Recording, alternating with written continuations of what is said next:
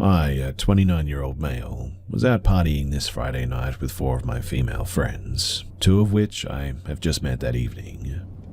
We were having drinks at a club in Central Europe. The night was going great. We were dancing and talking. All of us had a lot of fun. At around 2 a.m., the girls grabbed a taxi and went home. I decided to stay a bit more in the club to finish my drink. I've danced on the stage for about 20 minutes. Then I grabbed a taxi and I went home too. When I arrived on the street where I live, my drunk butt realized that I have no keys, and so I couldn't get home as I live alone. So I called another taxi and I went back to the club to look for my keys. First, I went to the bar to ask if anybody has brought any lost keys to them that night. Unfortunately, they didn't have my keys, so I started to look for them in the club and every place that I was that night. I turned on the flashlight on my phone and have been looking for the keys in a mass of people. About 10 minutes go by, and I haven't found anything apart from some broken glass and cigarette butts. I went back to the place where I was initially looking for them. This is the place where we have been having our drinks with the girls before. I've started to look for my keys on the sitting benches instead of on the ground. I had my keys in the inside pocket of my jacket, as I always do, and my jacket was placed in the corner of that bench the whole night before I first left. People were sitting on the benches, and they'd had their jackets on the benches too. I sat down near the corner where I was sitting before, and beside me was a guy with lines of some drugs on his phone, freely giving them to other people. He had put his jacket in the corner of the bench, and I wanted to look at the corner of the bench to see if my keys hadn't been pushed into the corner or something. So I grabbed his jacket, and to my surprise, my keys were right under this guy's jacket, in the middle of the bench. I was drunk, and so I started pretty much yelling that I was so happy to have found them, as I'll admit that I was getting pretty desperate at that moment. Now, there was a guy on that bench that we'd met with the girls before in the club. I'll call him L. He was really nice during the whole night, and so I kept talking to L when I found my keys. I even went to the bar and grabbed another beer just to talk for a bit more with L. I went to the bathroom, and when I came back, L had found himself an acquaintance to which he was talking, so I just started to finish my beer while I smoked a cigarette and was getting ready to go home. This is when the guy that had lines of those drugs I mentioned earlier on his phone had started talking to me. His name was Pedro, and it was definitely a fake name that he gave me. I've been talking with him in English. Pedro was 19 years old and he was from Colombia. He told me stories about his life in Colombia and how his family struggles there. He told me that his father had died recently and he is the oldest son, so he is in Slovakia trying to make some money for the family. He even showed me photos of him and his family back in Colombia. I sympathized with Pedro and I was honestly feeling a bit sorry for him. After about 20 minutes, El had scored with a girl that he met and he said that they were going home. He asked Pedro if he had any MDMA on him, and he sold some to them, so El left with the girl. Now, people around on the bench had seen what was happening, and so they wanted some stuff from Pedro as well. He started to make lines on his phone again. I told Pedro that I was going home and I wished him best of luck, grabbed my jacket, and I started walking.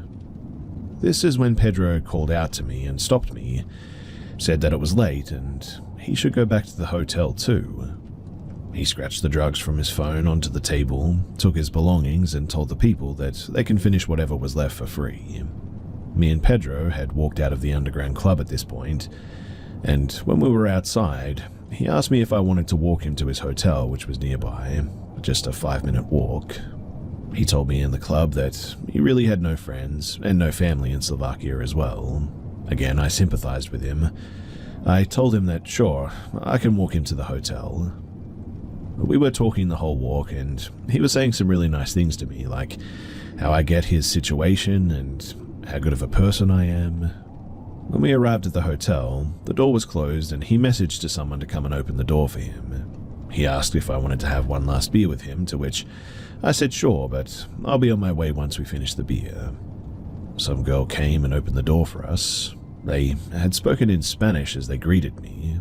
The hotel itself didn't really look like a public hotel, I guess. There was a reception, and stairs up and on the left was a dining room.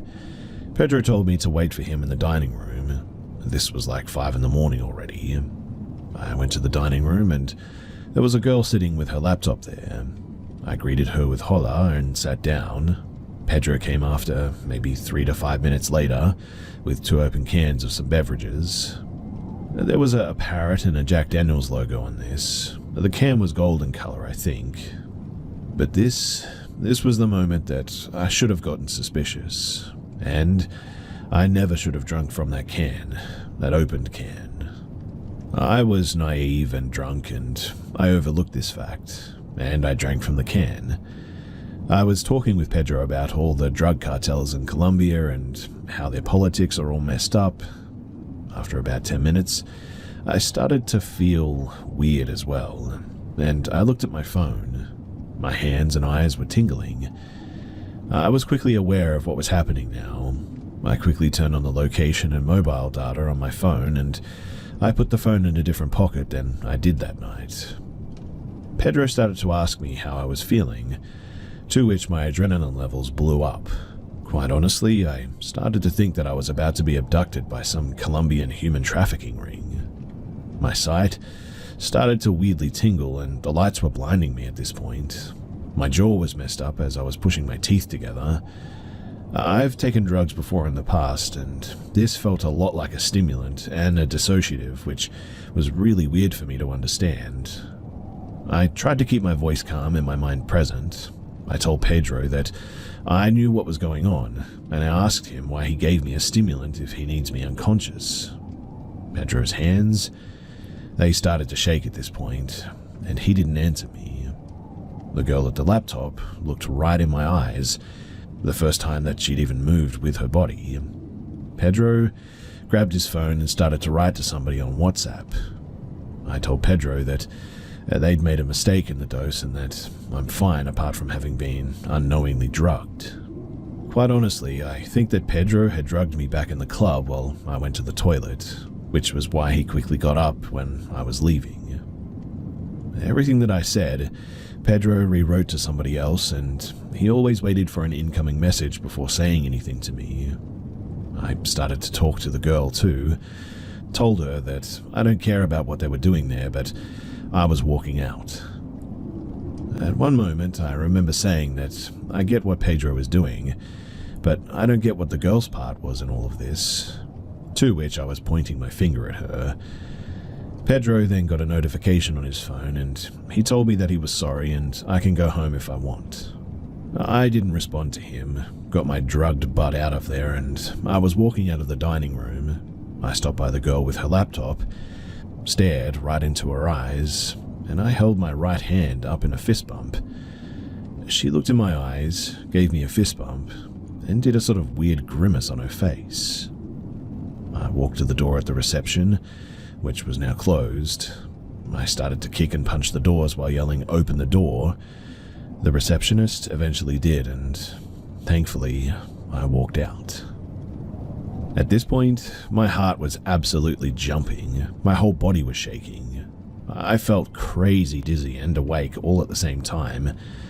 I ran to a main street and I was calling my mum to come and get me as fast as possible, but I didn't know where I was. I was feeling disassociated and couldn't really apprehend what had just happened. As I got to a main street where a bus stop was, I started to feel very paranoid all of a sudden. There was a white Mercedes SUV that had stopped right in the main road near the bus stop that I stood on. They turned off their car lights and were just sort of standing there. I told all of this to my mum, and she told me to look for a camera, so I stood right under a camera which was at the bus stop to make sure that I was seen. I was feeling and talking weirdly, to which my mum told me to talk to her, to tell her what I can see around me. I've seen a few people that walk to the main street. Everybody was on their phone and occasionally looking at me. One guy came close to the bus stop and I approached him while I still had my mum on the phone. I asked what does he want from me, and he was like, "I'm sorry, do I know you?" To which I just said that I was sorry. After about 10 minutes of me being on the phone with my mum, the white SUV turned on the engine and they left. My mum, She came by car soon after, and I was walking to her car on the road, but at this point, I really couldn't walk properly. I felt paranoid, tons of adrenaline going through my body. My heart was pumping so fast that I thought that I was going to have some kind of a seizure or a heart attack or something. In the end, I managed to get to my mum's car though. She was in her pajamas and terrified. I started to tell her everything that had happened. I told her to drive around the city instead of driving me home just in case they were following us. We were driving around for maybe an hour, talked about what had happened during the night, how the inside of that building looked and all. My jaw was doing some crazy stuff that my mum could hear it, and she was really scared for me. The whole ride, I felt so weird. At one point, it honestly felt like my soul left my body. It's hard to describe it, but I just didn't feel like myself, like I wasn't real. Lights were blinding me, and my visions were blurring and tingling, and my eyes were going up and down all the time. I didn't feel any rush or euphoria or anything. And in the end, I just thought to myself that they must have given me some sort of a bad mix. I arrived at my home at around 7:30 in the morning, that is. My mum stayed at home with me, comforting me the whole time. I tried to sleep, but I just couldn't. We were talking about going to the police and also about if I'm in any kind of danger anymore. And at around 11 in the morning, finally I fell asleep. During this time, my mother cleaned my apartment and my sister came to visit me. Honestly, I don't know what I would do without my family. One of my girlfriends that was with me during that night came to visit me too.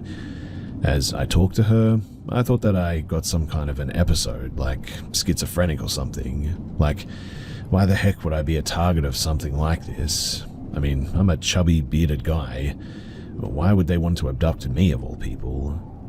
I'm afraid of going to the police, as our police department and politics are pretty corrupt, and they've always worked with some kind of mafia as long as I can remember. They would take my testimony, start to investigate, and then they would be stopped by their officials, no doubt. I still don't fully believe that what had happened to me was an experience with human trafficking. However, there are so many red flags of it that I can remember that I really can't count it out either. Like, why would Pedro be so scared after I called them out like that? Why would he have stopped talking to me unless someone sent him a message on his phone like that? Why would he even start to message somebody during a conversation? And obviously, why would he drug me without me knowing it? But ultimately, why on earth would he just let me go like that?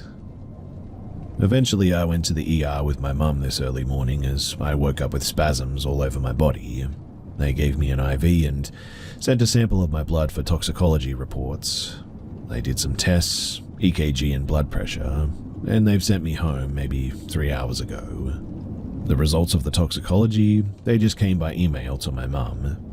And, sure enough, there were traces of fentanyl, ethylphenidate, and ketamine all in my blood.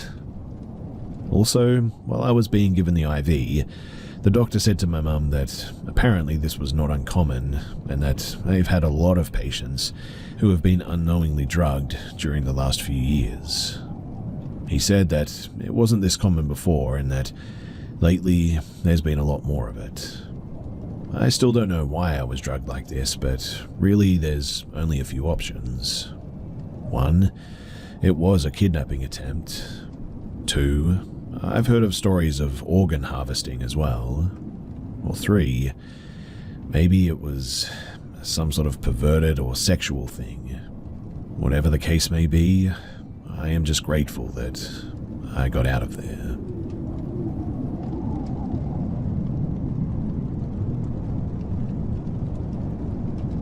So, to start this off, I want to say that I've never seen anything like this in my life. At the time, I was 15 years old, pet-sitting a friend of mine's dogs, while they were out of town, and in Benson, Arizona is where this took place. This property, it had a lot of acres, and it took about 15 minutes to get to their little house right in the middle of probably about 75 acres. At the time, it was about, I want to say 10 p.m. My friend had 8 dogs, and they usually stayed outside for the most part because they were big watchdogs who seemed to have been able to defend themselves in the past. Before everything happened, I was inside their tiny home making food, and then I heard the biggest dog start squealing kind of quietly, very scared and seemed to be in pain, but loud enough for me to hear. I knew the sounds were unusual that this dog was making, so I shut up and ran outside to see what was going on. I thought maybe the dog might have hurt himself or something similar. Maybe they'd gotten into a fight or something. But this just was not the case. And when I got out there, I ended up seeing a 5 to 6 foot tall, pale, very skinny creature hunched over this dog, sucking on its head. I was stunned, almost too stunned to speak, but I managed to shake that feeling off. I start yelling at this thing because the dog started yelping loud, and I'm telling this creature to get out of here and trying to scare it off. I ran over to her dog as fast as I could because I've heard of these things before, maybe a chupacabra, and I know that they would likely eat the dog if I didn't do anything. But I stop about 10 feet in front of it to see this creature jump up and run as fast as it can away on 2 legs. After that, I couldn't help but keep looking over my shoulder the rest of the time that I was there. I also didn't let these dogs out that night, and I didn't care to go out there either. So when my friends come back, I told them everything that happened and what I saw. It felt like everyone was just as frightened as I was, and that made me even more unsettled. I ended up leaving that desert, and I did not look back. I still don't know what to make of it to this day, except that I want to say that it was something demonic.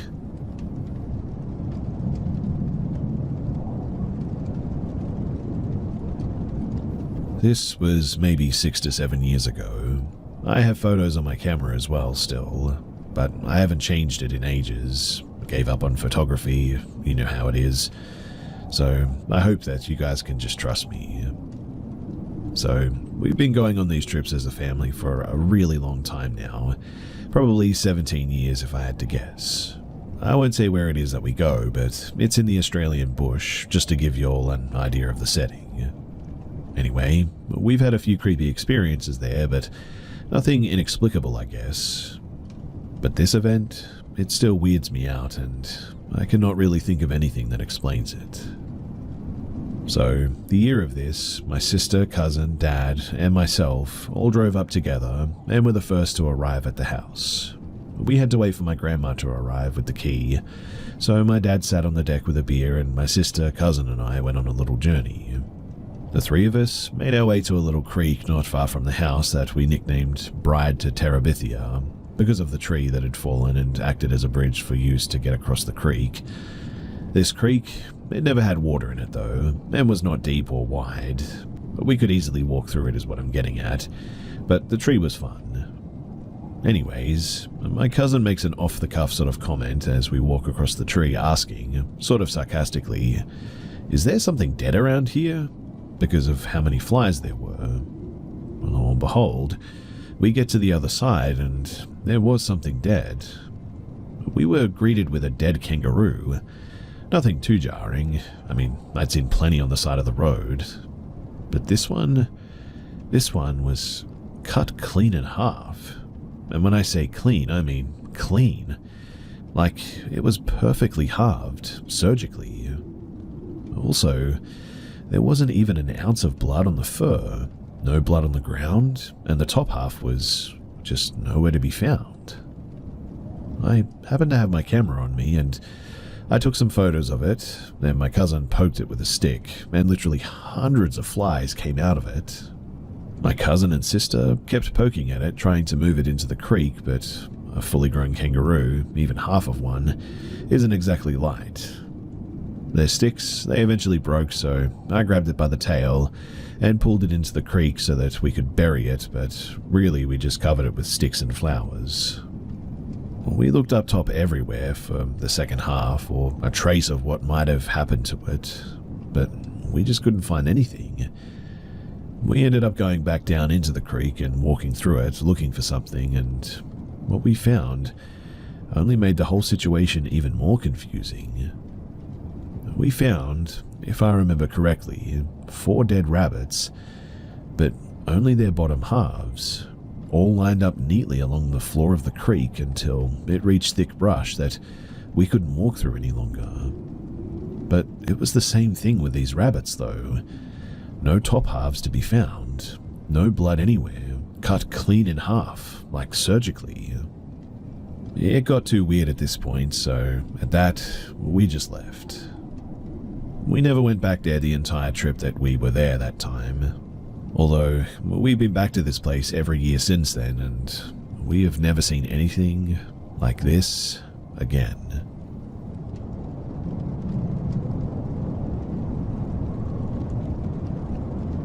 My first encounter was when I was super young.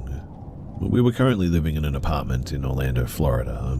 I was maybe 3 or 4, and I just remember looking into one of those large, bulky TVs and seeing rows of what looked like dead people in this TV, which was turned off, mind you.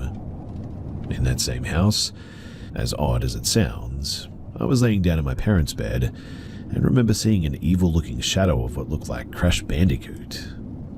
My next encounter, I think I was 5 or 6, in Miami, Florida, at my stepdad's house. My family and his always said that that house was haunted, and I guess they must have been right.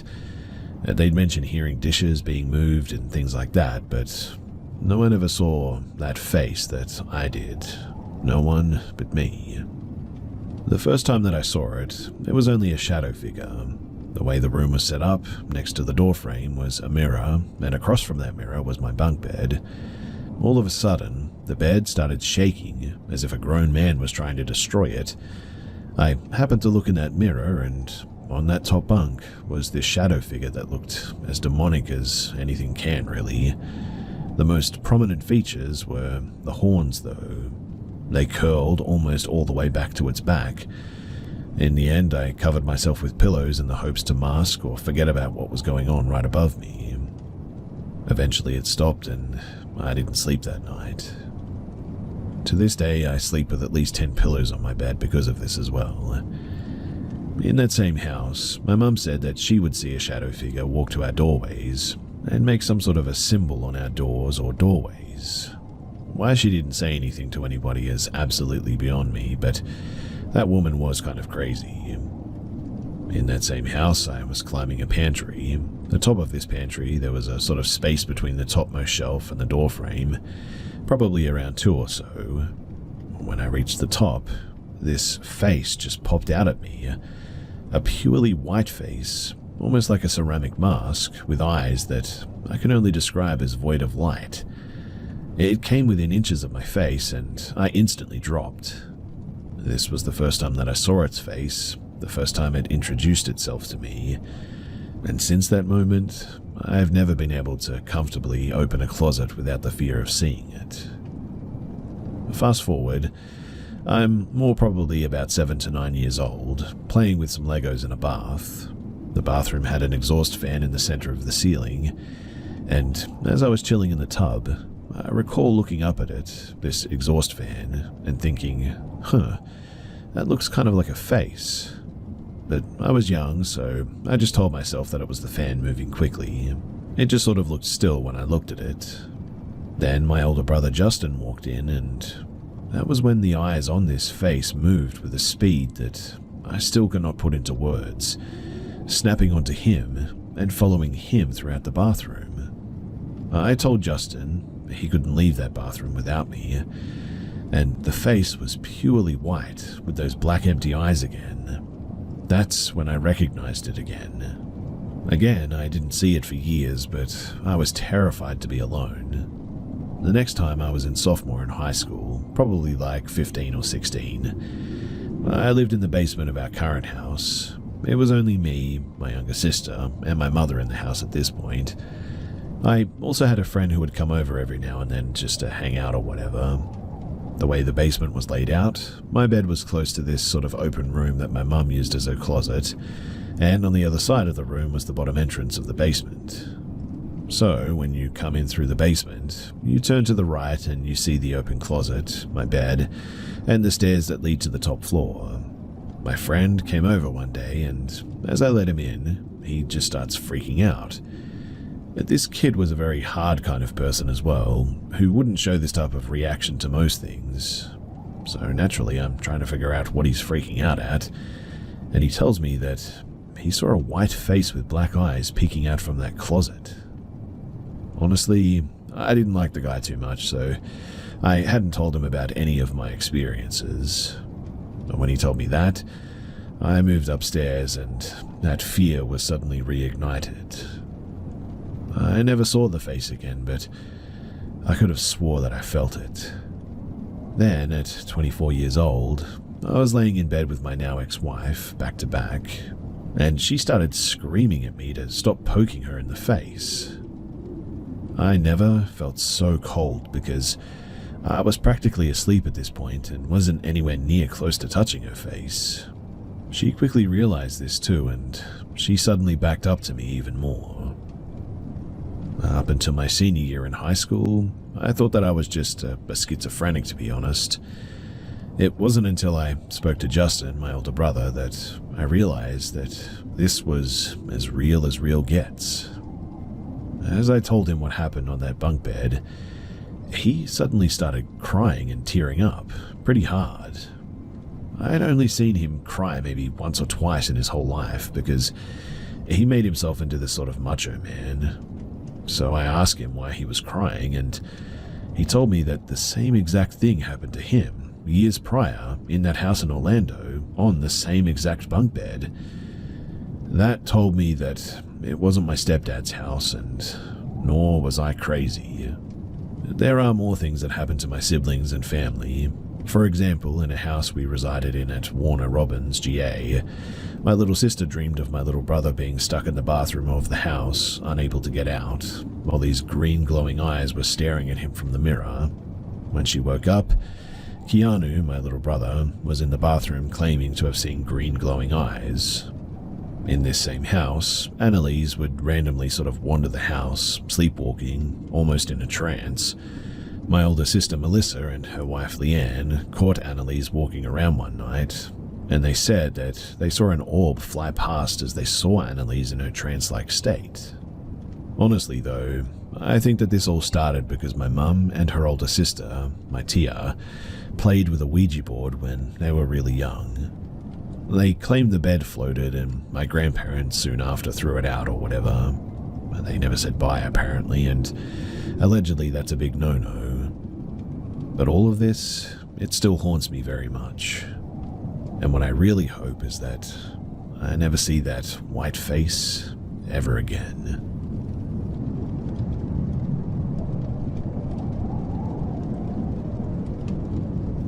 My mum, stepdad, and I have lived in our house for around 15 years. I'm 21. Mum says that I've had a presence attached to me since I was a baby, and honestly, that does track.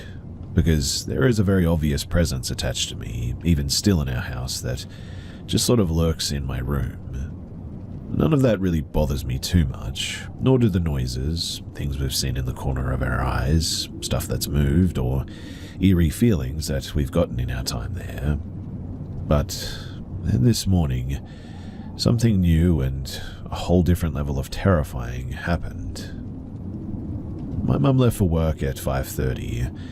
I heard her pull out of the driveway. Then at 6, the garbage man came and my dog freaked out. He was in the living room and I was laying in bed, down the hall, waiting for him to just calm down a bit. Then I heard a woman say his name very clearly, loudly and concisely. He kept barking and I perked up at this, thinking that either my mum was still home or I was hearing things. I just brushed it off when I then heard her again. She said, "Be quiet." And sure enough, my dog stopped barking. I texted my mum to make sure that she wasn't actually home, and she told me that she had been gone for 30 minutes as I expected. So I went through the house and nobody was there. It could not have been anyone else either, I mean, nobody would have just shown up at 6 a.m., scolded my dog, and then left. My mum asked what happened, and I told her, and she told me that a week ago she was asleep in her room when she heard a woman loudly say, "Oh," right beside her ear, and she bolted up. She said that she was sure that she heard it, but had felt like she was going crazy, until I told her what I heard this morning. We described it to each other, and it's the same, a mature woman's voice. It cannot be a squatter, or at least we're pretty sure it's not. We have a crawl space that is impossible to access without knocking a bunch of stuff off the shelf in front of it, and an attic that is also impossible to access without opening an extremely loud and heavy door.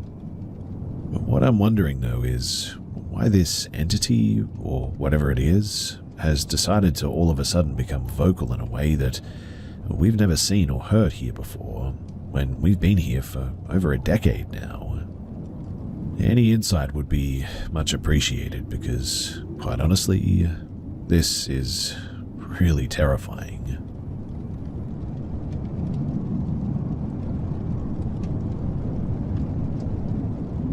The house that I grew up in, the same one that my parents and one of my brothers live in to this day, is very active with, well, what we call benevolent spirits. For some quick context, I grew up sharing a house with two female spirits. I felt their energy, I guess you could say, had encounters, and I still notice them lingering around when I go to visit my parents to this day. One of the most intense encounters happened back in 2007, though. I was 13, my brother was 12, and the twins were 7 at this point. It was a humid day from memory, with thunderstorm warnings and dark skies. I remember it being late summer, and the whole week prior was thunderstorm after thunderstorm. The storms, they knocked the power out eventually, leaving the house dimly lit by candles and flashlights. My parents, they were in the garage, trying to get our generator to start, so that my mum could at least have a cup of tea by boiling water in the kettle. Us kids, of course, wanted to be able to charge our Nintendo DS's, since that was our obsession like many kids growing up in the mid-2000s. Anyway, I was sitting in the basement with my brothers. We were all sitting on the sectional, waiting for the power to come back on. Our DS's were all drained of power, and we were unsure of what to do. My brother Chad, he mentioned to me that he wanted to grab something from up in our bedroom that we shared, but didn't want to go up alone. I knew that he was afraid of the dark, so I didn't bother to question him anymore. We climbed the stairs from the basement, walked through the tiled hallway that connects to the kitchen, and then turned left to face the stairs going to the second floor. It was only 10 or so steps, not a very steep or strenuous climb to make by any means. There was just pitch black in front of us, but suddenly a deep, foreboding feeling just ran right through me. I always felt in tune with my intuitions, and I try my best to listen to them. But this time, things just suddenly happened before I could do anything else. With our flashlight still pointing up the stairs, lightning flashed and illuminated the hallway. Now, if you're standing where my brother and I were, you would see a hallway at the top of the stairs, which only went about 12 feet or so forward until you would run into the door to a linen closet. And, standing in front of that linen closet at the end of the hallway, suddenly there was just a woman.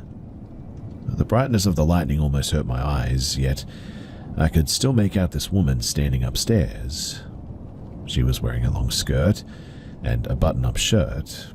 I couldn't place an exact time period to the clothes, and I still can't to this day.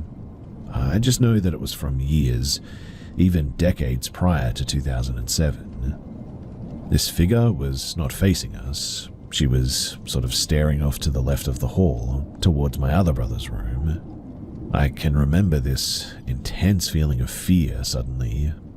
Now I think it was because we had no idea an apparition of a woman would appear before us, not because this spirit was evil or anything. But after what felt like a minute, Chad and I bolted towards the living room, hopping onto the couch, and we just sat there, wide-eyed and probably staring into nothing, trying to piece together what we just saw. Luckily, nothing paranormal or strange happened for the rest of that evening. We just went back downstairs, played our Nintendo Wii, hoping to forget what we saw as the generator came back on. But I remember wondering who that apparition exactly was. She was much younger than the other lady, who we named Tara. But from then on, I realized that it wasn't just Tara in our home. This woman would make more appearances in the future, and I guess, luckily for us, she would be friendly for the most part in those situations.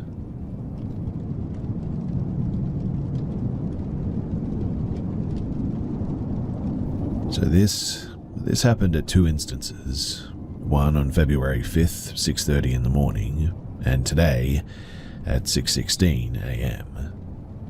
So I'll start the first time that it actually happened. I went to the laundry room to put on a load of washing, and only the lights were on in the laundry room, and the light in my room, which illuminated a bit of the hallway, was there as well. So when I was finished with my laundry, I then heard footsteps, and I looked around the corner and saw a dark figure running at me with heavy footsteps. I automatically assumed that it was my brother, so I yelled his name. Then the figure took a sudden right to the living room. A bit confused because he would usually answer, I turned on the light to the living room, and to my shock, there was absolutely no one there. I went to my brother's room and asked him if he left his room, which he replied, "No, I haven't." So obviously that sent a shiver down my spine. Today, at around 6:15, still in my bed, I opened my eyes and I saw my younger brother standing next to my closet holding his tablet, not facing towards me, just whole body was pointing at my closet. I thought that was a bit weird because, my door was closed, so I closed my eyes to try to fall back asleep. Then I decided suddenly to open my eyes again, and I see him much closer, like standing on the side of my bed from me and still in the same position, just way closer. I tried to say something, but all of a sudden I felt like I just couldn't speak. I fought with that for a bit, and then eventually I said, "Talk." Multiple times I said this, then all of a sudden, whoever was there just up and vanished. I got up, unable to believe what I had just seen, went to my younger brother's room, and there he was, fast asleep in his bed. That again sent shivers down my spine. I've thought about it, and maybe it was sleep paralysis or something. I'm not sure though, because I was still able to move, and I was wide awake. And I know what sleep paralysis feels like, and it really didn't feel like that. In any case, I have no idea what to do about all of this, so if you've got any advice for me, then please do let me know.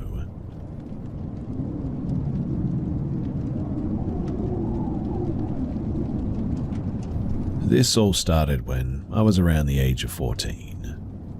My younger brother and I decided to swap rooms at one stage, and from the first night that I slept in my new room, weird things started happening. I usually sleep through the night, but I started abruptly waking up at exactly 2:17 a.m. on the dot every single night. Each time I would wake up, I always felt that sixth sense that something or someone was watching me from the right corner of my bedroom, always. I've felt good energy from, spirits or whatever you want to call them before, when family members have passed, but this was something different. It seemed invasive, intimidating, and I was freaked out that whatever this was could see me, but I couldn't see it. What's weird too was when I slept at my mum's house, I never woke up at 2:17, only at my dad's house. Then small occurrences started to happen too. I was staying at my mum's when my dad informed me my alarm clock radio turned on by itself in the middle of the night at full volume and woke the whole family up. I hadn't been to his house in days, and when I was home again, my little brother and I, we would play in the driveway. He had to go to the bathroom at one point, so he went back in the house, but all of a sudden a tennis ball came flying out of the garage. That made absolutely no sense because he was nowhere near the garage. One night I heard paper shuffling on my desk, even though the window was closed. A different morning, I watched my dad's sunglasses on the kitchen counter move several inches by themselves when I was the only one awake. My older sibling, he began to believe me when random lights would come on by themselves in the house too. What's strange too is that we caught onto the pattern that the paranormal activity would happen mostly when my little brother wasn't home. Fast forward to when the house was empty, since my parents were on vacation. My grandma would check in on the house with my siblings, and each time they'd go back, a new light would be on. The last night before my parents came back from vacation, she triple-checked all the lights were off. My parents were definitely surprised when they arrived home to find every light on in the house. My grandma swore that our house was actually cursed and refused to visit anymore. My stepmom then began to believe my paranormal stories too. My older brother and I heard footsteps running up and down the stairs together one night when my younger brother was at a sleepover. It really freaked us out, and at one point, it even got sort of dangerous because the gas stove burners had been turned on by themselves on low heat overnight. If any of this had been a prank previously, I can guarantee that no one in our family would mess around like that, putting our lives in danger. My dad finally began to believe me too about maybe 8 months into this haunting when all of the kids weren't home one night, and he apparently heard whispering in the hallway. He freaked out, grabbed his knife thinking that there was a robber. When he opened the door, he found my TV had turned on by itself and people were talking on the TV with low volume. The last thing to ever happen was one night I came out of the shower and I went to change into my room. The mirror was foggy from the steam. My older brother knocked on my door and asked what I wrote on the mirror. Confused, I went in to look, and we both sat there in awe as letters began to actually show up in front of us slowly. The whole family quickly gathered around to decipher it, and it said, "I am watching," and then there was a word that we couldn't quite figure out. Our family didn't know how to justify what we saw, and after that day, the occurrences just all of a sudden stopped. I stopped waking up every night. There were no footsteps, nothing. A year later, my dad called me and said that he found something really weird on my brother's birth certificate. He asked, "Didn't you used to say that Nick, our younger brother, was somehow connected to, like, the haunted stuff that happened in the house or whatever?" After confirming, he casually mentioned that my younger brother was born at exactly 2:17 a.m. I was pretty much speechless. I mean, there was no way that this was a coincidence. From that day on, I have had so many more questions than answers too. 2 years ago, I had a psychic medium meeting, and after sharing my story, she said how the entity targeted me because I acknowledged it. It was no longer in the house. She confidently said that an entity like that is attached to an object or a person that has since left the house, which means that I definitely think that something was, or maybe is, attached to my younger brother.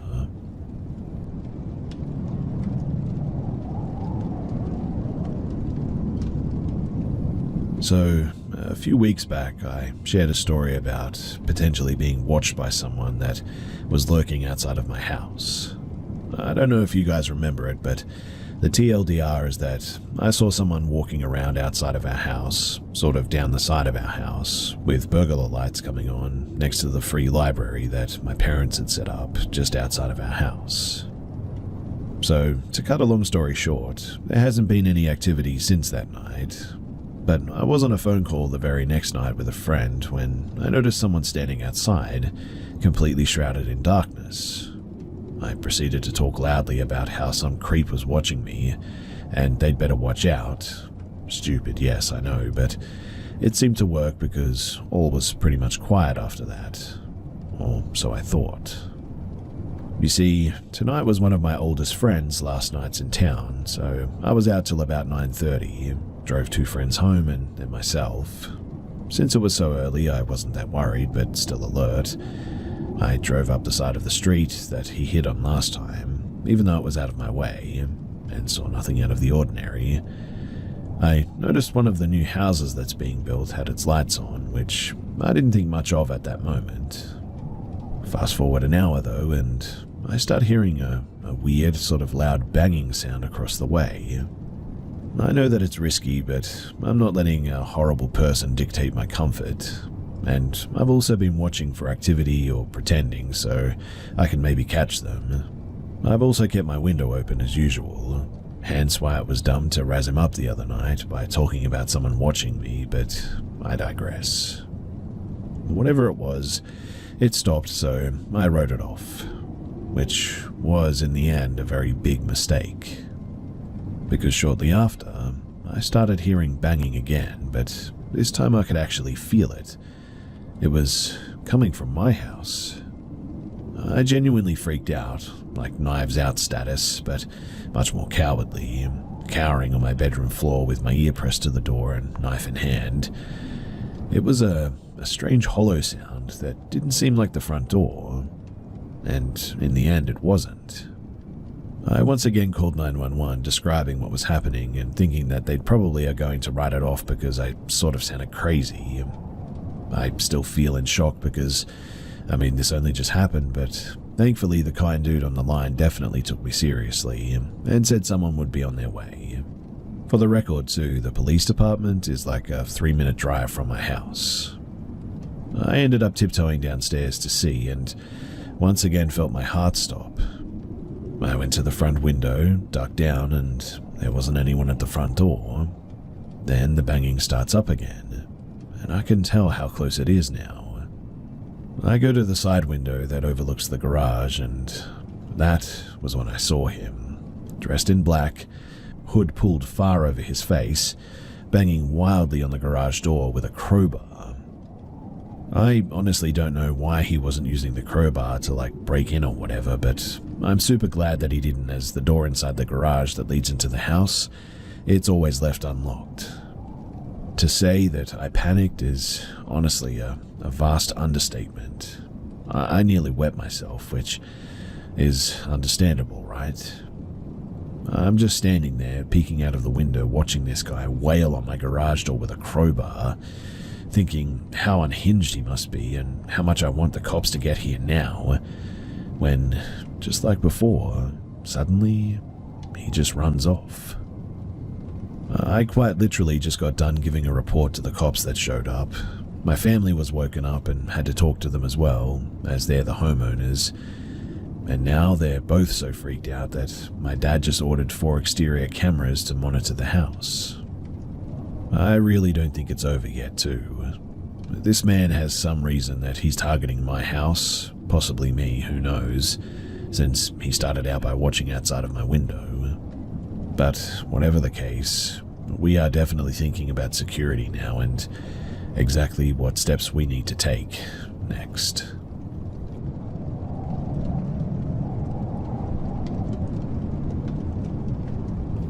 So, I'm coming here for some advice because I feel some sort of dreadful presence in my house, specifically in my kitchen and living room, but they aren't separated. I'm 20 and I live with just my mum. I don't really know where to start, but I've had multiple different physical things happen in my kitchen while I'm home. Let me also say, though, that I moved into this house not even a full 2 years ago, and I've never had previous encounters with anything paranormal. I guess I'll just run down the list of encounters, starting with the first one and leading up to the most recent. So, the first instance was maybe about 2 or 3 months after I moved in. My mum, whose bedroom is on the first floor, said that she woke up at about 3 a.m. to wind chimes making noise in our kitchen. She walked out there and actually also saw them moving. My mum loves wind chimes, and before this she always had some inside, but we took them down after this because there was no wind. The second instance was, this was the first event I actually saw with my own eyes.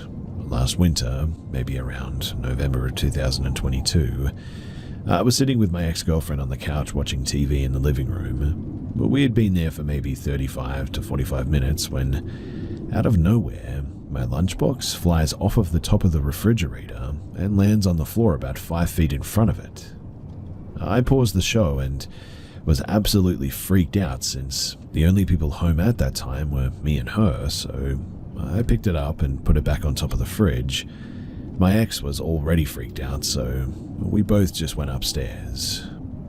I'm not sure if this is important or not too, but afterwards I told my sister, who is well versed with pagan witchcraft practices, to read tarot cards regarding this situation. A few times she pulled cards with cats playing on them. She told me the spirit is likely a dead pet that wants someone to play with. She also did some sort of a sage ritual at this time as well. Again, I don't know if it's helpful or not, or if it's related or whatever, but I just thought that I should throw that in. Now, the third incident, and this happened 2 days ago, and this was the second thing I actually saw with my own eyes. I have a home gym, and sometimes I'll work out after work. And 2 days ago, I was home alone, just working out in the basement. And when I finished, I walked upstairs to the kitchen to make my protein drink and eat some strawberries. There was the creepy feeling as always in that room, but I try to ignore it. I was standing at the kitchen sink, rinsing off strawberries and eating them, and I looked up out of the window that's behind the sink. It was completely dark in my backyard at this point, and I couldn't see anything but the reflection of the room behind me. When I looked up, I saw what appeared to be a blurry black figure moving very quickly from one side of the living room behind me to the other. I couldn't make out any features because I only saw it for about a half a second, and I don't even know if it had any at all, to be honest. And when I say fast, I mean this thing was fast, like the same speed of a human full sprinting from like one side of my living room to another. I instantly turned around, but there was absolutely nothing there. I was freaking out though, and I started saying stuff like, "Whatever you are, you're not welcome here and you need to leave. This is my house, I live here, and I don't want you here. You need to go." Then I walked upstairs and laid in my bed until my mum got home, because I don't get this eerie or creepy feeling when there's somebody else home. Eventually I showered and I went to bed. The fourth instance, after instance 3, I debated not saying anything to my mum because, well, I don't want to freak her out since she sleeps on the first floor. But last night I decided that I'd tell her, and she was understandably a little bit freaked out by it. This morning my mum calls me while I'm at work and tells me that she herself was withholding experiences from me too because she also didn't want to freak me out. Now, my mum runs a small business out of the part of the basement located directly underneath the kitchen and living room, and she told me that she has at least a dozen times heard footsteps in the kitchen above her walking around when she is sure that she is the only one home. Apparently, this is why she plays her music so loud when she's down there. From my phone call with her this morning, I learned she got into contact with some people from her church, and soon she'll be having someone who specializes in spirits or whatever to come and take a look. Now, the fifth and final instance, I'm not entirely sure if this was just in my head or an actual encounter because, I was actually on something that day. Not my first time, so I know how to function, but about a month ago, I decided to trip in my house with my current girlfriend and 2 other friends. For the majority of the trip, we stayed upstairs watching some TV shows. The Midnight Gospel on Netflix, highly recommend by the way. And I had to go downstairs to take a pee, so I went down by myself, and I swear that while I was coming down the stairs, I saw what looked to be a woman's face smiling in a really unsettling way at me from the couch. I had some laundry on the couch, and I saw the face vividly in the laundry. This really disturbed me too, and I just sprinted to the bathroom to take a pee, and then I sprinted back upstairs for the rest of the night. I would also like to add that in the mornings before work, 5:45 a.m., still very dark outside, and at nighttime, when I'm in the kitchen by myself, I feel an uncomfortable sensation, almost like the feeling you get when somebody is watching you. Of course, every time I look around, I'm alone, but I just feel this sense of intense dread. My house is also silent, and rarely ever do I hear any noise from outside, since my house is surrounded on 3 sides with trees. All of these accounts, though, they are honest, and I believe that I described what I've seen and my experiences to the best of my ability. I would really appreciate any advice that people can give me on how to get rid of this thing, as it's low-key scaring the heck out of me, and it's causing me not to like going into my kitchen or living room at nighttime.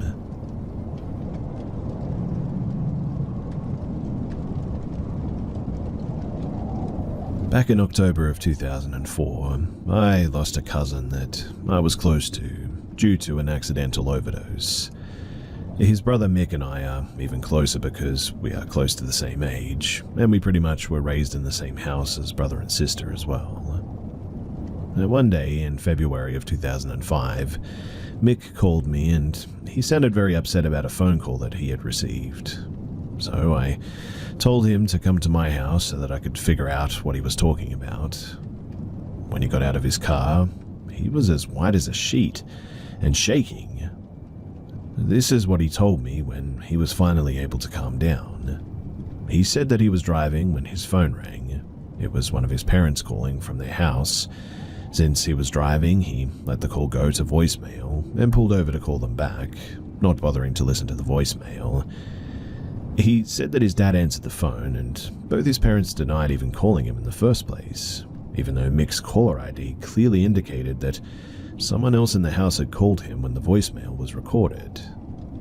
After hanging up with his parents, Mick decided to see what the voicemail had to say. After he listened to it, that's when he called me in a panic. He refused to tell me anything about the voicemail. Instead, he just queued it up and shoved the phone up to my ear so that I could hear it for myself. And I will never forget that voicemail. I felt the color drain from my face, and I felt like I was going to pass out. I distinctly heard my cousin, who had been dead for nearly 4 months at this point, say, "It's me, I'm here, and I need your help." My cousin also had a very unusual cadence and sound to his speech. It was unmistakably him leaving a voicemail from his parents' home phone number where he accidentally overdosed and lost his life. But he seemed scared or worried or something. Unfortunately, 11 years later, there was a house fire that destroyed everything in the house, including that voicemail that we had pulled off of Mick's phone and saved on a computer. But that voicemail, it changed my life drastically, and my cousin and I dove into researching the paranormal ever since then. I really wish that I still had that voicemail recording too. And while that's not proof positive for a lot of other people, and I know that there are skeptics who aren't going to believe my experience, I wanted to share why I became an investigator in the first place. And also I'm wondering if any of you guys are into the paranormal, and why did you guys get into it? I would love to hear about your experiences as well, if you'd be willing to share.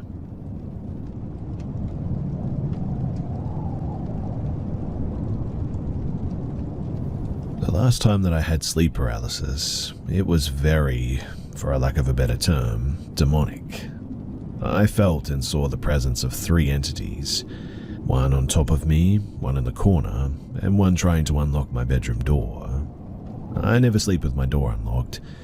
My sister, the previous day, also had the same occurrence, and I will never forget that my mum said that week she had heard stuff in the room. This time it was the last night, and significantly less demonic. I opened my eyes and could feel the sleep paralysis starting to take over me, and I violently started to try and shake my leg and snap out of it. I could feel someone in the room, though, shaking my bed violently, trying to harass me. Mind you, ever since I had my first sleep paralysis, if I'm alone, I sleep with my LED lights on dim and never lay on my back because I feel vulnerable and prone to sleep paralysis if I do. My first time doing that was very traumatizing, let me tell you. Now, back to what I was seeing. I was on my back and could only look straight up and see what was in my vision range. I sleep by a window, and I could see a ridiculous amount of flies around the curtains hung at my window. The only time that you can see that amount of flies is if something is dead or rotten. I was really confused. I was violently trying to wake my body up. I could really only mutter a prayer to save myself from things getting potentially worse. I then felt a pressure on my chest like the last time I had it, only this time I couldn't see a demon until towards the end when I saw an entity slowly trying to creep on top of me wearing a white sweater and floral pants. The nightmare was over soon enough for me to wake up completely confused and startled. But the weirdest thing was that those flies, they were real. They were all over the curtain and it absolutely freaked me out. I instantly ran out of the room and went to get some spray for all of them. But can anyone explain this? It was so weird. Praying seems to be my only way out.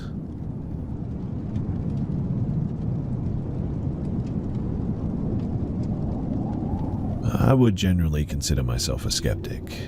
I don't really believe in this kind of stuff, usually, but I've been having some strange experiences. I don't really have anyone else to turn to, so I hope that this place might get me some answers, or at the very least, rule out some options. So, it started back a few months ago. My house is small and only has 3 tiny bedrooms. The majority of the time I've lived here, there are 5 people here. I shared a room with my sister up until October of 2023, when my brother moved out and she took his old room. A while after that is when I started to notice odd things. At first, it was generally just paranoia, I guess. In my room, and only in my room for at least an hour before I go to sleep, I would get really paranoid. It could be a feeling of being watched or sort of being hyper-aware of noises, but I would just be really anxious. Then things picked up a bit. I started to feel something hovering over my ear, never seeing anything but feeling it deeply. That sort of tickle when somebody whispers to you. Like that, but just hovering over my ear. This only ever happened to my right ear as well, which was strange. It just so happens that when I lay on my left side, I face a mirror as it's my closest door.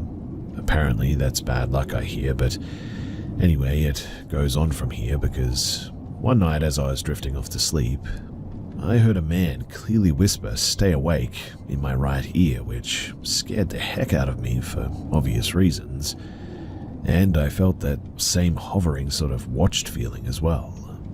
Lately too, I've noticed things moving across my vision, shadows in the corner of my eyes and little white blurs across my vision. This really only ever happens in my bedroom and not much else. I've also noticed something worse when I sleep as well. You see, I often sleep with my hand under my pillow, and sometimes my hand peeks out from under the pillow, and that is when it happens.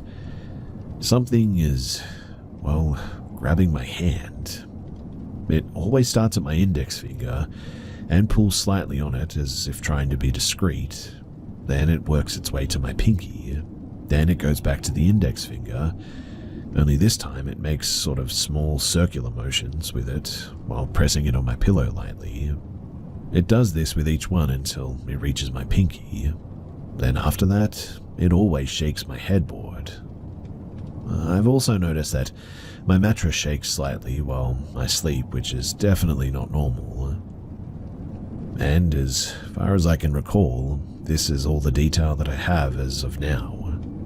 I'm really worried that I have a ghost of some kind in my house, and I'm also worried because, well, mental illness runs in my family and my grandpa had schizophrenia. So here I am asking you, do I have a ghost or should I be evaluated instead? And if I do have a ghost, well, what can I do about it? I'll try to answer as many responses as possible, so feel free to ask or clarify anything in the comments below. I'll try to answer as many responses as possible, so feel free to ask any clarification or comments or whatever below.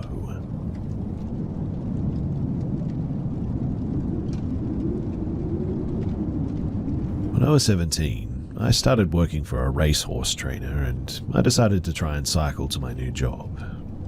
working with horses, and early starts, so my bike ride was in the dark because it was late winter, around January I think. It was 29 years ago in fact, so hard to remember, but the road that I had to cycle on ran partially along the coastline in a series of sweeping S-bends. On one side was cliff face, with nowhere to get off the road for about a mile. On the other, railings and a steep drop down to the sea. Now, as I'm cycling, I notice someone walking ahead on the road in my bike light. They had their back to the traffic, which was just me at the time, and were wearing jeans, a dark mauve bomber jacket, and a backpack as well. Now, I want to emphasize here that this was slightly uphill and I was cycling really slowly, so I had a lot of time to take all this in. I remember thinking that they were walking on the wrong side of the road, but also that if they walked the other side, it wasn't much safer, I guess. I remember watching them walking steadily in front of me, and as I got closer, I was trying to breathe slowly so I didn't sound so unfit and embarrass myself. It wasn't so unusual to see people walking like this, because the area at the time was very rural and there was no bus in town until you get into like the main village, which was the direction that we were headed, so I figured that they were walking to catch a bus for work or whatever. But before I drew up beside him, I pulled away a little to give him some room, then called out morning, so I didn't startle the guy. And as I did though, I suddenly realized that he just wasn't there. What I mean too is that he didn't fade away or anything like that. He just wasn't there anymore. The reason that it scared me so much at the time too is that I had spent probably 3 or 4 minutes coming up behind this guy who walked very normally and honestly looked very solid. And then all of a sudden he was just gone. I have other stories, but they're more noises and feelings, that kind of thing. But this is the one thing that I will always hand on heart insist was a real ghost encounter, and not something explained away easily by anyone. Also, after this, I managed to secure a ride with another employee, so I never had to cycle that road again.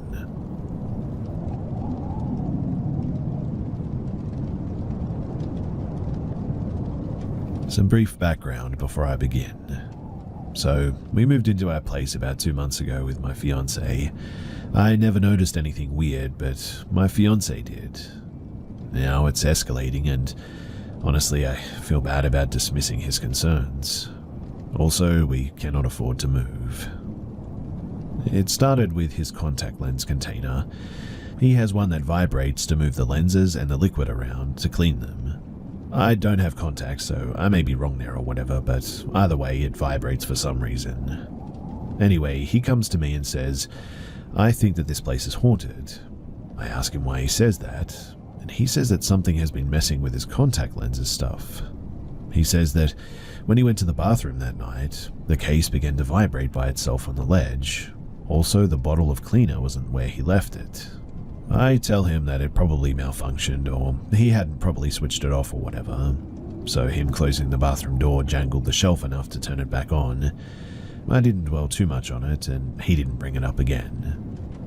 Now, I have an iPhone and so I have to manually put my phone on and off silent mode. I never put my phone on silent as there are calls that I can't miss. I'm also the only relative that lives near to my elderly parents, and if there's an emergency, I need to know about it ASAP.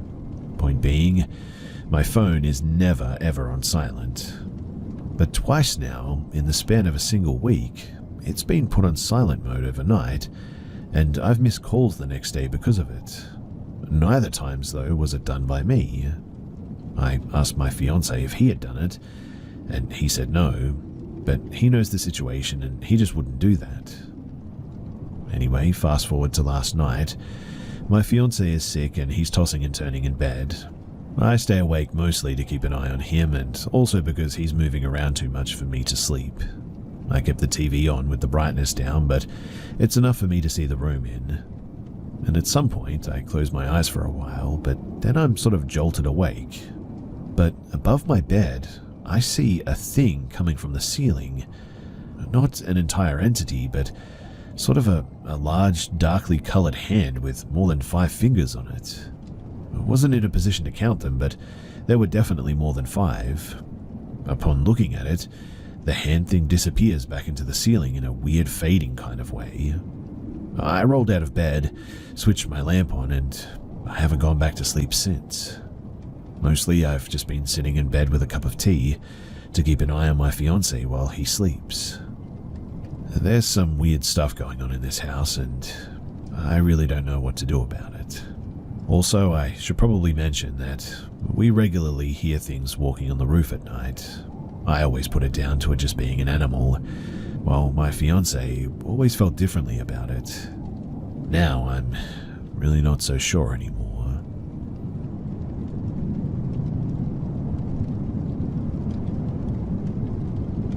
This was 2004, and Mars was brightly visible in the sky. I was 14, and I had a habit of talking with the neighbor kid to the left of me through our windows, doing shenanigans like pointing a laser at the TV of our neighbors across or just stargazing alone. This was one of those nights, a night where I was stargazing alone. I sat perched on my bed with my elbows on the windowsill, and the window pane slid fully open while creating an opening using my body between the vertical shades. I was looking at the constellations to try and spot Mars. It was nearing summer. It took me a while to notice, but then I saw something strange in my neighbor's yard to the right. Mind you, I had watched the neighborhood in darkness many times and was completely familiar with my surroundings.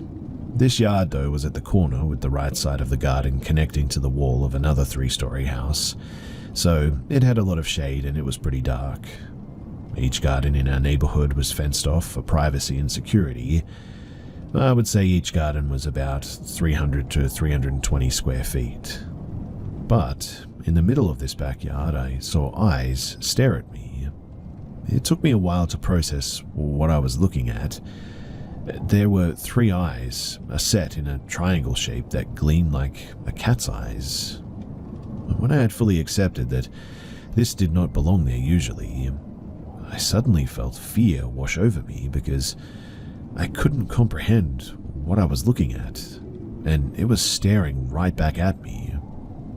I dropped myself into my bed, my heart racing, but I wanted to verify if I really saw something odd.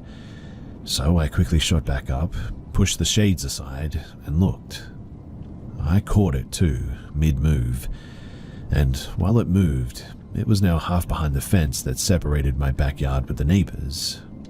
While it moved, it turned back to face me and stood still. This all happened in like 3 to 4 seconds.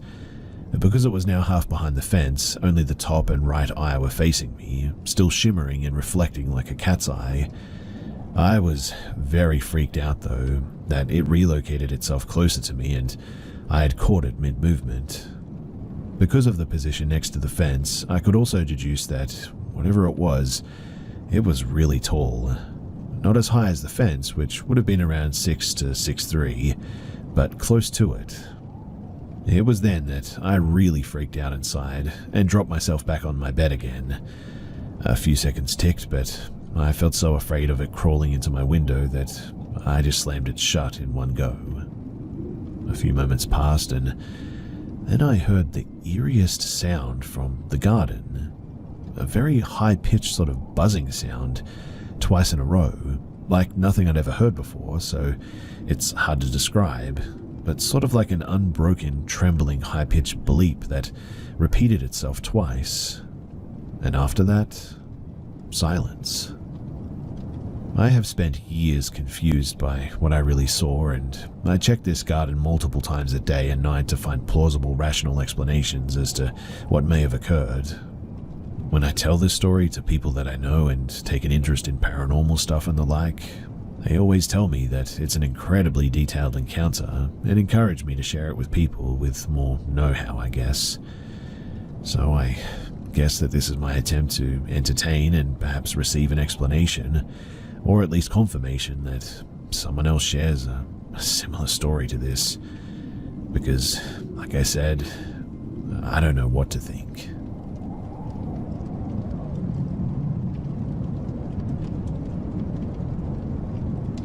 So I'm a skeptic. I don't really believe in paranormal stuff, but I would still probably refuse to be alone in a haunted place, and I get uneasy around ghost stuff. There was also something peculiar that happened when I was a child that I remember vividly, but I have no real rationale for, and I'd like to get some ideas as to what it was or could have been. Maybe get some takes from the more paranormal aligned folk here too as to what specifically it could have been. So, I grew up in a council estate in northwest England, quite a poor area, and I believe it was built upon a small Italian POW camp some years after World War II actually ended. I'm not sure about that, but there's some local stories about haunted pubs and such, and my mum would always be watching paranormal TV shows like Most Haunted, so any notion of Occam's razor was firmly out the window, and I would quickly assume something was a ghost, etc. There were many stories of a black shadow moving through the terrace we lived in as I was growing up, and this was a common story shared between neighbours, but this could easily just have been a lie. But to get to the main story, I was probably around maybe 11 or 12 years old when this happened. I'm 25 now. My parents and my younger sister, they had left for a school performance and I'd stayed at home. I assumed I was home alone until I heard some noise downstairs. I go and check it out and there's nobody there. I assumed it was my oldest sister, who could have been home. Turns out though that she was at a party, and then I heard footsteps upstairs. I step outside into the front garden to check my parents' bedroom window, and their bedroom light was turned on miraculously. I was certain though that it was turned off before, as I turned it off myself after they left.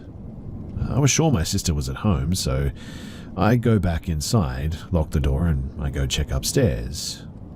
I check upstairs and there's nobody there. Nobody hiding anywhere either. I turn the light back off and then I hear a loud crash in the kitchen downstairs, so I run down to see what was happening, and I see a plate on the ground smashed along with every single cupboard door flung wide open. The cupboard where the plates were was on the left-hand side, raised above the counter, and I think it was only a single plate broken, but I was that terrified that I didn't dare stick around to find out. I opted to run next door to sit with them until my parents got home, maybe like an hour or so later, and they didn't really much believe me, and that was really disappointing. It was definitely only me in the house at the time though, and I just can't think of what it could be. There were a few more unexplained things that happened in that house. We also lived in the house 2 doors down too, which had even more unexplained stories according to my mum. But there were things like black shadow figures, lights turning on and off, and very rarely on occasion, things seeming to move. But this was by far the strangest incident that had ever happened to me. So, what could it have been from a paranormal standpoint? I'm not sure if I will believe it, but I'm definitely interested to learn more and potentially uncover some explanation about what it could have been. Always best to keep an open mind with these things, is what I say.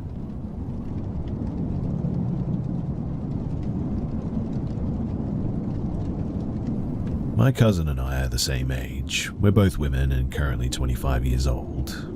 She's only 5 days younger than me, and her family rented a floor in my parents' house when we were toddlers. So we basically did everything together and spent all of our days together until we turned 5, when her family bought an apartment in another city, some 30 kilometers away from the city that I lived in. Since we had a very strong connection, almost codependent, it was very difficult for us to get used to not living together, and 2 years later, we had made an arrangement with our parents that we'll visit each other each weekend, and during the summer break she'll spend 1 week at our place and I'll spend the other week at their place, and we all basically exchanged like that until the end of the summer break. This went on for years too. Since we were spending all of our free time together, by the time that we turned 10 or 11, we have already exhausted all of our adventure ideas in the backyard, tree climbing, building a tree house, setting up tents, camping in the backyard, etc. We really needed something new, so we had decided to go fishing together every Friday on the river near my house. It's a 20-minute walk away. Now, of course, we didn't have any tools needed for a true fishing experience. We had a butterfly net that we would place in the water, and on a good day, we would catch about a dozen of tiny fish with it. That was enough for our restaurant game that we would like to play. We would come back home, bake the fish under the sunlight, and then serve it, then decorate it into plastic plates that we would later serve to our imaginary customers. We've done this for weeks at this point, and always made sure that we were safe while doing it. We never actually got into the river, is what I'm saying. And that wasn't that difficult since it's a very peaceful neighborhood. We call it the Yellow Bridge, and there was usually no one else at the river at the time that we were there. But one day, it was different. Very different. This is how I remember it as well. So, a couple of days ago, the memory of this encounter suddenly spilled out into my mind. We were either 10 or 11 years old. It was a Friday. She was at our place that week, so we took the butterfly net and went fishing on the river. We were alone, sitting under a large willow tree right next to the river, and suddenly, a man just showed up from, well, what seemed like nowhere. He was standing a couple of meters away from us. He had blackish hair with plenty of shades of grey in it, so I'm guessing that he was probably in his late 40s or early 50s. He had a dark blue t-shirt, a little smudged on the collar. He asked us what we were doing, and we said that we were fishing. He continued walking back and forth on that part of the shore. Now under the Yellow Bridge, the shore itself is at least 500 meters long. He could have gone anywhere, but he stayed where we were at. Then he came a little bit closer, and we got up. He then told us that he was apparently having issues with his wife, and we just nodded our heads, trying to avoid the conversation and follow the don't talk to strangers rule. We didn't ask him anything. He took a flip phone out of his pocket and he opened it in front of us. "I have to show you my wife," he said. Okay, we replied. When he found what he was looking for, he came even closer and turned the phone towards us. It was a picture of a completely naked woman sitting in a chair with her legs apart. We just nodded. He then proceeded to show us more pictures, and it was quite clear that it wasn't his wife because the pictures were not of the same woman, but all of them were inappropriate from head to toe. And now that I think of it, the quality of the images, the fashion, and the aesthetics could be best described as, well, inappropriate content from the 70s that you'd probably find in a magazine if you catch my drift. It could have been that he took pictures from an old magazine or had them sent by someone. I don't know, but I remember that I looked at my cousin and mouthed, "It's not his wife," and she nodded. "Isn't she beautiful?" he asked. Yeah, she is," I replied, and my cousin nodded. We then remembered that we had left our net in the river, so we went back to the willow tree and reached for the net. He was standing there in the same spot as before, looking at his phone. He then showed us very low-quality pictures of men and other women in other suggestive positions, and these pictures actually looked like pictures taken with a flip phone camera. "This is me," he said, and pointed at one of the men in the picture. We just nodded, and we said that we had to go home at this point. But he then said the words that honestly have been haunting me for days now. "You think my wife is beautiful? She thinks you're beautiful too. She would love to meet you. Come with me to meet her and we can play together." No, we have to go home," I replied. You little party breaker. Maybe your friend doesn't want to go home. Come on, I want to play with you," he said and turned to my cousin. "No, I really want to go home," my cousin replied. Now, this is where the details of the memory sort of stop for me. What I remember next is him giving up, just not being there anymore, and us leaving, giggling and laughing as we walked away and mocked his voice and his tone on our way back home. But I found it weird that only after so many years had I remembered this situation, and I've brushed it off as a potential dream or false memory even. But since his words kept echoing in my head, I called my cousin and described my memory, word for word, as I've described it here pretty much, and she said that it did happen, just slightly different from how I remembered it. She explained that all the details are correct, but once she told him that she really wants to go home, he was way too close and we were too scared to start running or turn our backs since we thought that he would catch us. So we stayed there for a while and kept pretending like he was not there. We played with our catch, the tiny fish in a bucket filled with water, and talked about our fathers who work in the police. Obviously it was a lie. Her father is a forest ranger and mine works in IT. And how they're so strong and they could kill a man with one punch. The man didn't believe our exaggerated story, and apparently he kept walking in circles around us. Not too close, but he did keep an eye on us the entire time. So we waited, and waited and waited, and at one point he went into the bushes behind us to pee. And this is when we got up and we started running. We ran across the bridge and kept running until we got to the part of the neighborhood where there are lots of houses. When we were already close to my house, I stopped in the middle of the road and said that my legs won't move. So she helped me get down on the side of the road and we sat there until I felt better. Then apparently we started joking. Today I know that what I experienced was a state of shock. Once I felt better, we went back home, threw away the fish, and after that, we decided never to go fishing again. We never told our parents because we knew that what had happened had something to do with inappropriate material, and at that time, we thought that everything related to that topic was shameful and shouldn't be talked about. She said, though, that she was surprised that I thought it was a dream and that I didn't remember it until now, since I have had such an extreme reaction and she has PTSD from that event. Even today, she's not going alone anywhere and is terrified whenever someone mentions that same yellow bridge.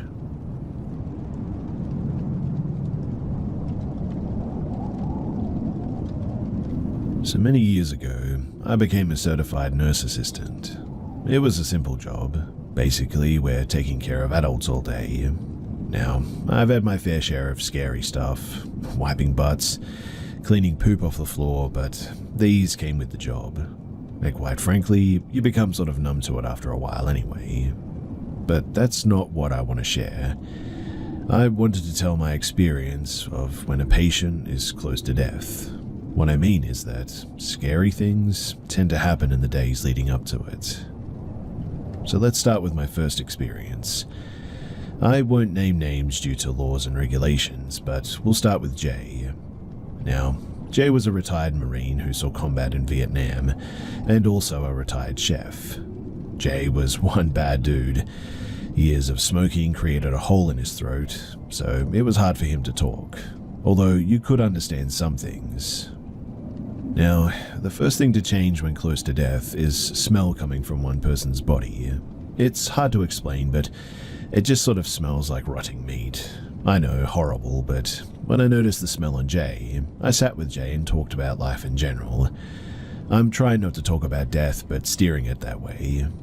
We finally got onto the topic, and Jay's just whole attitude sort of flip-flopped. He put up a hand signaling me to stop talking. He took a deep breath and mustered up some words. Last night, there was men in my room. My heart sank. Tall and dark, wearing top hat. I could visibly see the fear in Jay's eyes. Combat and being a sheriff in the 80s couldn't have prepared him for what he saw that night. I had a blank stare. I didn't know what to tell him. He was visibly stressed, though. He shrugged his shoulders at me and continued watching his show. Maybe an hour or so passed. Jay was in the living room and I was in the kitchen. The TV volume was up a bit due to Jay's hearing. We both sort of jumped when we heard a loud bang in his room across the way. It wasn't a normal sound, though. It sounded like somebody had chucked a piece of steak at the floor. It was such a distinctive sound. Even with Jay's hearing, he heard it too. He looked over to me with eyebrow raised. I assumed that it was somebody in the house. I looked at Jay and told him to stay put. I needed to check the house. Now, I slowly rounded the corner to the hall. I looked slowly towards his door and saw a shadow from under the door, and finally yelled, "Get out of this house now or I'll call the police." I opened the door quickly, but there was nothing. Everything was untouched and in its place. Windows and curtains were left as is. I searched the whole room, but there was no one. I went back to Jay and explained what had happened. He gave me a look and said, "Dark man." I was frozen, scared to turn around, but I quickly turned to see nothing behind me. But Jay was fixed on the corner of the hall. He could see something that I couldn't. Now, Jay, being the sort of fella that he was, flipped off the air and turned back to his show. I'm freaking out now. I proceeded to search the whole house, every door and nook, under the beds, in closets. Nothing. It was all empty. My shift of 12 hours was about to end. The other nurse finally arrived. I let them in and explained what was going on. But they too are creeped out since they have the overnight shift. But in the end, I left with a lot of questions and really spooked. Fast forward to the next day, I get a call saying that Jay had passed away during the night, that they had found him on the floor beside his bed. The overnight nurse heard a loud thump in the middle of the night and rushed into the room to find Jay on the floor, not breathing, no pulse. Since he had a DNR, there was nothing that we could do. Days later, it was determined that he had a heart attack and tried to leave the bed. He had rolled to the edge of the bed and his body rolled off the side, hitting the floor, making a sound like meat hitting a solid floor. The same sound heard the very day before by me and Jay. So, on to experience number 2. I once did live-in care for this man F. F was an older gentleman. He lived in a 110-year-old Victorian home. He was a lifelong mechanic and he was also really smart. He was diagnosed with dementia and Alzheimer's, a mix that would cause a lot of confusion and combative incidents. Besides this though, he really was as sharp as could be. Now, this one particular night, F seemed on edge. I asked what was going on. He explained that he has recently been hearing things, that it was hard for him to sleep. I sort of shrugged it off and helped him into bed. I walked to my room and snuggled into bed, ready to sleep. A few minutes passed by and I heard a yell coming from F's room. I jumped up and ran over. F was in the corner of his bed, full fetal position, scared out of his mind. I flicked the light on and asked what's going on. F explained that there was a demon sitting on his desk in the corner watching him. He explained its skin was black like burnt and charred, its eyes sunken with black voids. He said that it smiled at him. Now, as a med professional, it is imperative that we keep a professional standpoint. But that night, I have to admit, it shook me to the core. I talked about God with him and prayed with him. All the time, F is glancing around me at the desk over and over.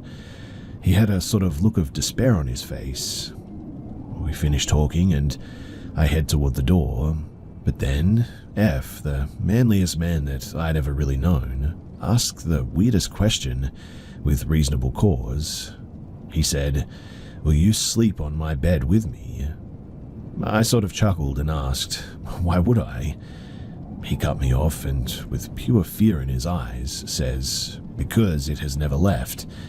It's still there. While you were praying, it was mimicking what you were saying in the sort of low demonic tone." Now, I'm completely spooked. Quite honestly, nothing could have prepared me for that response. I tried my best to keep a straight face, remember professionalism. I responded, "Of course, but I'll sleep on the recliner in the corner." Needless to say, I didn't sleep that whole night. A few weeks passed and it was morning. I was helping F out of bed. He turned quickly and was fixed on the old oak stairs out the door. He was very distracted all of a sudden. He didn't speak the whole time, and when we walked down the stairs, he was fixed on the top the whole time too. Anyway, we sat down for breakfast. He dropped his fork on the plate and sat back, looked me in the eyes. He pointed to the doorway in the kitchen. "Are those your nieces or something?" I was taken aback. "What?" I asked, confused. "Those kids there, are they with you?" Now I began to feel a cold wind down my back, and chills formed from my head to toe. F, there are no children there.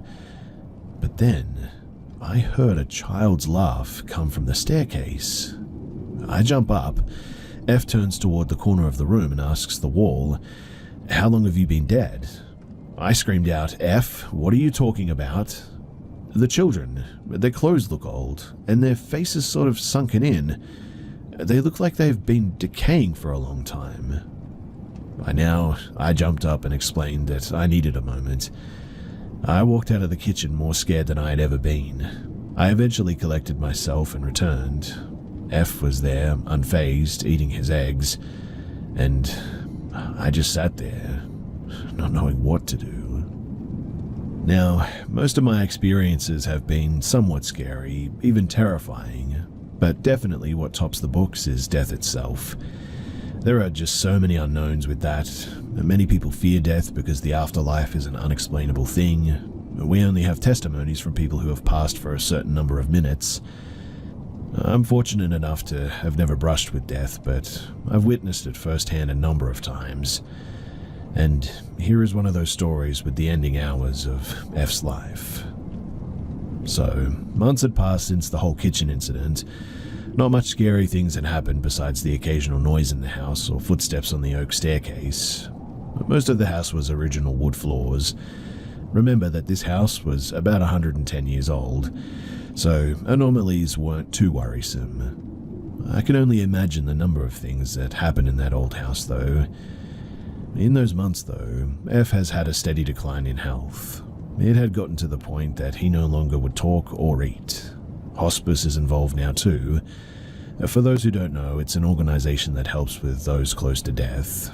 The hospice's goal is to provide comfort, so F, most of the time, was given regular doses of morphine to make his pending passing more comfortable.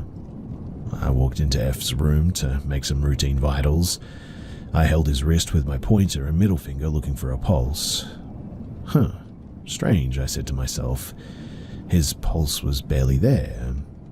Med personnel call it thread pulse, and it was really slow. I began counting his breathing. I'm in my head watching his chest rise, then fall. 1, I would say to myself. I don't remember the exact count, but I do remember panicking. It was way too low for oxygen intake.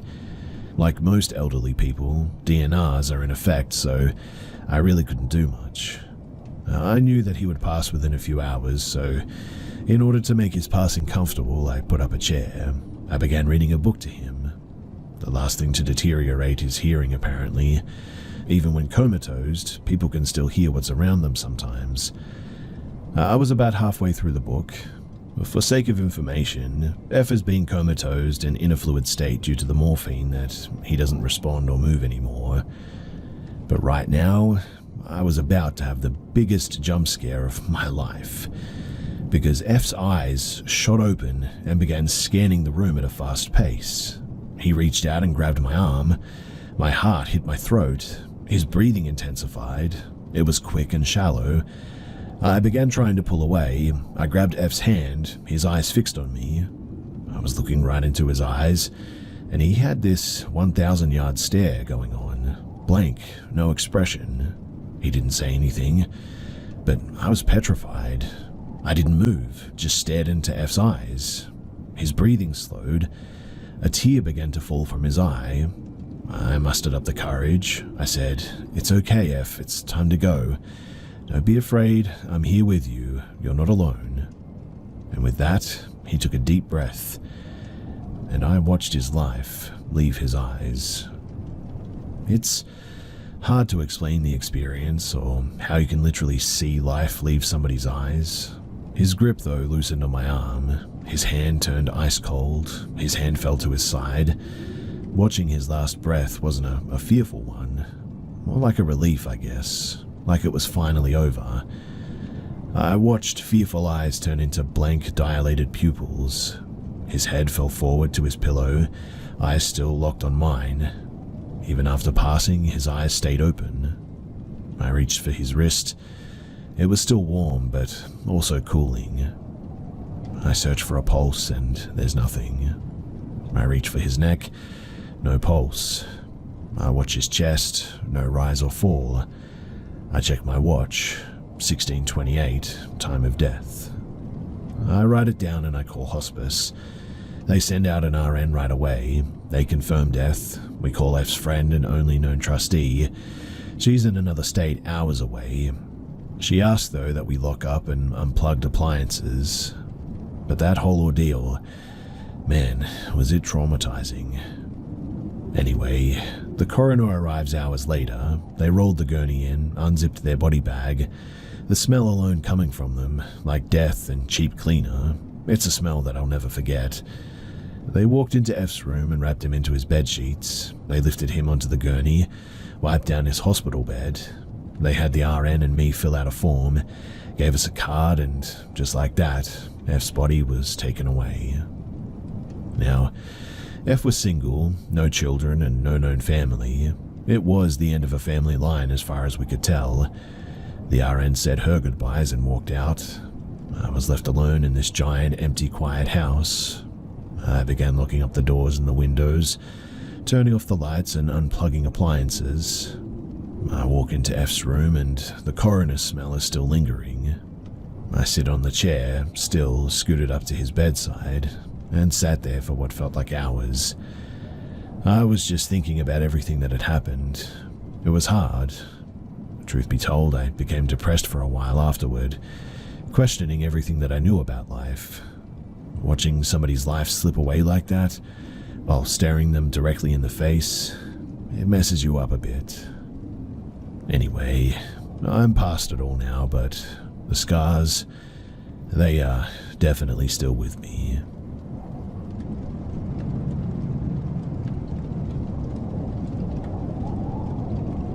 When my baby sister was 3 or so, she suddenly developed an imaginary friend.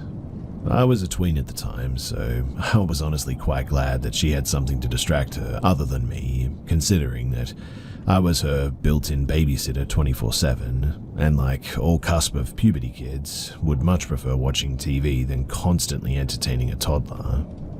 So naturally, I always encouraged her to play with said friend, and she would do so all hours of the day, giggling away in the living room as I supervised in peace. My parents, too, were a little bit shocked as to how taken my sister had suddenly become with her friend, but my mum would just chat away with her friend as to how funny it was. Both she and I never had imaginary friends, so we both thought that it was just sort of interesting. My dad, however, was more quiet on the subject, but I didn't think anything of it at the time. Anyway, after about a month or so, we're all in the living room and my sister is playing. My mum is on the phone with my grandmother and she suddenly calls over, "What's your friend's name, baby?" And my baby sister replies, "Kevy." My dad immediately shoots up from his seat and he has the weirdest look on his face. He goes to my sister and asks her to say their name again, and after he does, my dad looks straight sick. Now, my dad is a guy who wears his heart on his sleeve and isn't afraid of showing his emotions, but never before had I seen such a look of raw horror on his face. Even now, 10 years later, I've never seen him so scared before. My dad runs to the back of the apartment and I follow out of curiosity, but he just calls for my mum and they shut me out of the room. Eventually, later that day or the next, my dad tells me a story. You see, he had an imaginary friend when he was little named Kevy, and considering that he was the youngest kid in his family by more than 10 years, Kevy was his best friend. He had this imaginary friend for over 5 years or so, and my dad told me that at first Kevy was normal, but as time went on, he got meaner and meaner, and eventually escalated into telling my dad terrible things, and that he should do terrible things. This scared the heck out of my dad, and one day he told Kevy to go away, and he just did. My dad had never told his family about the bad things Kevy had said, and they all assumed that he naturally grew out of it, and never mentioned that he had an imaginary friend to anyone, including my mother and I. He also didn't tell me exactly what Kevy had said to him either, and I didn't push, because he looked really terrified.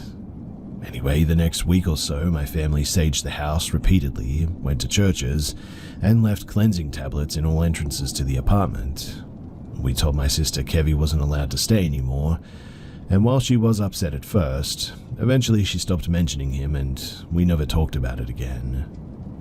It has been a decade since then, and only recently has this memory come back to me after I've reconnected with my dad and we were reminiscing about our time in that apartment.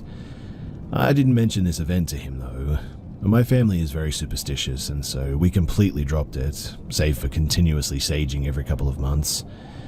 This had always been a long-buried memory, and honestly, even sharing it out loud like this, it feels sort of wrong.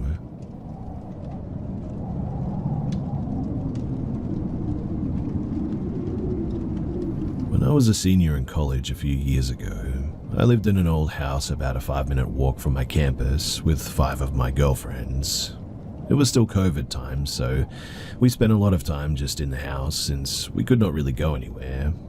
To preface this as well, this house was old, and many of the windows didn't lock. Our landlord sucked, as many colleges ones do, and didn't do anything to fix the issue. But with it being 6 of us and often a boyfriend or 2 sleeping in the house, it felt mostly safe, and many of us would keep our windows open anyway.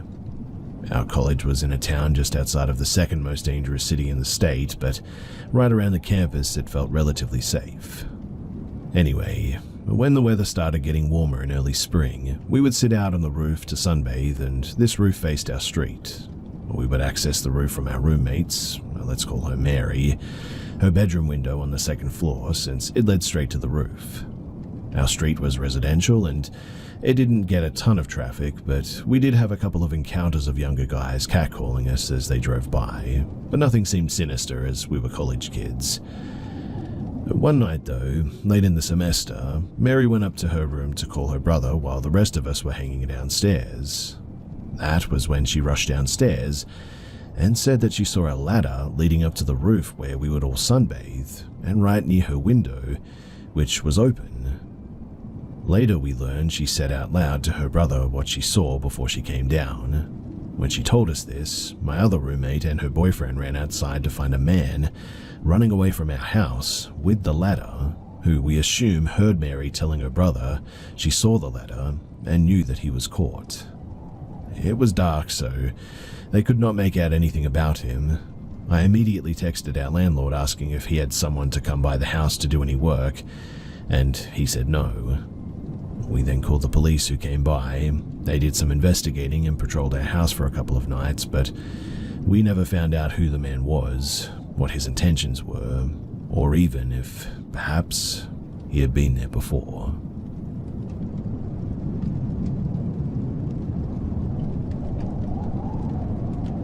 So this happened when I was 14.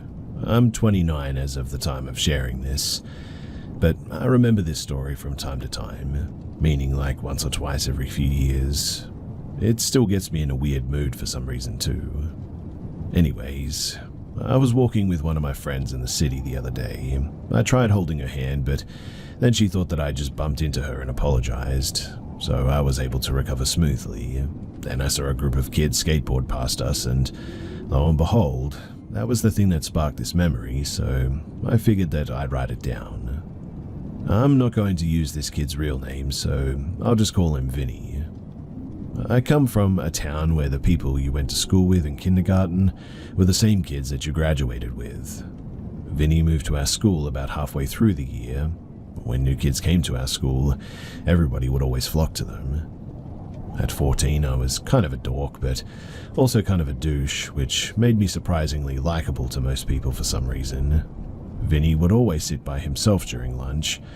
Something I found amusing about him was that he would get infuriated if people asked him if he skated. I took that as a challenge to try and get to him, and it worked.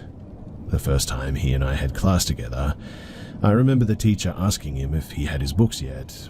He responded with, "My wife never confirmed my school schedule with the front office." I remember everybody thought that that was funny. You're 14 years old and you have a wife? He was clearly trying to get one over on the teacher. My friends and I were skating after school, and we saw Vinny at some point. I remember talking to my friends about what he said, and we all became oddly infatuated with this kid. It took some doing, but After about a week of letting him hang out with us, he became one of the boys. One of my buddies asked if we could go sleep at his house on a Friday night, under the guise that we took turns at staying at each other's houses to skate, play video games, and smoke the green stuff. He looked perturbed, which is something I wish mattered to me back then, but the next day at school, he did say that it was okay after asking his parents. My buddies and I rode our bikes to where he lived, with clothes for the night and our skateboards strapped to our bags. We met his family, who at face value seemed completely fine. But then things got a little bit weird. What I mean is that first, his dad had a huge weapons collection. At the time, I thought that it was pretty awesome, to be honest. He even took us out into a field by a canal to shoot some of his assault rifles. I know, that wasn't cool of him with our parents' consent. Next, we met Vinny's wife. Yeah, the girl was real. She was also 26. And while we did live in the southern US, yeah, I know, even this was taboo. But they would hold hands and stuff, and at the time we honestly thought that it was pretty cool. It was like dating a senior when you're a freshman, only he was in high school and she paid taxes. Things kind of got to a new level of weird though when Vinny's dad had his arm around Vinny's mum, and his other arm around a girl that couldn't have been terribly older than we were at the time. Apparently, that was also his wife. We then spent about 2 hours praying with the family in the living room. I was raised Catholic, but couldn't determine which religion that they were practicing. Once we finished with that, we went outside to start skateboarding. After a few minutes, his dad came outside and ordered us into the house. Vinny's mother then had us stand in line outside of the bathroom to take a bath. It still skeeves me out that too, but I remember that we weren't allowed to drain the water from the tub. I was the last one to bathe. Also, all of the mirrors in the house were covered with sheets. I have no idea the significance of this. It makes more sense to me to not have mirrors at that point. But we were told to go to bed, even though the sun wasn't even down yet. Vinny went to bed with his wife. The three of us that remained just laid there in one single queen-sized bed and talked about how much fun we weren't having. But the final straw for the night was having to hear Vinny's parents, and maybe the other woman, doing the dirty in the next room. It was almost 11 p.m. when we decided to just get on our bikes and leave. It was dark and we had to ride through some pretty bad neighborhoods, but we made it safe to my buddy's house. Vinny's mother would also later call our parents and leave some pretty cryptic messages which implied trouble. Vinny was pulled from school about a week later, and after that we never saw him again. Now, I don't know what that family was into. Maybe it wasn't as bad as I thought it was as a kid, and I just didn't understand something. All I do know is that we felt incredibly uncomfortable. So uncomfortable that we decided to leave. I have no issues with religion, but if this was part of their practice, I think it's a little bit weird. Out of curiosity, I went to find Vinny on Facebook. All I can confirm is that he, his mother, father, and one of his sisters had died. There were no public records of what happened to them, or if they even died at the same time, or anything. It was a really bizarre experience, and one that I'll never forget. It's something that I come back often to as well, and I think it's worth the tell. I do wish I had a bit more information about the family and what happened to them, but I guess I may just never know.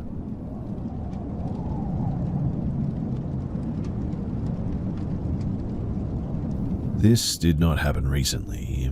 I believe that this was when I was maybe 9 to 11 years old. I'm currently 17. So me and my best friend, Katie, were at our elementary school park. We often hung out at this park due to us both living on either side of it, so it was massively convenient. Our city is dangerous as it is known for high rates of robberies, sexual assault, and even human trafficking because of a major highway that runs through our city. Me and her rode our bikes to our favorite picnic table that day, and this table is positioned to where we can clearly see the church across the street. Keep this in mind, and also all street intersections.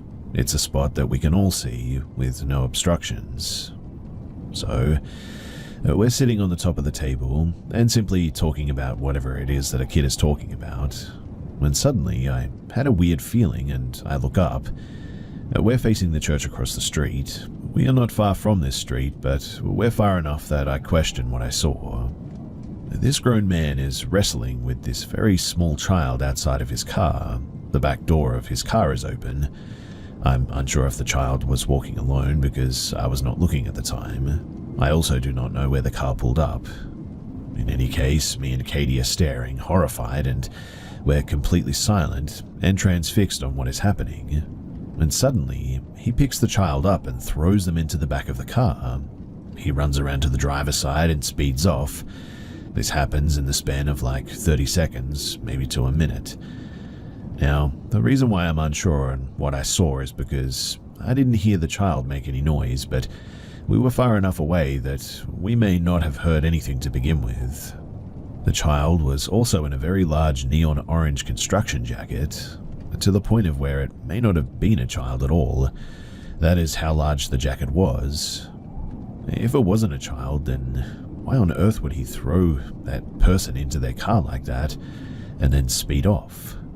What I mean is that when he threw the jacket or the child, he put a lot of effort into it, meaning that it was heavier than a jacket lift. After this, we just stood there silently. We eventually were just like, what the heck was that? We got onto our bikes and sped off to her house, and I think about it regularly. Me and her are still best friends. We haven't brought it up in a very long time. I'm really not sure if she even remembers this, but it always haunts me. Did I witness a child being kidnapped? A parent abusing their kid? Or something that looked really sinister but wasn't whatsoever? It's a confusing event, and I've explained it as best as I could, but I don't know.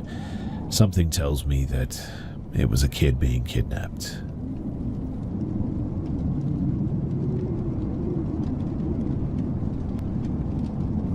So for context, my family was on holiday in Spain at a resort where you have a sort of small bungalow type building to yourself with different rooms. At this time I was around 8, my sister 10, and my brother around 16. The first thing that happened was when me, my mum, and my sister were sleeping in the same bed due to an arrangement between my parents, and as I was the smallest, I had to lay across the bottom horizontally towards the doorway. I woke up and saw my sister out of bed at one point, which is not unusual in itself. However, she was wearing a very specific onesie that would never be packed for a holiday to Spain, but one that we definitely had at home. Last I remembered, both my sister and I were wearing a vest and pants to bed, so I look over to where she was before, and she's sound asleep, not in the onesie. The next morning I looked and we didn't bring it. A day after that, my sister told me to stop walking around at night as it was creeping her out. I never did this, so I asked her to explain. She said that she saw me creeping around the bed apparently, and when she called out to me, I said shush. Years later, I was telling my mum about it, and she said that she also saw me creeping around my parents' bed, and that my dad started waking up at like 3:15 every night that we were there unprompted. My parents also had the worst fights while we were there. I'm pretty skeptical, but I am wondering, was there something more to this than just illusions?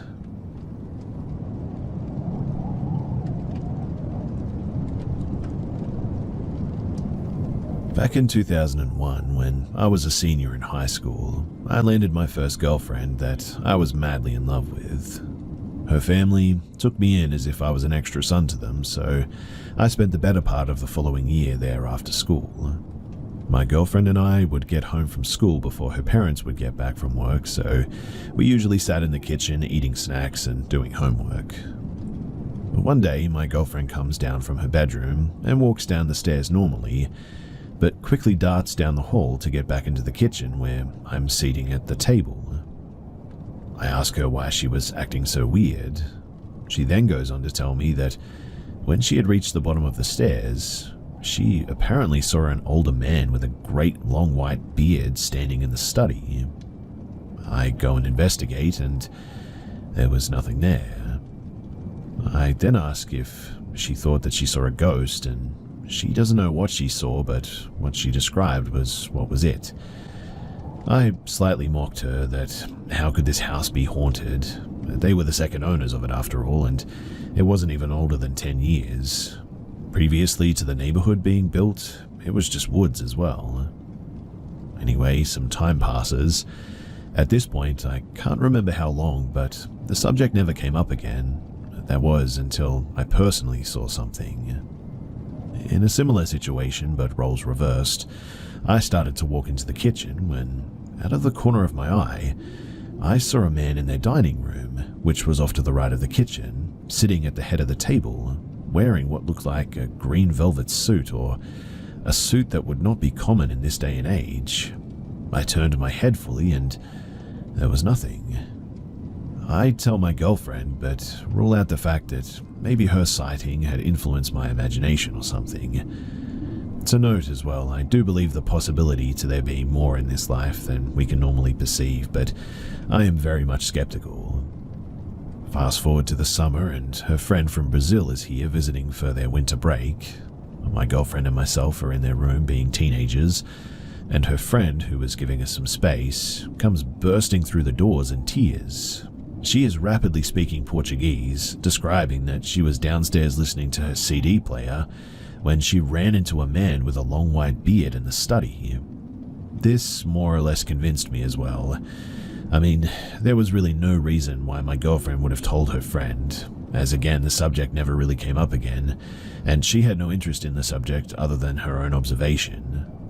Fast forward to a few weeks ago, my now ex-girlfriend is back in the United States with her parents. We go out to dinner together and I bring up the subject. Her mum matter-of-factly says, "Yeah, I saw people all the time, usually on the first floor and the basement. I just never said anything to be strong for our kids." Her dad then chimes in about being convinced that they would live in that house when it hadn't been on the market, while searching for a home in the neighborhood, that is. That something told him that they would live there. The next day, the house went onto the market and they moved in shortly afterward. So, we have 3 spectate accounts, I rule myself out, that a harmless ghost that fits a similar description was in that house. To this day, I want to send a letter to the current family asking if they've seen the bearded man, but I don't know. This all happened in Connecticut, by the way, and I would really like to get back there and see it again.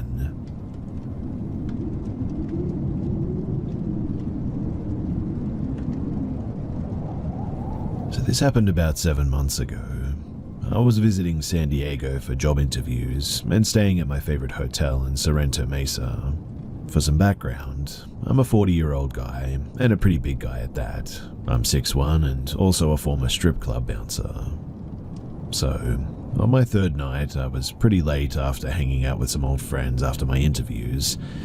I got back to the hotel at around 2 in the morning with some Sonny's donuts. After eating a few, drinking a few more, and watching South Park, post-COVID, I decided to have a smoke before going to bed. This made it now around 3 in the morning. Eventually, I go downstairs, walk out the front to the smoking area by the fountain, but there's another couple who are also staying at the hotel already there. I didn't want to impose myself upon them, so I decided to just walk around the outside parts of the hotel while I smoked. I walked around the pool, the barbecue area, the basketball courts, then started back toward the side door. As I did, a black sedan drove up alongside of me and stopped.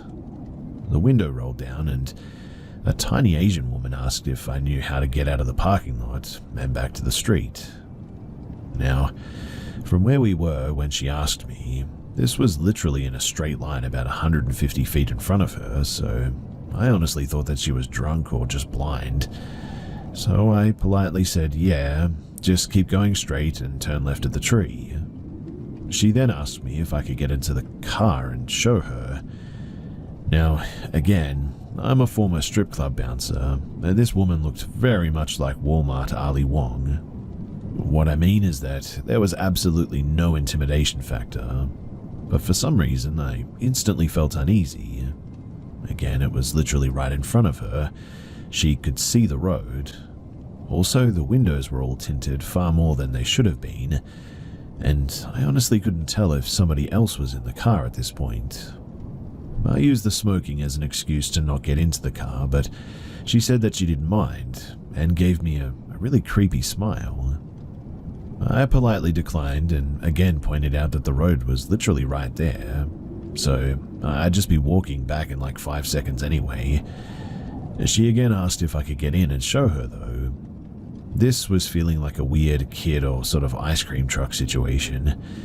I mean, guys, how often do decently looking women just drive up and ask you to get into their car at 3 in the morning in a hotel parking lot, right?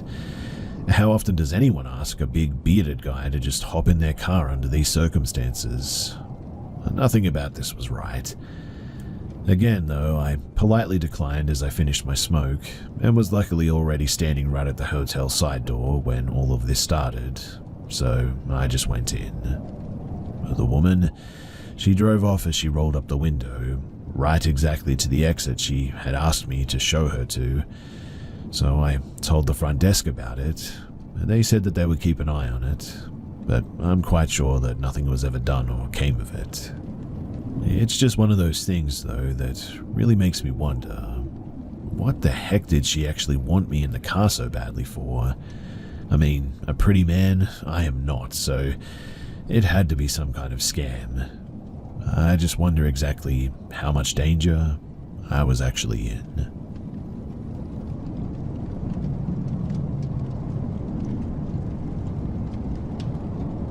My mother worked long shifts at the airport 7 days a week, so me, 12-year-old female, and my younger sister, 10-year-old female, were at home by ourselves majority of the time.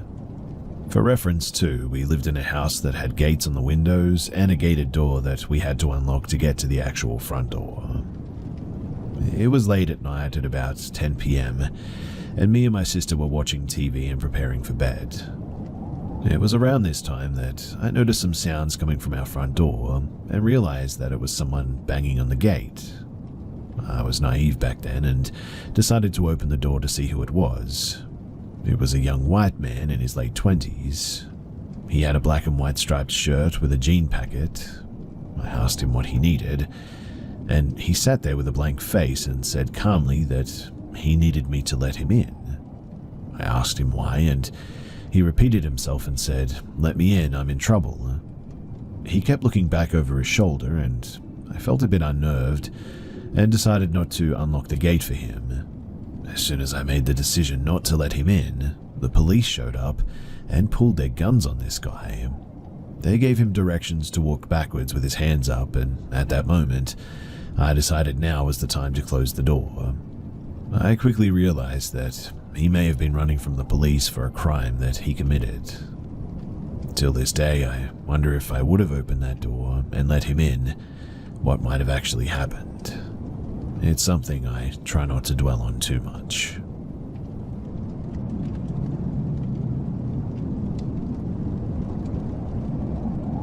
My parents got divorced in 1997. I was born in 1990, so I was 7 at the time.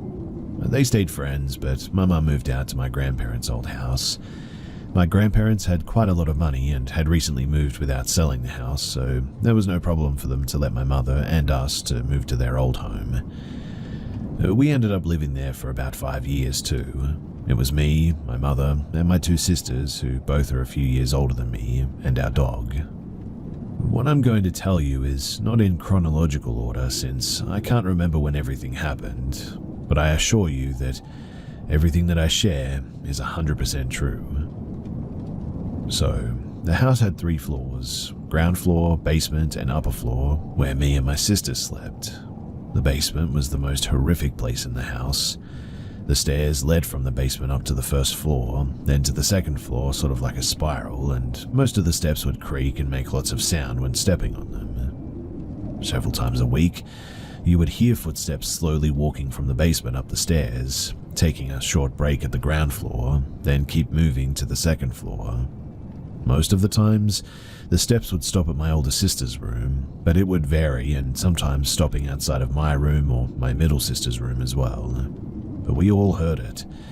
My mum did not like to talk about it, but my sisters and I, we often talked about it the day after and confirmed hearing it outside whatever room it stopped by. We all hated going down to the basement though. It was a huge basement that you would think children would enjoy playing in, but we just hated it. Our dog also never went down to the basement as well. She seemed to hate it just as much as we did. But all kinds of minor things happened down in that basement. The light would turn off randomly, things would move, and you could often hear sort of stuff moving down there, even though nobody was supposed to be down there. One evening, me and my sisters were playing with walkie-talkies, trying to get to the local police channel, things kids did during the 90s. This time, though, the voice in the walkie-talkie was different and sounded much closer. The voice said all kinds of things. It was speaking directly to my older sister and said that it was going to hurt her. It even spoke her name, but I don't think it ever answered our questions. We got scared and turned off the walkie-talkie. A minute or so later, our dog ran into our room and barked out into nothing. Our dog was large and very protective of us kids, and kept staying in the room barking, which had never really happened before or even afterward. Another time, me and my mum were home, but my sisters and dog were away. I was playing up in my room and my mum was doing whatever mums do, when suddenly I hear really loud footsteps from the basement, even though I was on the second floor in my room, walking, almost running actually, up from the basement, then continuing up the stairs to the second floor. I remember my heart just sort of stopped when listening to the footsteps. My mum never walks that heavy and angry. The footsteps continued though until outside of my room, then stopped, and my door was suddenly slammed really hard. The door closed and I screamed and began to cry. My mum raced up the stairs and tried to open the door, but she couldn't.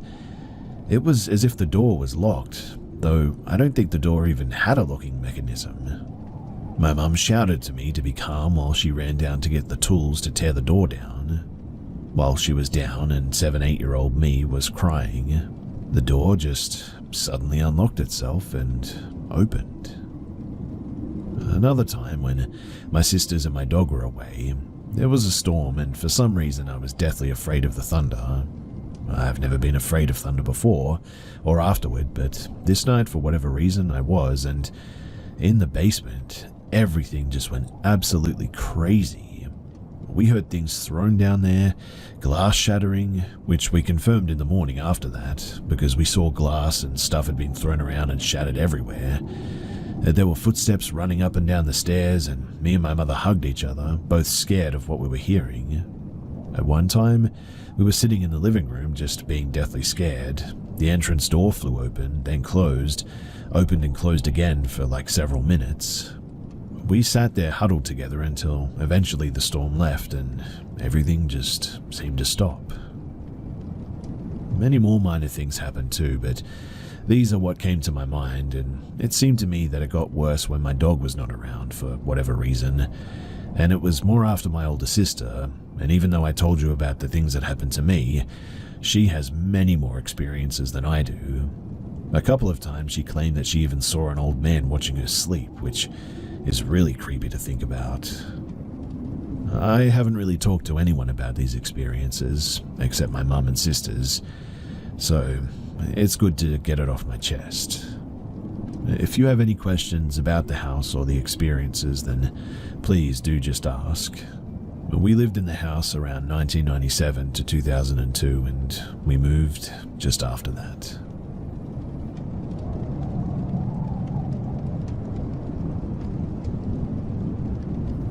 So my parents went away for the weekend because it was their wedding anniversary. It was just me in the house. I'm 19. I do have a sister who's 17, but she went to stay over at a friend's house that night. So it was just me and the dog, and earlier that day, I had washed my bed sheets and put them in the dryer. A few hours later, when I went back to see if they had dried, I found out that they didn't, and it turns out the dryer had actually broken, which was pretty annoying. I phoned my parents and told them what had happened. I went to look to see if I could find any bed sheets to put on my bed until mine dried, but there really wasn't any, apart from my sister's, who didn't fit my bed. I just decided that I'll sleep in my parents' bed, since it was pretty comfy anyway. Later that night, I'm in bed and my dog is sleeping next to me, and I've got my parents' door slightly open, just in case the dog wants to go out of the room in the night. I'm there just watching YouTube while waiting to feel tired enough to sleep when suddenly I get a very weird feeling come over me. It felt like someone was watching me, and though it was a pretty freaky feeling, I was with my dog, so I wasn't completely scared or alone. I turned the lamp on and tried to fall asleep because my phone was about to die. It's almost 3 in the morning. I think it was like 2:55 when I woke up, and I don't normally wake up randomly at those times, but I look over and my dog is asleep at the bottom of the bed. I look to the door and see what looked like someone kneeling on the floor and kind of holding themselves up by resting on the wall. I was looking for probably a minute to work out what I was actually looking at, and it looked like a person, so I hid under the blanket and stayed under there for a few minutes. Eventually I got the courage to look, and when I did, whatever was there was now gone. This may seem comforting to others, but to me, it was way more troubling. I would have preferred if whatever the shadow was had stayed there, because that would have meant that I was probably just seeing something, like a shadow being cast from something in the room or whatever. The fact that it was gone suggests that there was actually something or someone there. I didn't properly go to sleep after that. It was around 5ish in the morning when I did finally fall asleep, and now my sleep schedule is kind of ruined.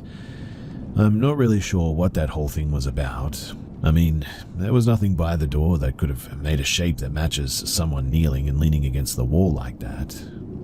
I don't think my house is haunted because this is the first time anything has happened, and my parents' house isn't extremely old. It was built in the 80s. This was a few days ago, and everybody is now home, thank the Lord. And nothing has happened since, but I would like to know if you guys have any suggestions as to what I should do about this.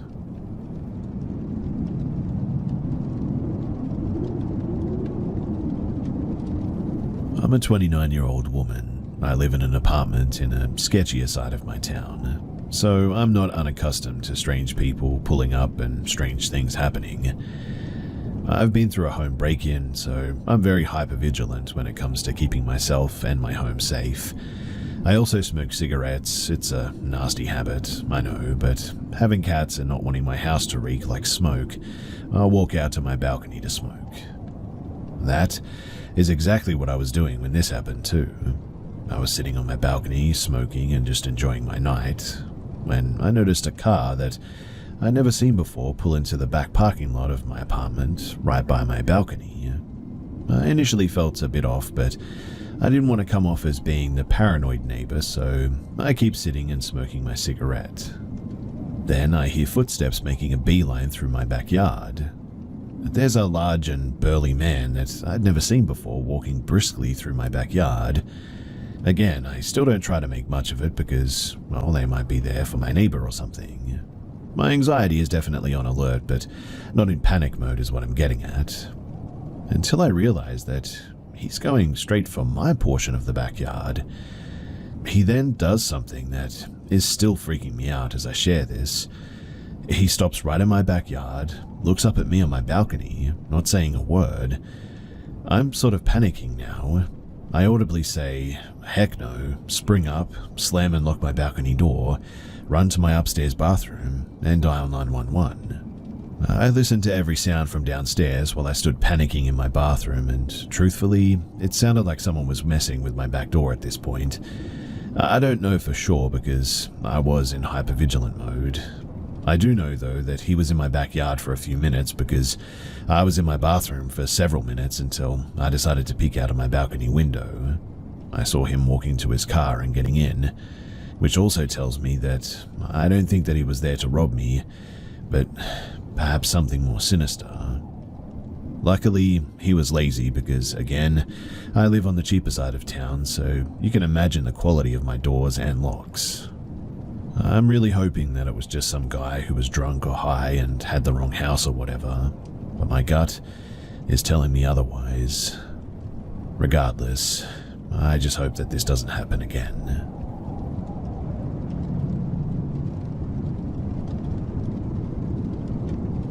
Last night, I'm a 22-year-old female, and my husband, 25-year-old male, woke me up at around 11:50 to tell me that someone has been knocking on our door and ringing our apartment doorbell for about 10 minutes on and off. He woke me so that I could possibly ID the person. Once I looked out of our upstairs apartment window, I saw the man walking to his car in our apartment parking lot. It's across the street from our unit. He was wearing blue jeans and a grey t-shirt. He was a medium build, I suppose.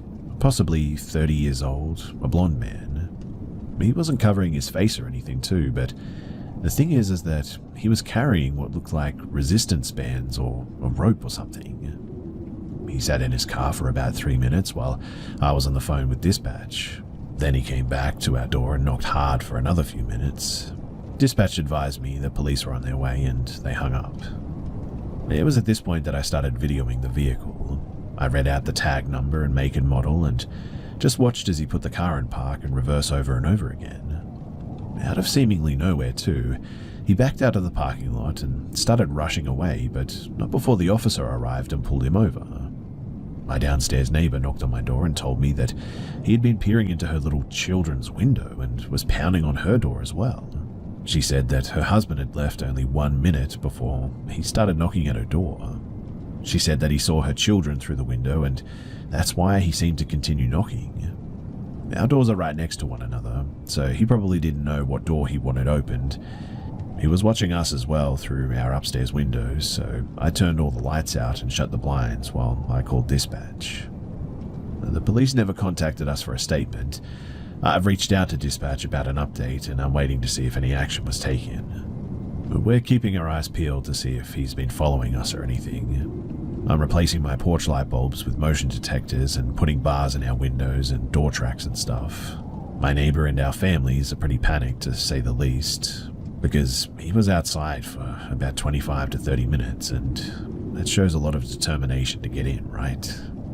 I'm still waiting on a call from the responding officer. I have his badge number and name, so if they don't reach out to me today or tonight, he might work third shift apparently. I'll call the substation. If they didn't do anything, I'll go ahead and make a suspicious persons case for the paper trail. We've had no odd encounters any other night. However, while I was looking at the video that I took, I remembered that car. I was walking my dog at 8 PM about a week ago for him to go pee, and this car was driving really slow through the parking lot and parked a few spots down from where I was letting my dog sniff. They just seemed to sit there with the car running, and when I tell you my ears started ringing and I got an awful feeling, I'm not joking. In fact, it got so bad that I just turned around and went home. I didn't even give my dog a chance to pee, and I shut every door and window. I think that this man has been staking out our apartment building for some time now, me and my neighbors, and I think that he wanted to get in where those children are.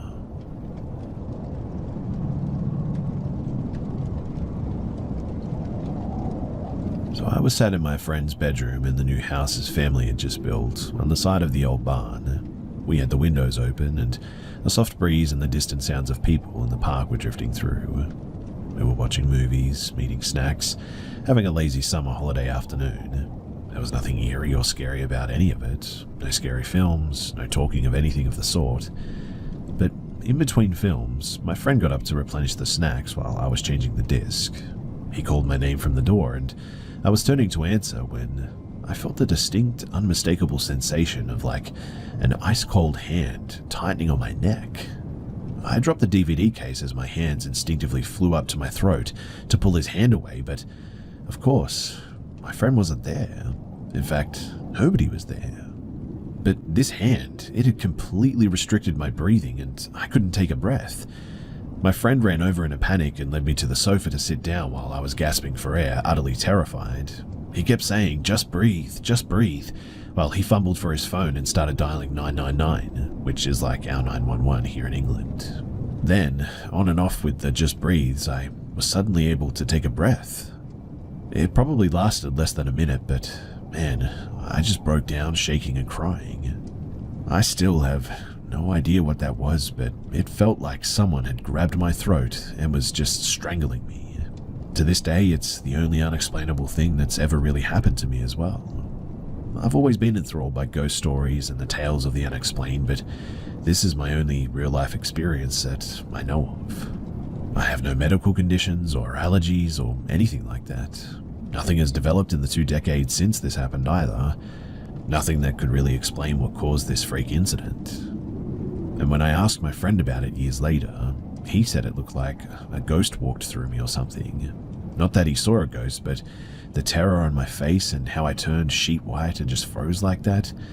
He said that it's something that will live with him forever.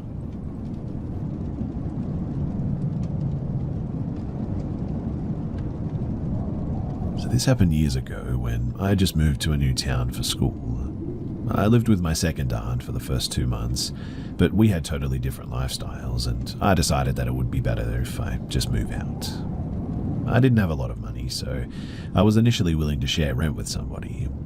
Fast forward a week and still nothing. One day I had 2 appointments in the same area at 7 and 8 p.m, the other end of town, but the district was quite decent and not cheap. Mum was against me going there alone and so late, but I just didn't really have a choice. I arrived at the metro station in advance because I had to walk 15 minutes from there to get to the first apartment complex. The road to the complex was dark, surrounded by not-so-nice-looking buildings and almost deserted. Definitely not what I expected from the area at all. Out of nowhere, though, a guy approached me. He was about my age, tall, wore glasses, and had a kind of nerdy and intelligent look to him, I guess. Also out of nowhere, he stated that I must be a domestic violence victim and need help. I was so taken aback that I didn't even know what to say to that. He said that he could help. He has all the resources and I shouldn't be afraid to talk to him. I finally gained back the ability to speak and firmly told him that I'm not experiencing any DV and I don't need any help. He continued, "You shouldn't be afraid of your husband. There are shelters for women that you can temporarily stay in. I'm a psychologist and I help women like you. Does he beat you? Assault you verbally? You don't have to put up with that, you know. One word and I get social workers involved and you'll never see him again." I was shocked that anybody could assume that I was married because at the time I never even had a boyfriend. It lasted for about 5 to 7 minutes. I kept on walking. He kept on talking. Doesn't matter how many times I told him that I don't need any help. He encouraged me to open up and not to feel afraid to tell that I wanted to be rescued from my abusive husband. And there was just no way to tell him that I didn't even have a husband. He seemed to be convinced that I was a DV victim. I even considered yelling at him, but he was just so polite, well articulated, and honestly, listening to him, I could believe that he was working with DV victims. Because, a weird coincidence, but that's exactly what my mum's job is, and I'm quite familiar with the terms and techniques that he was using. Honestly, he didn't seem intimidating, and I wasn't scared by his presence or weird assumptions. Just it was so bizarre and out of place that I merely wanted him to leave me alone and wondered if he was going to walk me all the way to the apartment complex. And if so, what happens if he mistakes my potential landlord that was already waiting for me at the porch for my abusive husband? Thankfully, though, he left earlier. He tried to give me his business card as a last attempt to save me. I firmly denied again, and finally he walked away. I got to the apartment. Long story short, didn't like it. Was too expensive, not really worth the price, plus the weird guy that most likely lived nearby and all that. But the second appointment was 20 minutes from there, and I liked the neighborhood much more. Well lit, felt safer, lots of shops, people walking by. I got to the building 30 minutes early and decided to walk around and check out the porch that I have to wait on for the girl that I need to talk to.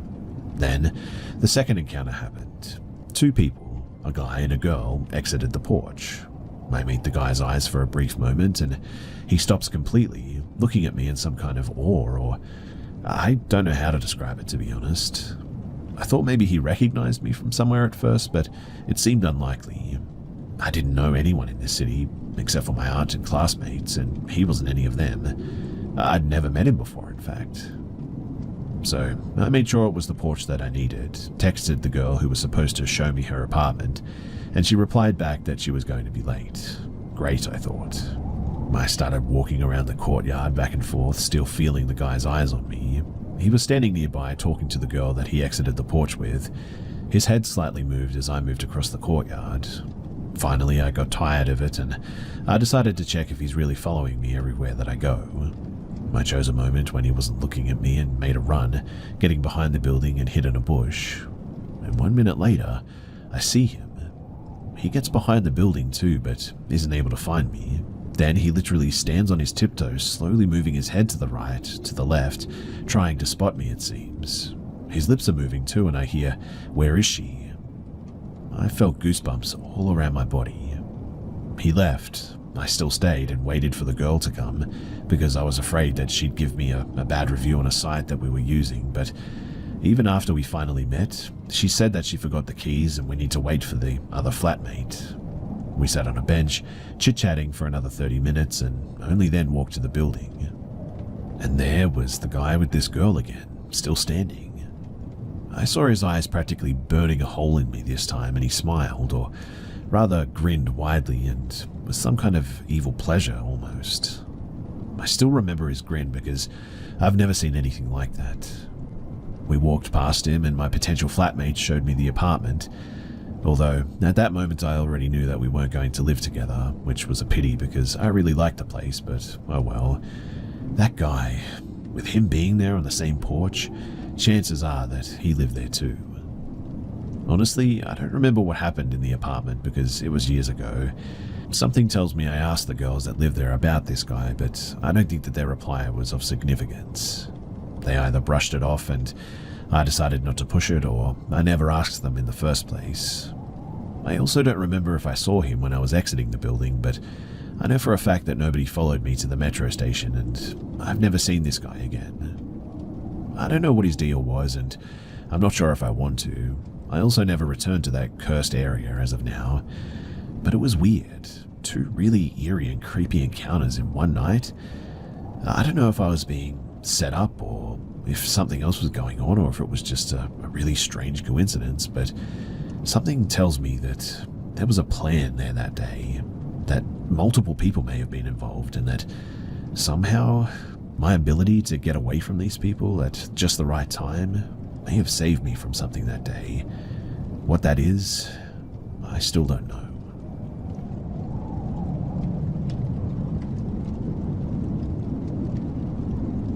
This experience took place in the spring of '77 when I was 5 years old. My mother had a friend named Nikki who had invited us to spend the weekend at her house. Vicky's house was not some rundown, obviously haunted home that you would expect for a story like this. It was actually a newer 2-story build that was less than 10 years old. While the house did not give off any weird vibes, I remember that Vicky wasn't exactly the nicest woman either, and always seemed to be giving my sister and I trouble, like she was thinking we were going to damage something by being kids. Anyway, in Vicky's basement she had one of those hanging half-basket wicker chairs that were popular in the 70s. I was down in the basement sitting on this chair, being very careful as I didn't want to give Vicky another reason to tell me off. When suddenly, the chain or the rope that fastened the chair to the ceiling broke and it fell forward on the open side, trapping me inside of it like a cage. At the same time that I fell to the floor, Vicky's stereo suddenly turned on by itself and started playing very loud music. I was utterly terrified and screamed for my mother. My mother and Vicky came rushing down the stairs, and my mum got me out from under the chair while Vicky shut the stereo off. Vicky then started laying into me for breaking the chair and playing with the stereo, but my mum told her to shut it. We left shortly afterwards when I had calmed down too. But to this day, I can vividly remember the feeling of terror as that chair fell on top of me and the stereo just came on loudly like that. When I brought it up to my mum years later, she remembered the incident and took us home because she didn't think it was possible for me to turn on the stereo, and managed to break the chair in the time that it took between the stereo coming on and me screaming for her. It was basically instantaneous, is what she said. She thought Vicky was acting terribly the entire time and yelling at me for the incident was the last straw, and we never went back to Vicky's again after that. And I can't say that I'm at all heartbroken about it either. There was something weird about that house, and I don't know, I just felt like something was in it and it didn't like me for whatever reason. And it wasn't just Vicky.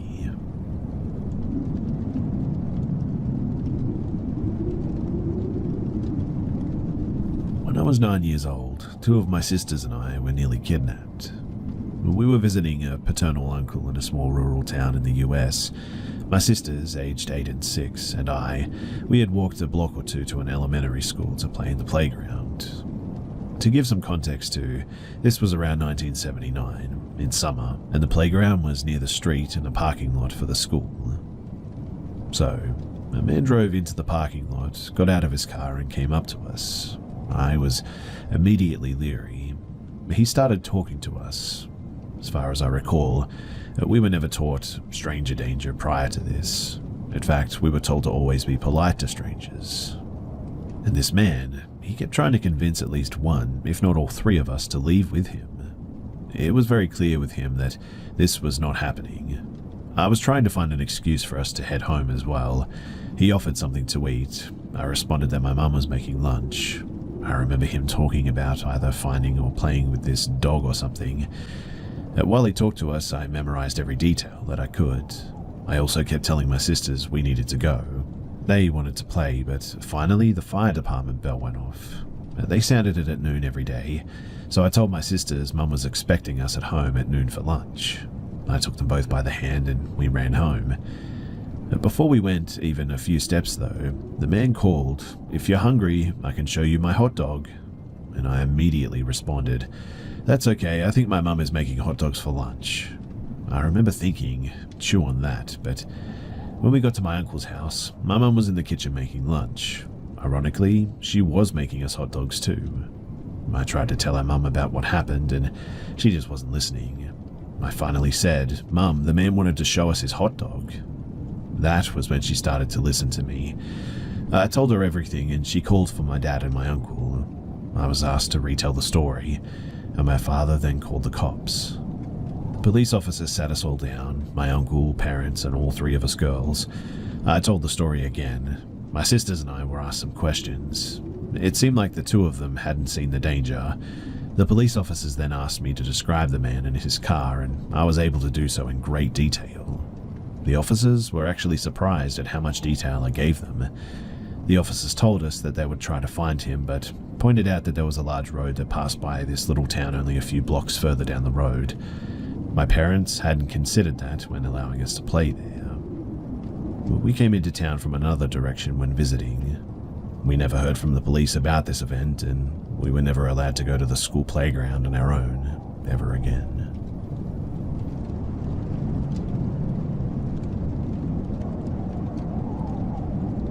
When I was in high school, I lived in an apartment complex in Calabasas, California. It's where all the kids live that weren't filthy rich, that went to Calabasas High School or Agora High School. I became friends with most of the kids in that complex too. We would play basketball some days and on the weekends break into empty apartments and throw parties. One particular party that I was hanging out with a group I didn't know well, it was 5 other guys and 1 girl. We were smoking, drinking, and I saw the guys go into another room while the girl was standing in the kitchen drinking a beer. I get up to use the bathroom and I overhear the guys say, "We're going to get this girl." Another guy says, "We're going to run a train on her." Now, in high school, I was already a pretty big kid, 6'3" and 250 pounds. When I heard the things that they were planning on doing to her, I walked up to them and said, "You guys aren't going to do a thing like that while I'm around." They tried to convince me to join in. It would be fun, they said, and she might get into it. I left the room and told the girl and said that she should probably head home, the party's over. She left and I left shortly after too. I never did have anything else to do with those guys after that. But the kicker is that the boy that said let's run a train on her, I later found out from a mutual friend, had actually murdered his girlfriend in college and was killed in a police chase crashing his car in the median. The world is a a scary place, especially for women sometimes, and I think about this even more now that I have my own daughter.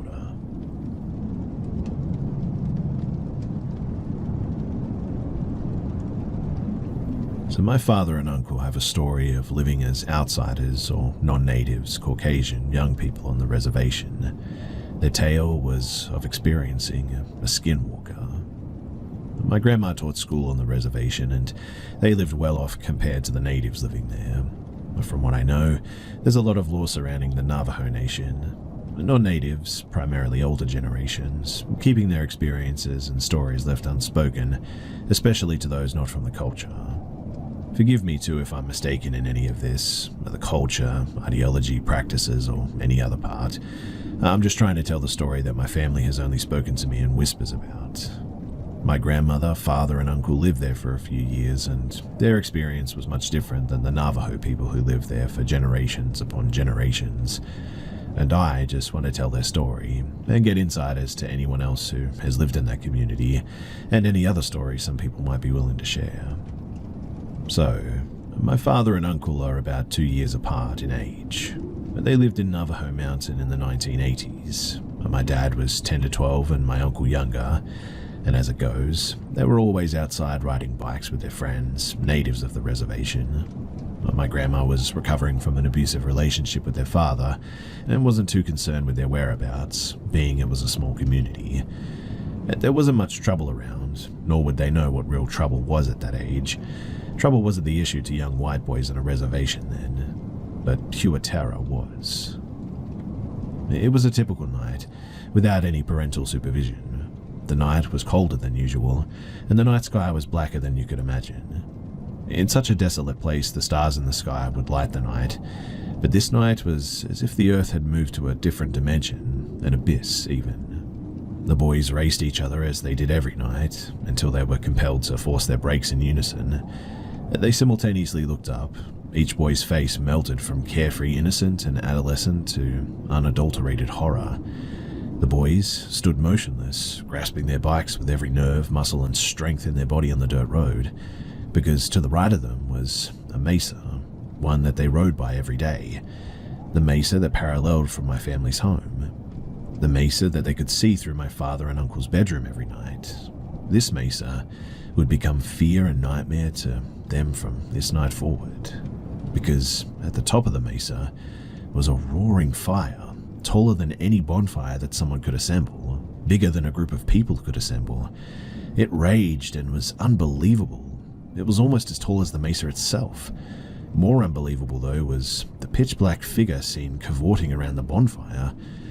The native boys with my father and uncle informed them that this was not a typical Navajo dance or ritual either. Pits began to form in their stomachs. Friends of my father and uncle turned back around without a word and bolted back to their homes. My father and uncle threw their bikes to the ground and ran across the unpaved road into their home.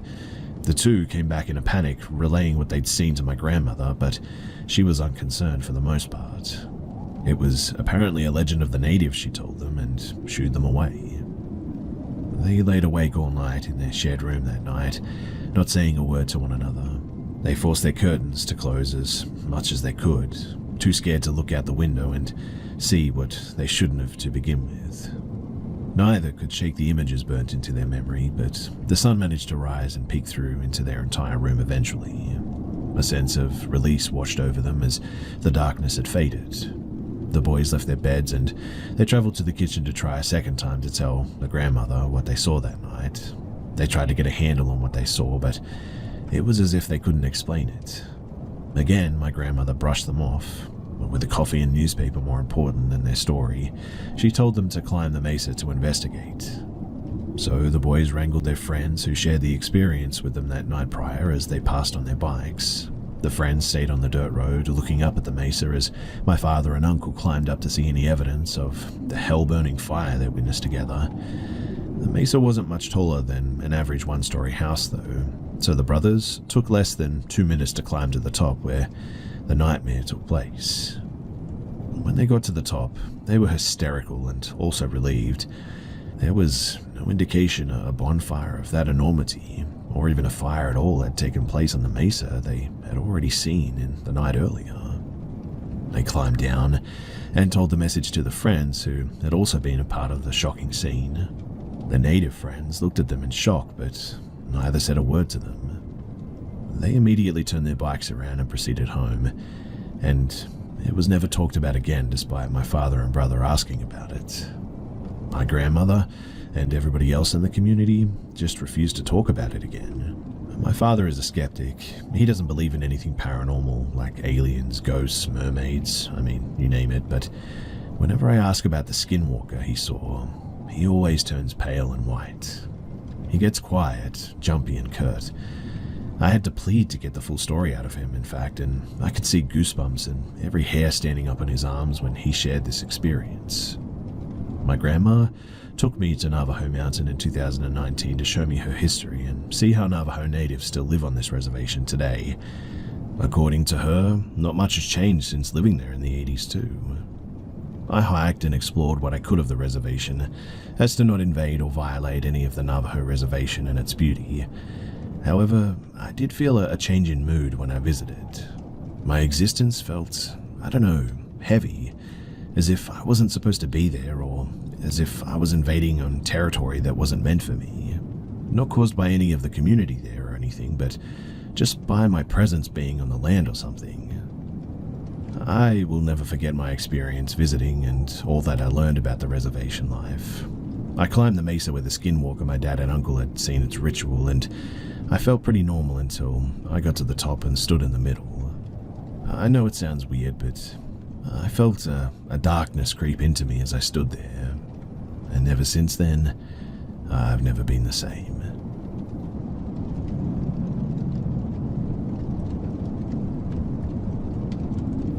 So my cat likes to go outside every day in the morning. He follows us to the door, takes the elevator down with us, and then goes about his day outside until we bring him back home again in the evening. Now, my cat isn't the most punctual guy, so it's pretty common for him to stay much later in the neighborhood, sometimes well into the night for like several days even, or he gets bored and doesn't play for more than 2 hours and wants to get back inside. The problem is that we're not home, so he just has to wait. My family and I lived in an apartment on the first floor, so my cat's solution is to sit under one of the balconies and meow at the top of his lungs to get our attention. When we're home, it works perfectly fine, but when we're not, it's a lot less effective.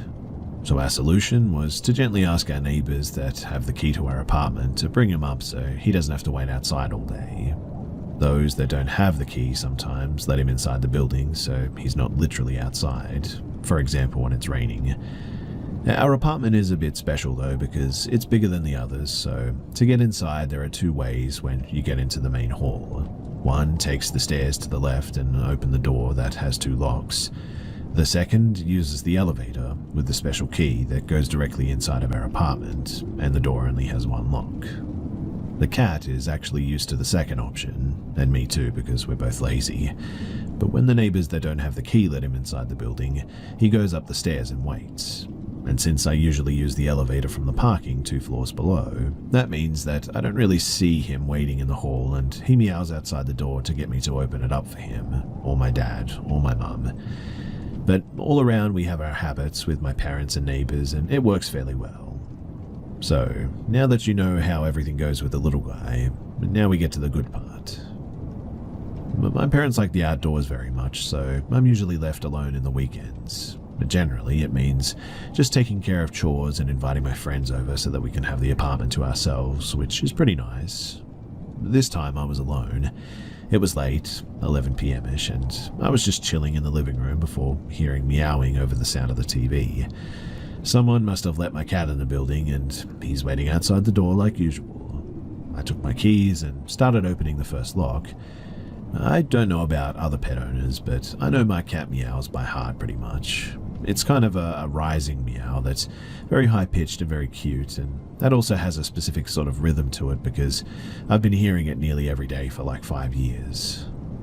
And because of this, I stopped. You see, the noise isn't what it usually is. It's like too deep and just off a bit. But this isn't my cat outside my door, and he's the only cat around that knows that he has to wait by the door and scream to be let inside. By that point, I had stopped halfway through opening the door and waited to hear him again and noticed scratching this time. But my cat never scratches the door. At that point, I'm a bit weirded out by the situation, but the meowing is getting super loud and I didn't want the neighbors to be woken up, so I continued with my key, but suddenly I heard another noise that really freaked me out. It was a cough. For the record too, I'm not a very cautious person, and in my whole 21 years of living in this apartment, I must have looked in the peephole a total of maybe, 5 times, but a small part of my brain told me to do it, and thank God that I did it that night. So I let go of my keys and put my eye against the door, and I saw it. A man standing there, meowing at my front door. To say that I was terrified is really an understatement, but my heart pretty much stopped. I just stood there petrified for what felt like an hour. I don't really know how long it took for me to move again, but eventually my body just took over, I guess. And I did what you'd expect. I ran for my phone, stood in the corner of the living room, and called the police. By the time that they got there was nobody in the front door. I can't even remember when the meowing stopped, to be honest, and they just took my testimony before telling me to be cautious and left. To this day, I still don't know what that meowing guy wanted. I'm not sure I want to know anyway, but I also don't know how he got inside the building in the first place, since you need a key to access it, and how he knows that I would open the door if he imitated my cat in front of it. Well, at least I'll be careful from now on, I suppose, and that's good, but and my cat eventually came back in since then, and he's sleeping in my bed as I'm sharing this, so there's that, I guess.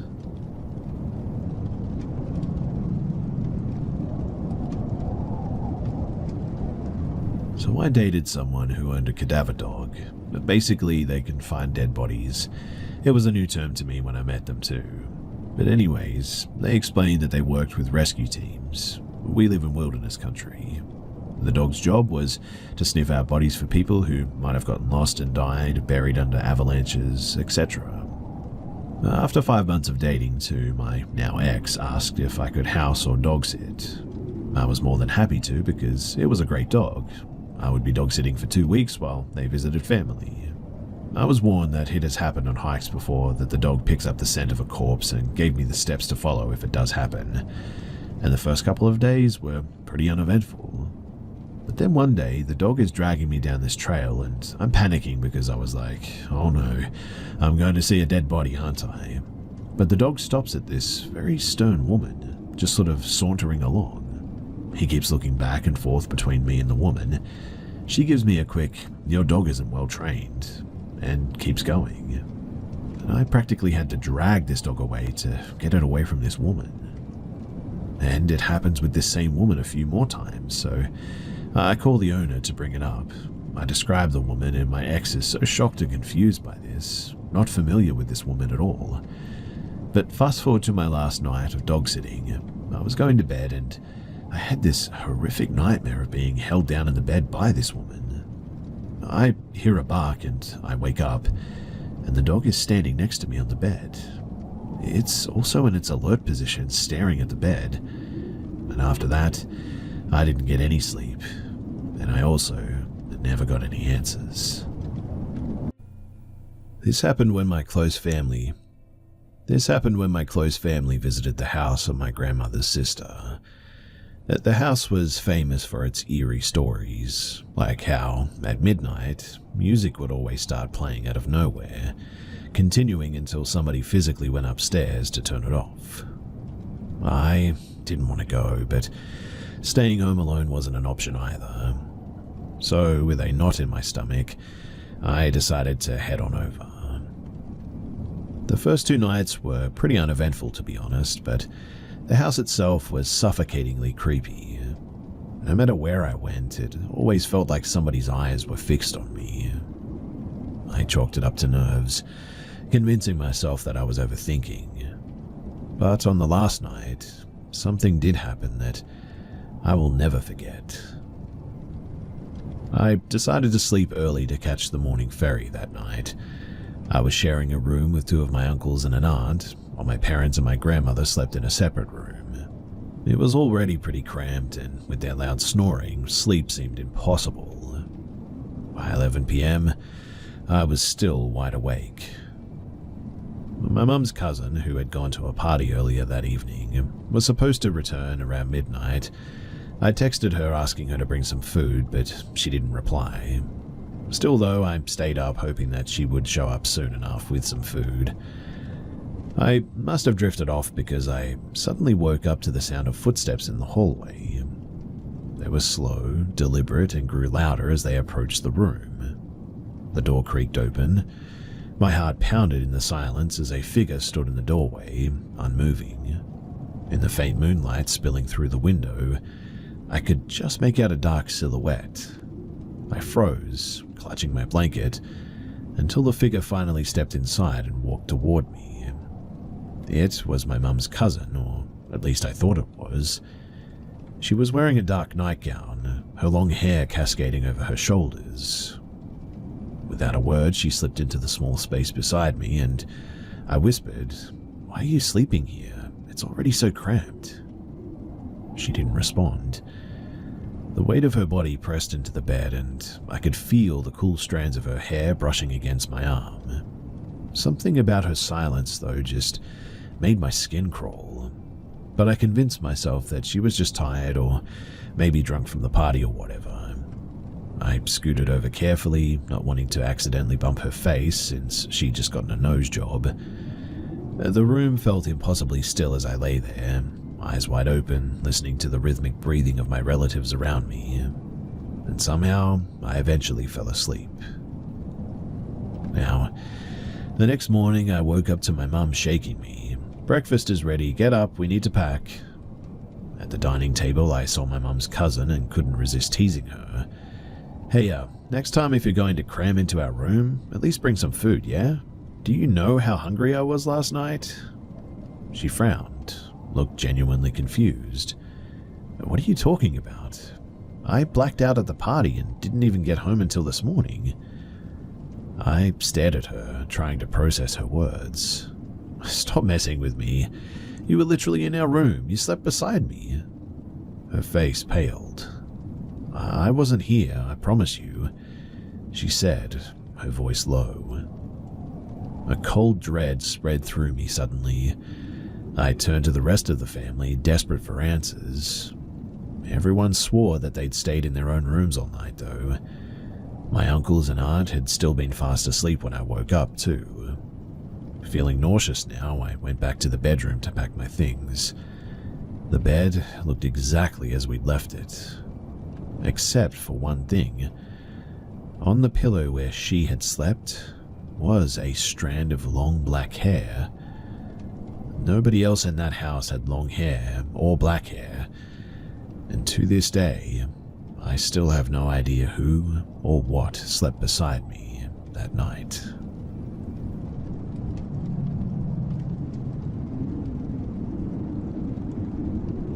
Before I tell my story, you guys are going to need some context. Now, when I was young, my family were heavily Christian, making me spend my Sundays at service and Wednesdays at youth group. I am not religious now, but those years definitely instilled an awareness of the paranatural in me. Now, as I grew up, I became more independent and rebellious, leading me to seek out forms of psychedelic spiritual enlightenment.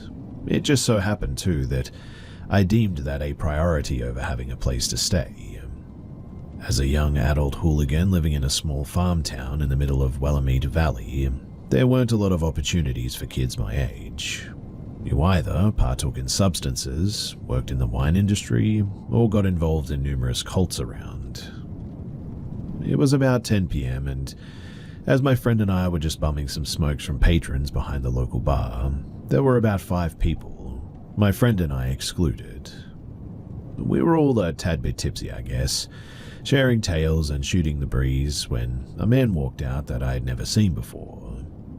He was about 5.5 feet tall with odd proportions, donning a burly mustache that really just didn't fit his face. He wore a cowboy hat 2 sizes too big, a leather jacket over a plain white tank top, leather pants and boots to finish off his outfit. He kind of just stood there too, trying to be a part of the group, yet excluded through some sort of metaphysical divide that I just couldn't put my finger on.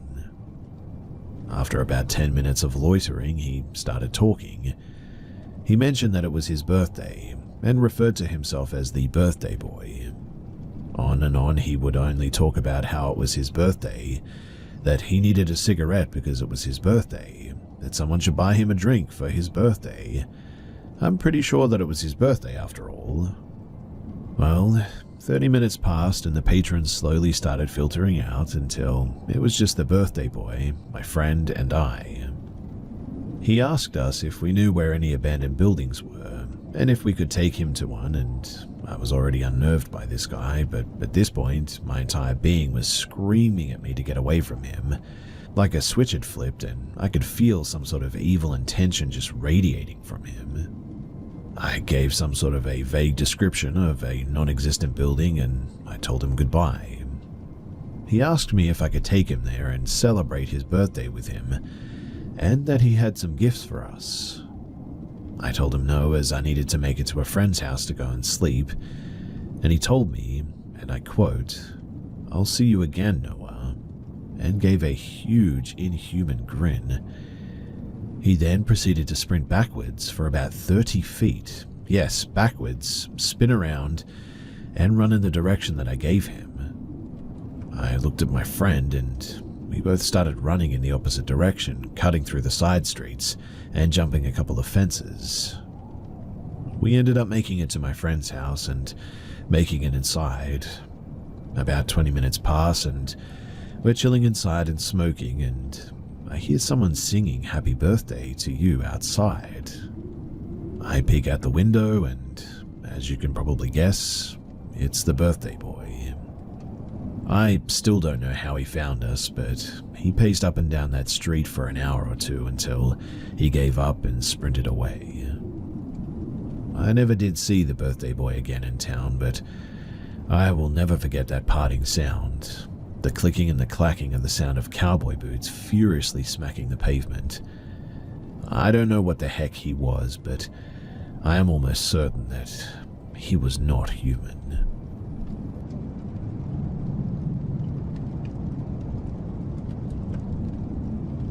So my dad once told me that coming home from grocery shopping with my grandma at the time left him with an eerie feeling one day. He was around 16 to 17 at the time and was walking home with my grandma after groceries. Mind you, the store that they went to was down the street and had been around until last year, until it burned down, so it was like a 3 to 5 minute walk home. Once they got home, they noticed that the front door was open.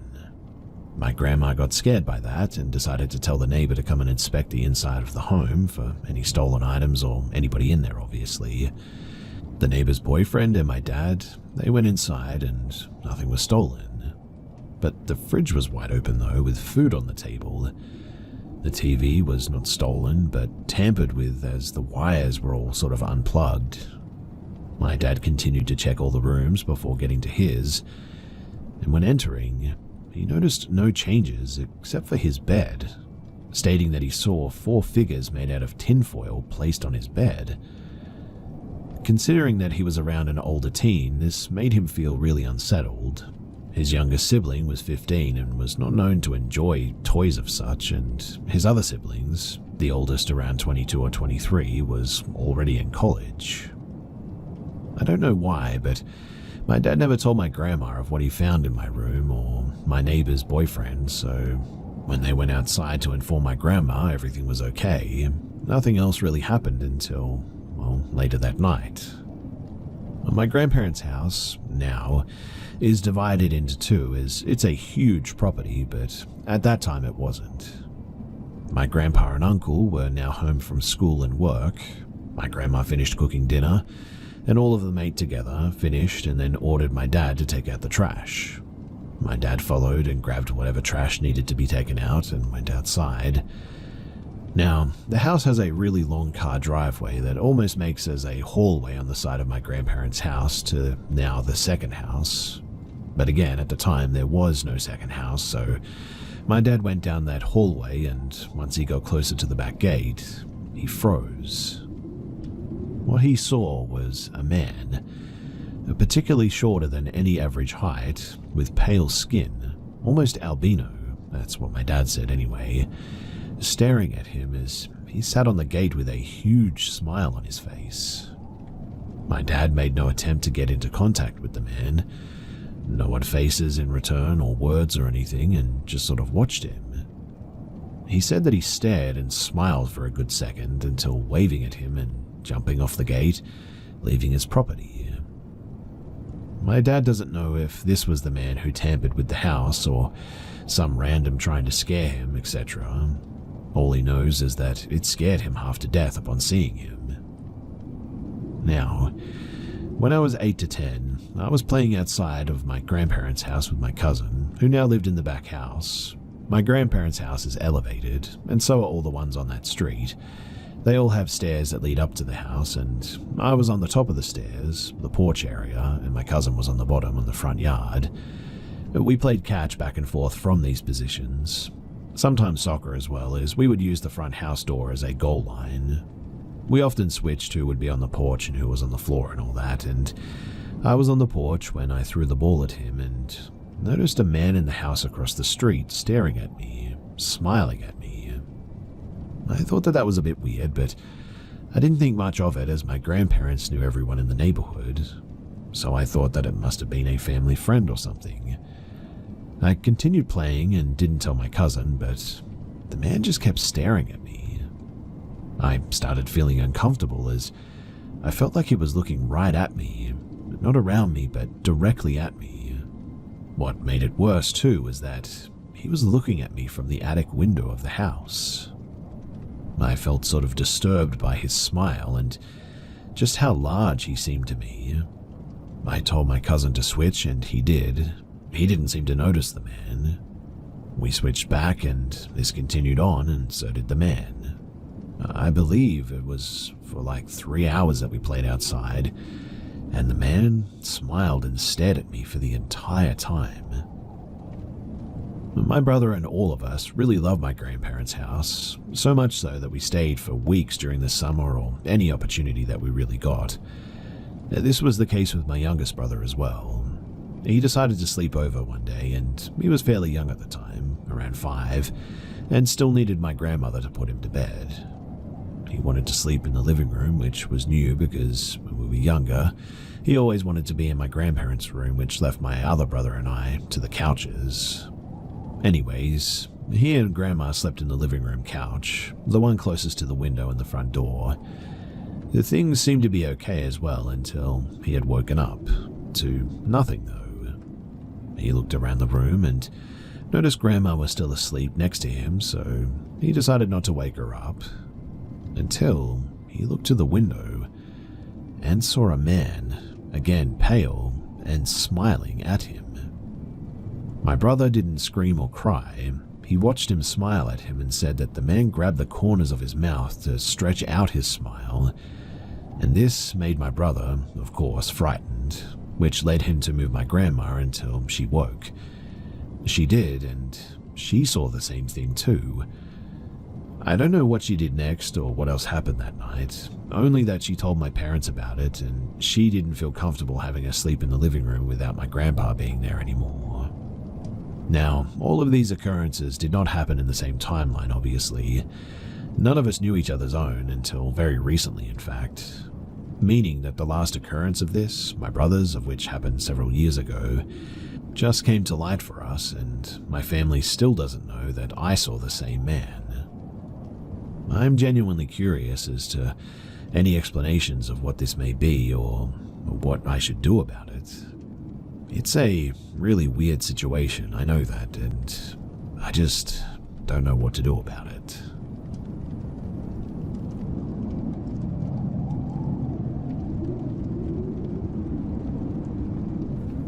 So I was 19 and had been with my current fiance, and at the time boyfriend, for about a year.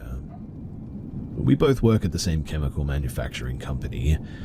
I was the night shift lead on my team, and we had hired this guy. His name was Gabe.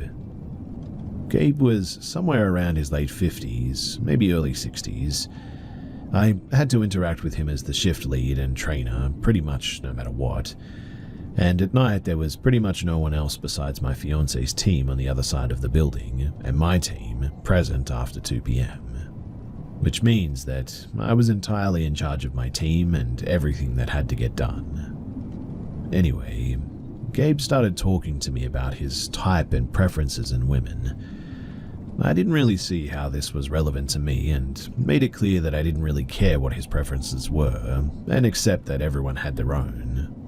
I didn't want to make a big deal out of a seemingly small topic at the time, but he proceeded to share his ideologies with me as well. I remained aloof about the whole subject, but it was something along the lines of, it's fine if women work temporarily, but eventually the goal is to settle down and have children. After all, it works better to have someone working to pay the bills and somebody else to manage with all the household work. I am quite aware that this is a life that people are comfortable with, and I respect it, as I also respect other religions, even if I don't follow them. I don't personally agree that the household requires someone to stay home to manage it all the time, nor do I think if someone does that it has to be a woman. But as far as these conversations went, I didn't see any connection between them and me, and mostly just let him prattle what he wanted to get it off his chest, as it really wasn't any of my business. I am not a traditional woman, and I figured if anything I was the opposite of his description anyways. He and I did get into a heated argument once about America's economy, and how it's better here because everyone can be rich, which I tried to explain how it was impossible for everyone to be rich in an economy. Well, the story moves on, and my fiancé was let go for health reasons and had to go on an unemployment benefit. We only shared one vehicle, and I only had my driver's permit at the time, so I wasn't comfortable driving alone back home at like 1 a.m. I gave my boss 3 weeks' notice, just to ensure that I could train everyone up to speed, so they weren't screwed over in my absence. A notion my boss very much appreciated, by the way. I told the team, and that's when Gabe started behaving in a really disagreeable manner. In week 1, I had a hickey on my neck. My boss knew and never made any complaint or fight against it. This wasn't overly common or anything, it just sometimes happened. But considering that we didn't deal with customers, he certainly didn't care. But Gabe did, evidently. While I was working, he tapped my shoulder, and I assumed he had some kind of a question for me, so I paused to listen, only for him to be addressing my hickey. "Don't you think that's a little bit unprofessional?"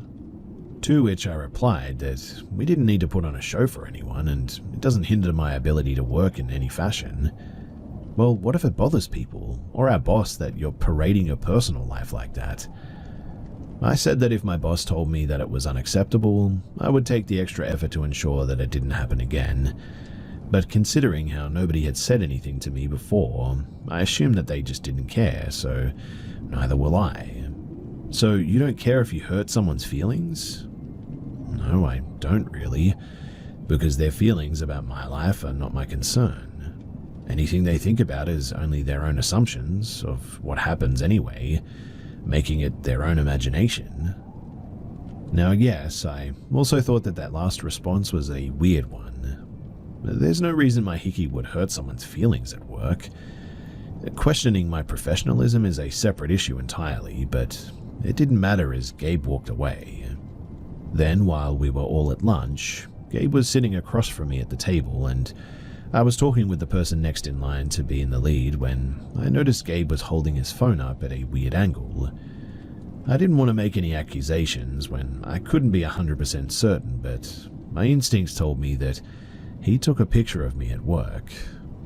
On my last week, I had been officially fed up with Gabe, and I had trained the girl after me to do everything that I knew as lead, and told her that she will be calling all of the shots my last week, and I will simply be here for support if she needs it. I also informed her privately that I will especially not be conducting any verbal interaction with Gabe, as I no longer needed to and would appreciate if she took charge, on which she agreed. Unfortunately, Gabe took a stand on this, ultimately forcing conversation with me in this last week. I just don't think I can take orders from a woman. She can't be my boss. I told him that I had been his boss previously and that the boss above my boss was also a woman. He simply refused to accept it. I then told him that it didn't matter how he felt because I was leaving and she would be in charge, so he could accept that or quit. It didn't matter to me. I told him then that I would no longer answer his questions and he would have to go to her from now on. Fate had it out for me though, because on my last day, she had an emergency and needed to leave early, and with us already down another person, it was just me and Gabe that night, much to my displeasure. Again, left with having to direct him around, which he clearly had no issue when it was me.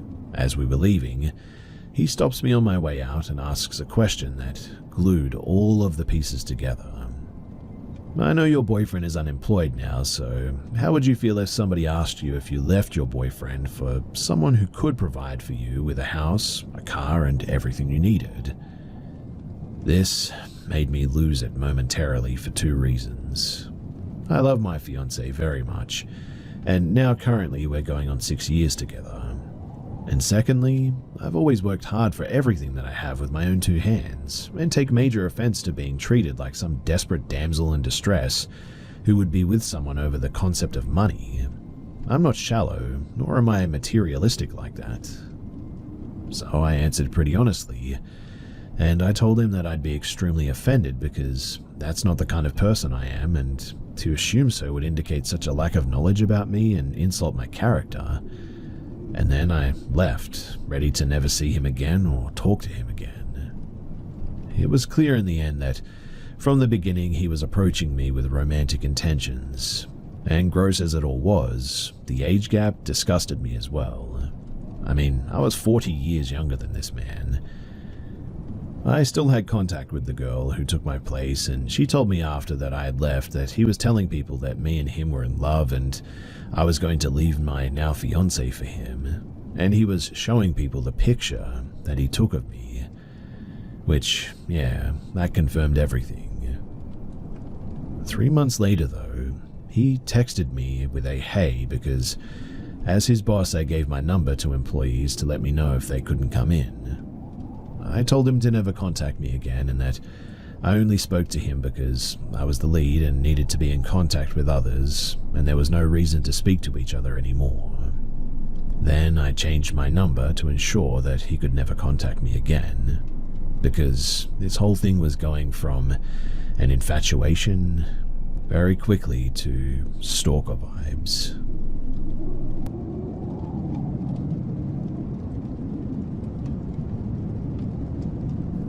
This was back in 2001. I was a single mum, 34 years old at the time, and my son was 10. I took my son to his elementary school on my way to work. My schedule allowed for it, and it was a nice start to our days out together. I would drop him off and then head to work that was about 10 minutes away. I had to cross over a river that ran through the city. I've always hated stopping on bridges at traffic lights, and this light seems extra long. But glancing around as I waited, I was watching people in their cars, the river, and that traffic light that seemed to be stuck on red. Looking in my rearview mirror, I noticed a little white-haired old lady driving a little car. She was watching me in my rearview mirror as well, and I was curious, so I kept looking at her, and she threw her head back and laughed or cackled a bit. Then she looked hard at me in the mirror, made a slashing across her neck sign, and then made a cradle of her arms, rocking it back and forth, and then she pointed at me. The longer I watched her, the more disturbed I was too. She just kept doing this over and over again and laughing. If you're a parent, then you know this is not something that you prank other cars about. It felt evil, but no paranormal stuff here, so that's just my take on it. And well, it had me pretty rattled, and once that light turned green, I flew up the street to go to work. And of course, I got more anxious the longer that I was driving. By the time that I got to work, I was in a full panic and went to my office and called the school. My son was in a special class alongside of his regular assigned class, and if he got too restless, he could go to his special class as an accommodation. So I was able to speak directly to his teacher immediately, and I told her what happened, and she said, "Boy, that sounds crazy," but assured me that my son was okay. I've often thought back to that event, and I don't know if it was a harbinger of doom or just an encounter with a really disturbed, crazy person. But, unfortunately, my son died suddenly, just weeks before his 19th birthday. And the last thing that I said to him was that, "I love you."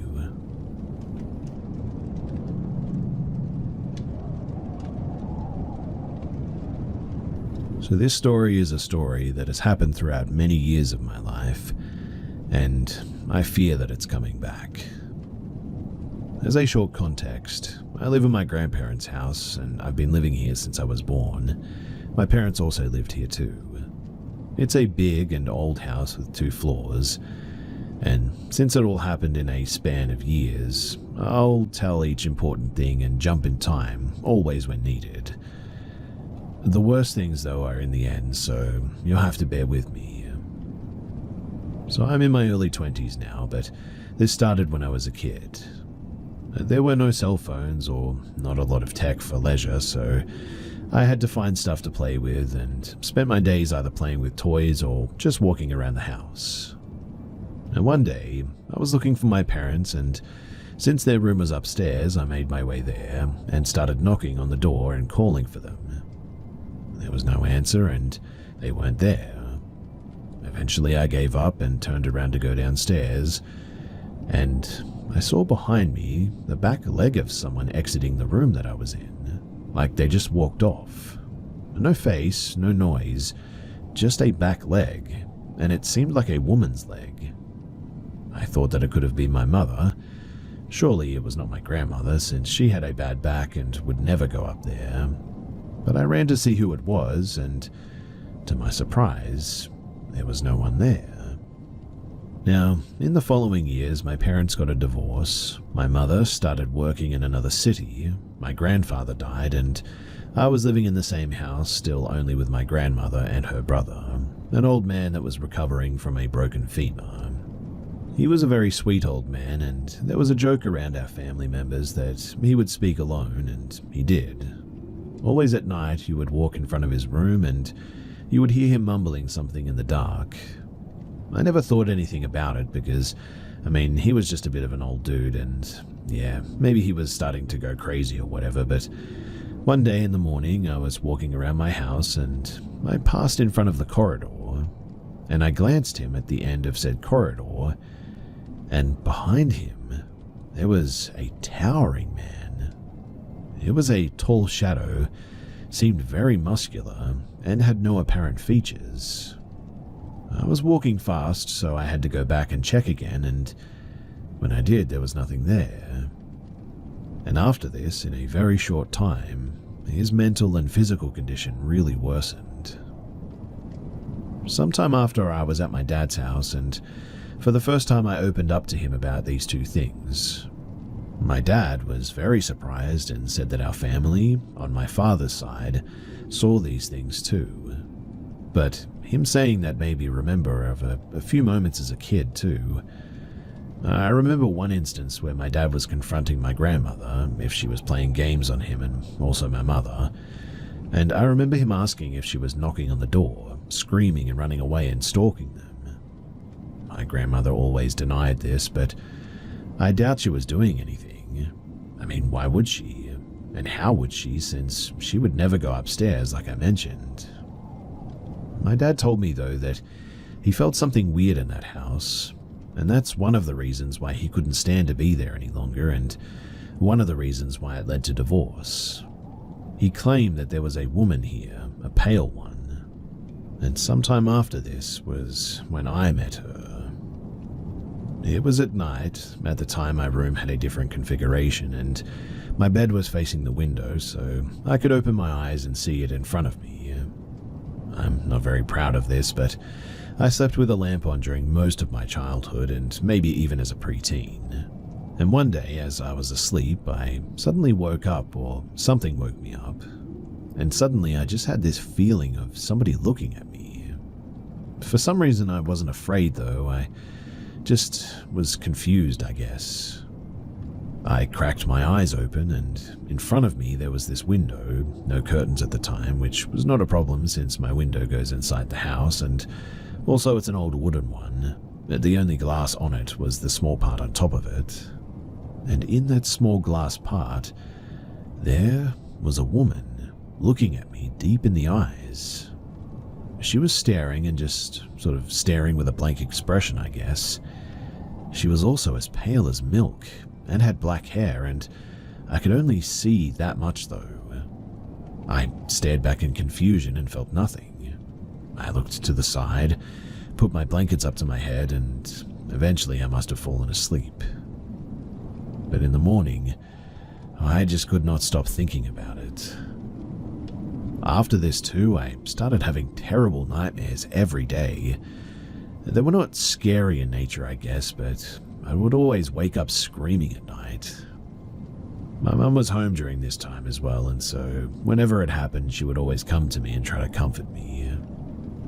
Now, I was sleeping another day, and I woke up, but this time I couldn't move. And I know that this is going to sound a bit strange, but I felt like a spectator in my own skin. I got up and folded my blanket perfectly, and if you had known me, then that was very strange because I hated doing that. I exited my room and stood there in front of my grandmother's room holding my folded blanket. It was almost like sleepwalking, except I don't sleepwalk, and I was awake and I could see it. My grandma woke up and she walked to the bathroom and she saw me and asked what I was doing. I was standing there for a while. I turned around and walked to the living room. My grandma then called my mother and she went to see me. I was sitting on the couch with a blanket, staring at nothing. My mother told me to get back to bed, and so I did, and she told me to go to sleep, and so I laid in bed. She covered me with a blanket and slowly closed the door. And as she looked at me through the crack, I smiled at her, and I remember it, clear as day and very vivid. And my mother also remembers this too, but I swear to you that I was just not in control of my own body. I told my dad about this, and the woman, and he said that it was something to do with my grandpa maybe, or something like that. That when he worked for the railway company, a woman died there and he couldn't help her. Apparently that presence came with them and even stayed with them at the house. These days though, my grandma has passed and I live alone in the same house. And weirdly, nothing has ever happened since then. Except for the fact that I've started having those nightmares again recently, and I woke up some days ago with footsteps in my garage and there was nobody there. I'll admit that I'm a bit afraid and it all feels like something is coming back to me, which is why I'm here. I'm wondering if anybody else has been through anything similar to this and what you did about it. I certainly don't want this thing coming back, and if I can get rid of it, I would love to know how.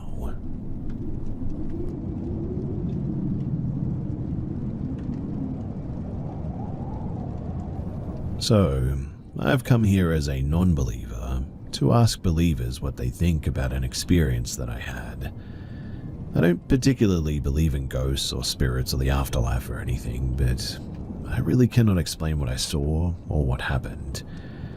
I don't do drugs, drink, I'm on no medications, and I don't have any mental illness or anything like that.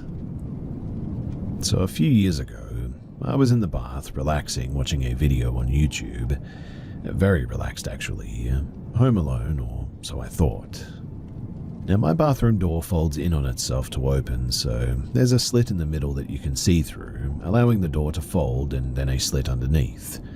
It's quite a big slit too. It'd go up past your ankle by about 2 inches, I'd say. Anyway, I was in the bath with my phone resting on the ledge of my bath where the taps are, which is right next to the door, so the door is in full view. And on my unborn son's life, just as clear as me and you would see each other, if we stood in front of each other, that is, I saw a pair of bare feet and the hem of a black swishy dress walk casually past the door. I could only catch this figure from the slit under the door, and before I registered what I'd actually seen, it had walked past, so I didn't get a chance to look up the middle to see the rest of the figure. I remember, though, it looking a lot like the feet of a woman. Unpainted toes, pale white in color, but not ghostly white, not dead looking, just pale. At first, I wasn't freaked out at all. I don't believe in these things after all, so I thought perhaps my sister had come home early and I just hadn't heard her come in. The direction this thing was walking can only lead to my bedroom though, so I called out and jokingly said, "Elizabeth, get out of my room." There was no response and I thought nothing of it. I finished my bath and I went to my bedroom to see what my sister was doing. And that's when I walk into a completely empty bedroom. I searched the entire house as well to find a completely empty house. In fact, the front door is still locked, the cameras haven't triggered, and now I'm absolutely freaked out. I call my sister and she tells me that she's not home, hasn't returned home, and wouldn't be home for a few more hours as she was still in town with my parents. What made me most tense, strangely enough though, was just how eerie it felt calling out into an empty house thinking that I was talking to my sister. I'll admit too that I was very on edge afterwards and went downstairs with the television on and I just waited for my family to return. So, from someone who has no clue about these things and to people who do, what do you think that I saw that day? This is the only incident like this I've ever had in my entire life, and it is genuinely making me question everything.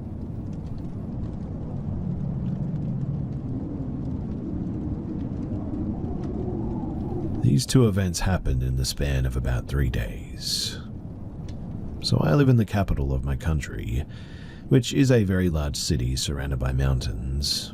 And UFO sightings, they are not an uncommon subject here, but they don't happen too often either. And whenever they do, it's always towards the mountains or the hills heading towards the coast. So, in the last 2 months, the activity has kind of increased. Like, for instance, around halfway through October, we spotted a bright red light floating in the night sky around 2 a.m., and the spot where it was located was exactly on the air above the mountains. It stayed like that for about 10 minutes, in fact, hovering, static without movement, to then just suddenly disappearing. Another one happened about a month ago, by the end of November. There was this strange orange light flying at high speed in the sky at around 9:30 p.m. I could see it for like 2 seconds before it just vanished.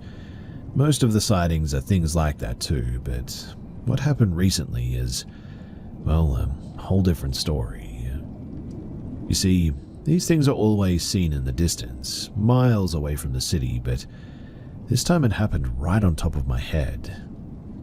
So this happened on the 16th, and I was walking to get some bread and something to eat at around 8:40 p.m. I tend to always look at the night sky because I just really like the stars, and as soon as I looked up, my first exclamation was, "What the heck is that?" There was this tiny orb flying above me, heading south towards the houses. First though, I thought that this might be one of those drones everyone's talking about, but then a second orb appeared from the first one. They flew kind of slow and then just sort of vanished into thin air. Thing is though, is that 3 other people also saw this. They were all looking up with a "what was that" sort of face too. For some reason after that night as well, I've felt like we're just being watched every night since then. Now, this is where things get a bit weirder too, because this happened last night. At around 3:10 a.m., me and my girlfriend were sick after the night of the 16th, and she couldn't sleep much because of a horrible head and body ache, so we stay awake most of the night, especially me to take care of her until she can fall asleep. This time I was lying in my bed, watching something on TV while she was in the bathroom. When she came back to bed, she looked outside to the street. We live on the 4th floor, and the way she looked back at me was the same look that I had that night when I saw the orbs. She double-checked outside and looked at me straight to my eyes and said, "I saw something weird walking on the other side of the street." I already had that being watched feeling, but I really wasn't expecting this. What she described was a small dark figure, like a silhouette walking fast on 2 legs. The thing is that it was heading towards the location that I saw the 2 orbs 3 nights ago, and I had to see if I spotted whatever this thing was, so I got up, but I couldn't see it. But, weirdly, on the building across the street, which is an apartment building that hasn't opened yet, there was constant movement of small shadowy things from around corners. It almost looked like they were watching us. I had an uneasy feeling the rest of that night, and even do now. At the moment of sharing this, I still feel like that, and we have no idea what we saw or no idea what those things were, but if it was an actual alien or something else, is there anything that we can do about it?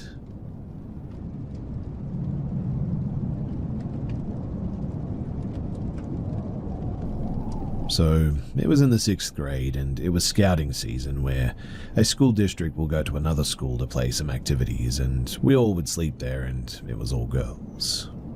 Nighttime came, like maybe 8:30 p.m., I think, and me and some girls were outside the quarter, or the classroom, because it was hot inside and the electricity was cut off. I don't know why, but that's just how it was.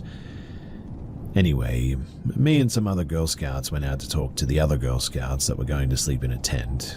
I think there were 3 tents, and Tent 1 had 2 Girl Scouts, Tent 2 had 1 Girl Scout and a teacher, aka a person who was watching and supervising the Girl Scouts, and Tent 3 originally had 5, but 2 of them wanted to sleep in our quarter, or classroom instead.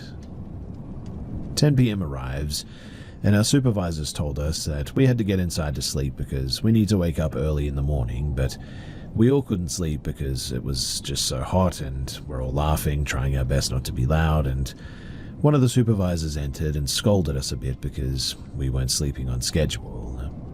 And before I knew it, we were all falling asleep. I woke up though to some sort of a noise, and at first I thought it was time to get up, but when I woke up it was clearly still very dark, and the noise was just the Girl Scout next to me, and she was laughing at another Girl Scout because she was sleep talking or whatever, and I couldn't sleep, but I laugh as well, and then there were 3 awake, not including the one who was sleep talking. So it was me, the one next to me, and the one next to the girl who was sleep talking. She eventually stopped sleep talking though, and me and the girl talked for maybe 5 minutes, and then there was this scream. It was a mama scream. The one who seemed to scream it was Cass. We were all super scared, and then our supervisor entered and said, "Don't be scared, Cass was just frightened by something." After that, me and the others couldn't sleep, but the 3 people next to me slept like babies, and anyway, a few months later, there was another scream, and it was Cass again. This time, though, the girls from Tent 3 came in crying, and one of them said that somebody had come to Cass's tent, knocked on it, but when they looked, there was no one there, and there were no footsteps or shadows or anything. We were all really scared by this, and we couldn't sleep, and around 11:30, we still couldn't sleep. Cass was still in her tent, and honestly too, I'm pretty impressed by that she was still able to be in her tent after that, but a few minutes later, we heard some weird humming noise, like a creepy humming that somebody was making. The girl next to me just held my hand because we were both pretty scared. I don't know when I fell asleep, but when I woke up it was 3 in the morning, and everybody was getting ready for the activities on that day, and while we all waited to use the bathroom, some of us huddled in and discussed what happened, and the girl next to me, Lisa, said that she had seen something in the window, and she said that it looked like a headless girl, or just a girl without a head, Honestly, I still don't know what the heck was going on in that place, but I was sure glad to be out of there when we left.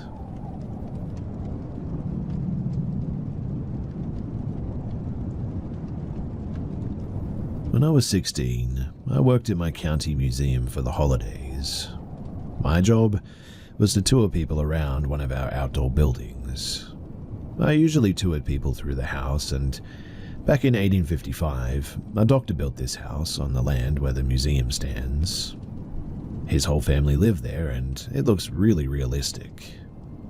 I mean, honestly, when you walk into it, it feels like you're walking in and intruding into somebody else's home. Now, some days, as you can imagine, it's pretty slow there. Like, if the weather was bad or there just wasn't much going on, then I would usually just sit the house for hours waiting for people to come in. Well, one day, I was sitting in the main entrance waiting for people to stop by.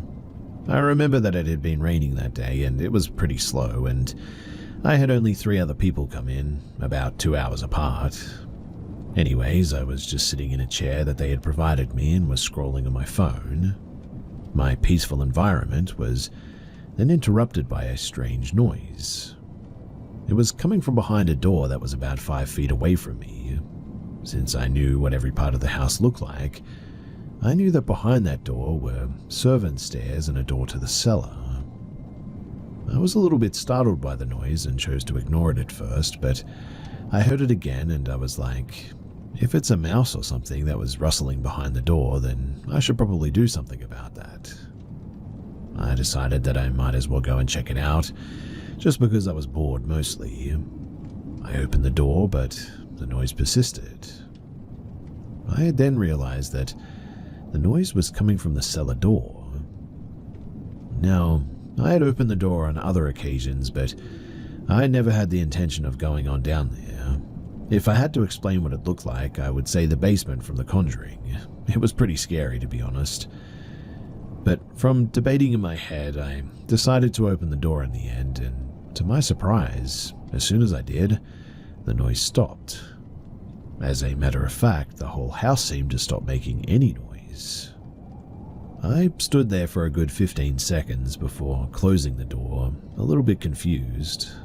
I locked it since many kids loved opening that door and would pester me to let them go down there, and went to go and sit back down again. Well, a little bit later I heard creaking again. This house was really old and almost everything creaks, so the doors, the windows, the floors, even the lights make noise.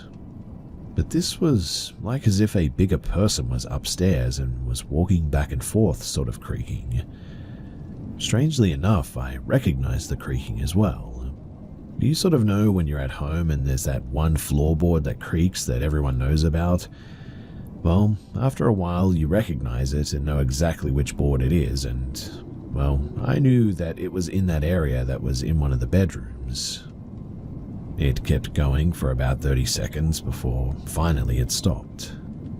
I kept really quiet to make sure that nothing would happen, and I knew that nobody should have been up there since the only way to enter was right where I was sitting, and I knew that nobody had come in.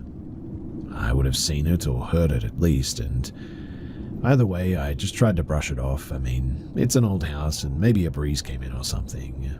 Maybe it was just the house settling, who knows. So I sat back down and went back to my phone. About 45 minutes later though, some people came in and I gave them a tour. I didn't notice anything strange and wished them a great day in the end. And when I sat back down, I had the sudden urge to sneeze. After sneezing, I swear to you that I heard a loud and clear, "Bless you, mister." It was so clear too that I whipped my head around to see whoever said that. But when I did, there was nobody there. Just like in the movies too, I said hello, but obviously there was no reply. I waited another 30 minutes to see if any stragglers were still in there somewhere hiding, and I looked around everywhere, but I can assure you that there was no one but me in there. Safe to say that I toured other places after that, and, I never went back in there.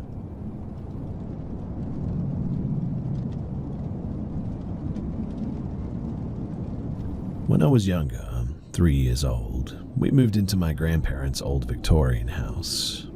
They bought a lovely house nearby, and due to my parents having 6 kids and a 4-bed house, their house was sold to my mum and dad as it's a 6-bed house. Growing up, we had countless weird things happen too.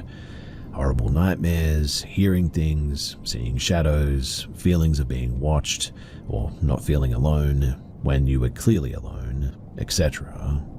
But my dad was Catholic Christian, so often tried to play it down. As I got older, he explained that we don't believe in spirits. Funny though, because we believe in the Holy Spirit, but okay, whatever. And that basically we don't mess with that stuff, as he's always been told not to mess with the unknown. One thing that's always happened and still happens to this day is the hello ghost though. We call it this as it's happened to pretty much all of us, Mum and most 6 kids, and our partners. And it might have happened to my dad, but he would never admit it. But whatever this is, it will usually get you when there is nobody else home, which was rare as you can imagine due to having so many people living there.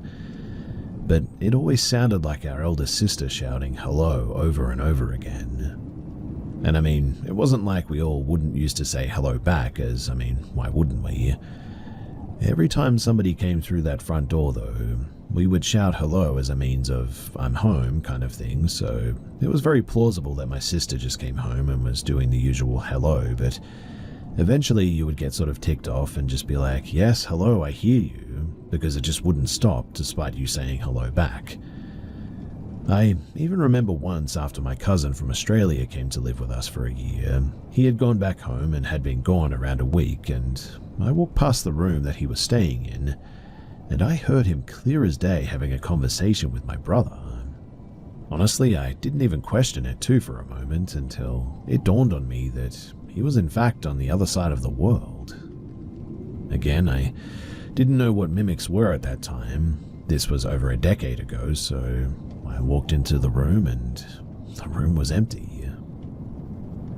There was also a time my 2 older brothers were home alone, and they rang my dad absolutely terrified. They had barricaded themselves into our living room, in fact, as they said that they had heard the most terrifying scream. My dad first told them to check if any of our sisters or myself was home, who would have screamed, but they legit wouldn't leave that room. They said that they didn't hear anyone come in and that they were alone in the house, definitely.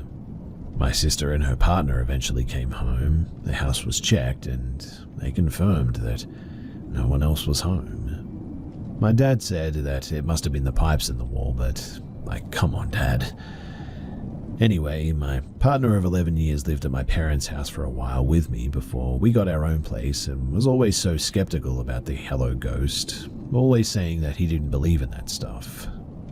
Well, we moved back home for a few months while transitioning from one flat to another.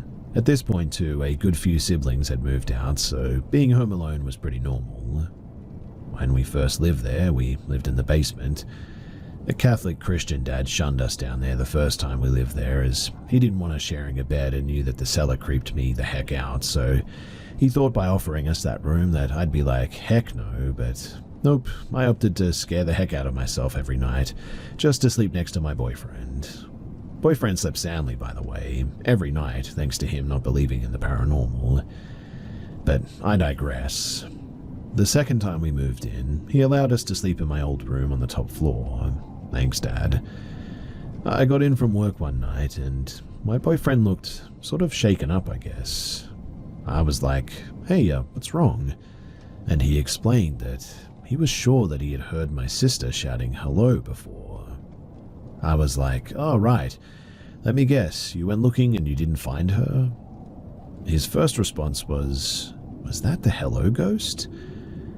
I was so relieved that he finally understood and nonetheless terrified, because that meant that it was still happening after all these years.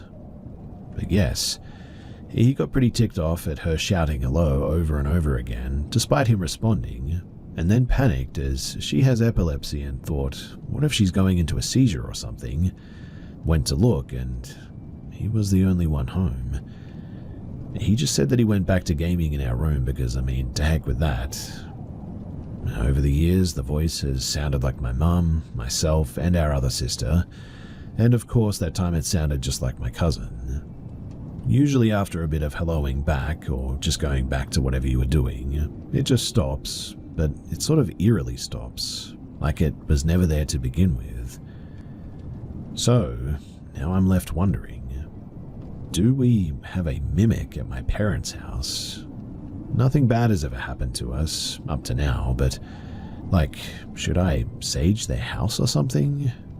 I'm sure that my dad will have had it blessed before moving in, but that was 20 plus years ago now. Or should we just leave it alone because it's not really causing any harm, I guess? If you have any advice, then that would be very much appreciated. Also, I did speak to my older sister at some point, a fellow middle child like me, and she has confirmed that she remembers the Hello Ghost too.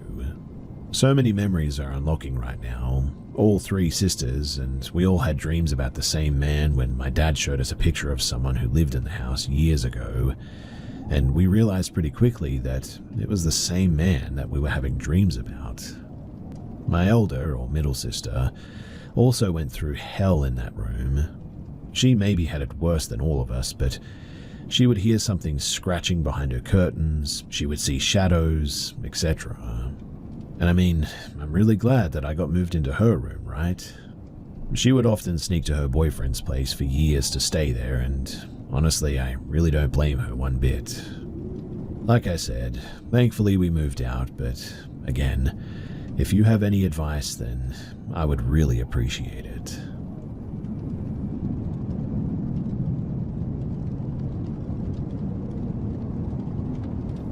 When I was 9 or maybe 10 years old, my mother got this beautiful apartment. It had a nice fireplace in the living room, a huge kitchen, it had built-ins everywhere.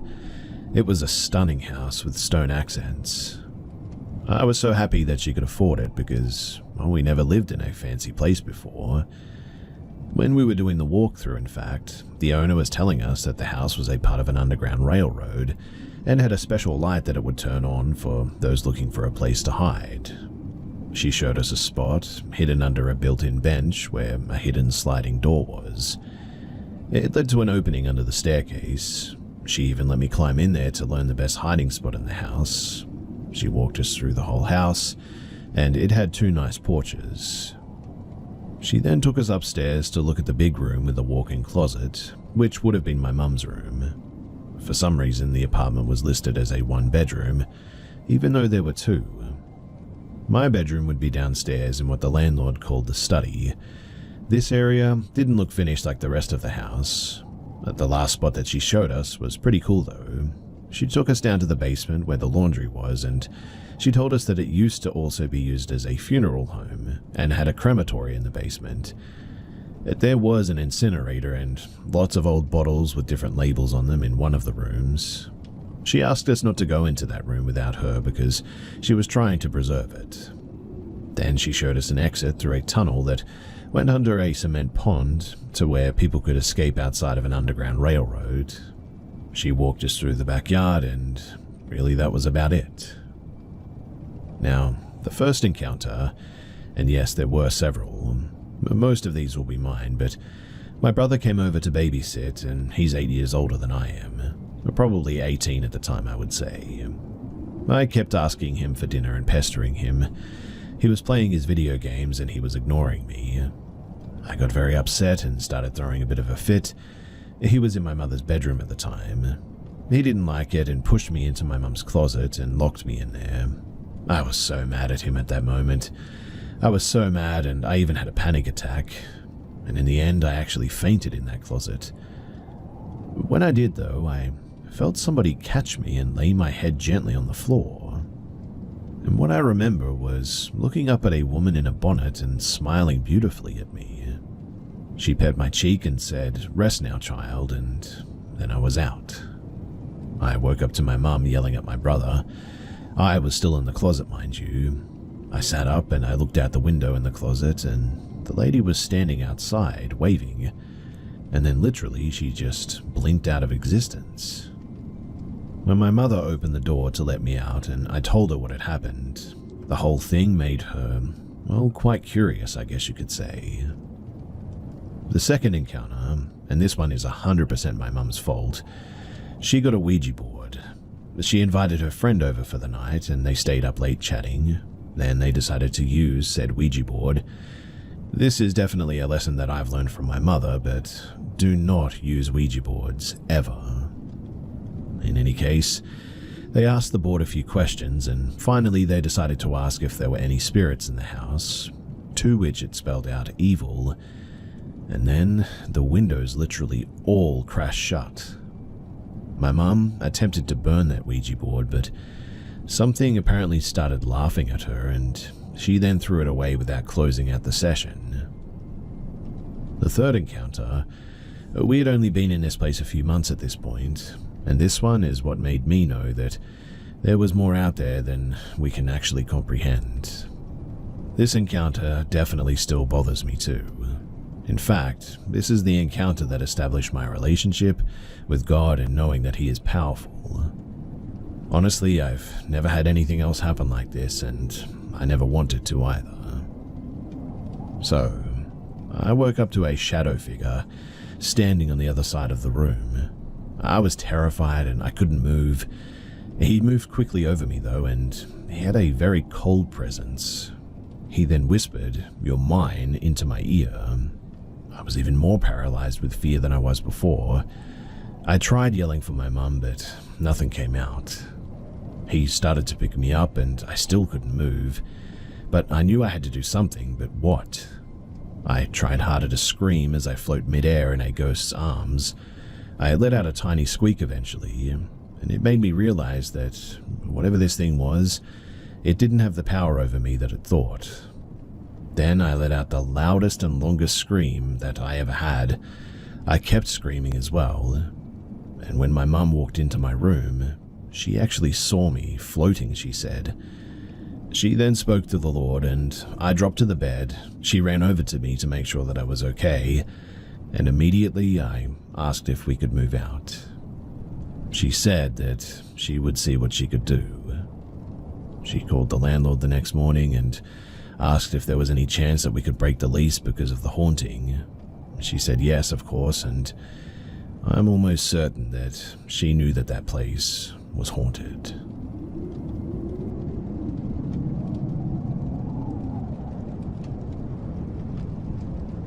So my family and I lived in this rented house for over 4 years, and this is the first time that anything like this has happened. This happened about 2 days ago now. So me being a bit of a night owl, went to bed last, and I shared my bedroom with my mum and my sister. It was close to 1 a.m. and I was preparing to go to sleep. I jerked when someone or something, though, tried to open my bedroom door.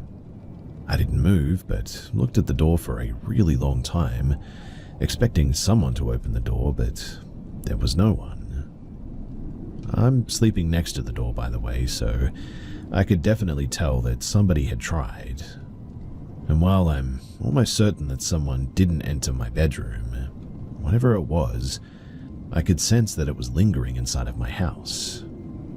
I'm sleeping on the mattress against the floor, and I swear that I can hear thumping of footsteps and feel vibrations every step that somebody took out there. I felt like someone was looking for something or someone. The thumping went on for maybe around 10 to 20 minutes. I wasn't scared, but I had no idea what the heck that was and what it wanted. Anyway, yesterday I came home late after hanging out with some friends. My family is preparing to sleep at that point, so they are in their room again. It's around 12 in the morning, and while I'm brushing my teeth, I suddenly look at the darkness in the house. I didn't turn on all the lights, and then I heard footsteps again, and this time I was actually a bit scared. I quickly called for my sister, hoping that she came out of the room, and she did. The entire time being there, though, I have this fear. It's not the thumping sound that I heard, though, but the footsteps even while I make my own when I walk past that particular flooring at the section of the house, I can just tell that there's another set of footsteps. It's not from me though, and I was standing there brushing my teeth. My mother is asleep and my sister came out after I called her, and I heard all of this before this. Anyway, we went back to the room and I ended up locking the door that night. I don't know if it helps, but for my sense of security, I guess, I just felt like I had to do it. But what do you guys think? I'm wondering what the heck that actually was and if there's anything that we can do about it.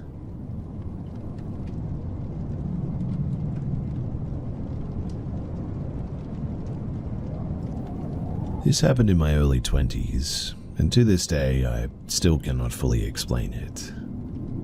It started with a disturbing dream my mum had the night before. Her boyfriend at the time, who worked as a security guard at the local hospital, shared what happened the next morning, and genuinely it left us both pretty shaken. So he told me that around 3 or 4 a.m., he was up early getting ready for work.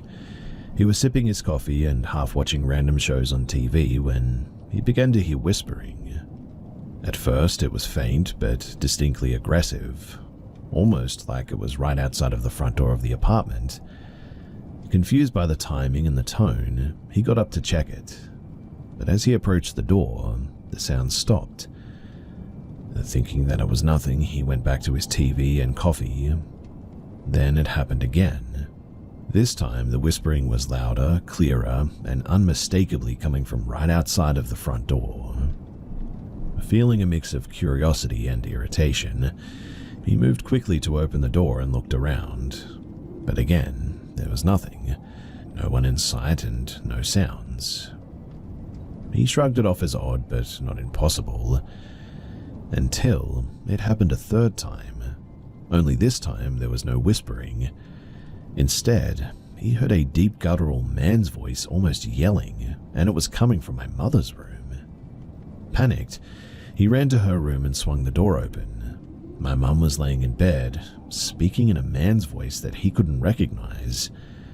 The words were garbled and unintelligible, but the tone was dark and commanding. He flipped on the light, shouting at her to wake up, and she eventually did, shaken and confused. She told him that she'd been having a nightmare about a shadowy figure trying to force itself upon her. She described the figure as something dark and menacing, unlike anything she'd ever dreamed before.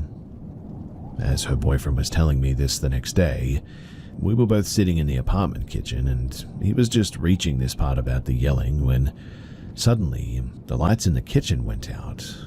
Well, all except for one. The timing was too perfect and it was really creepy. Both of us froze, adrenaline spiking, and without even saying much, we just grabbed our things and left the apartment in a hurry. When we came back later, everything was normal. All the lights were working fine and nothing else strange happened after that.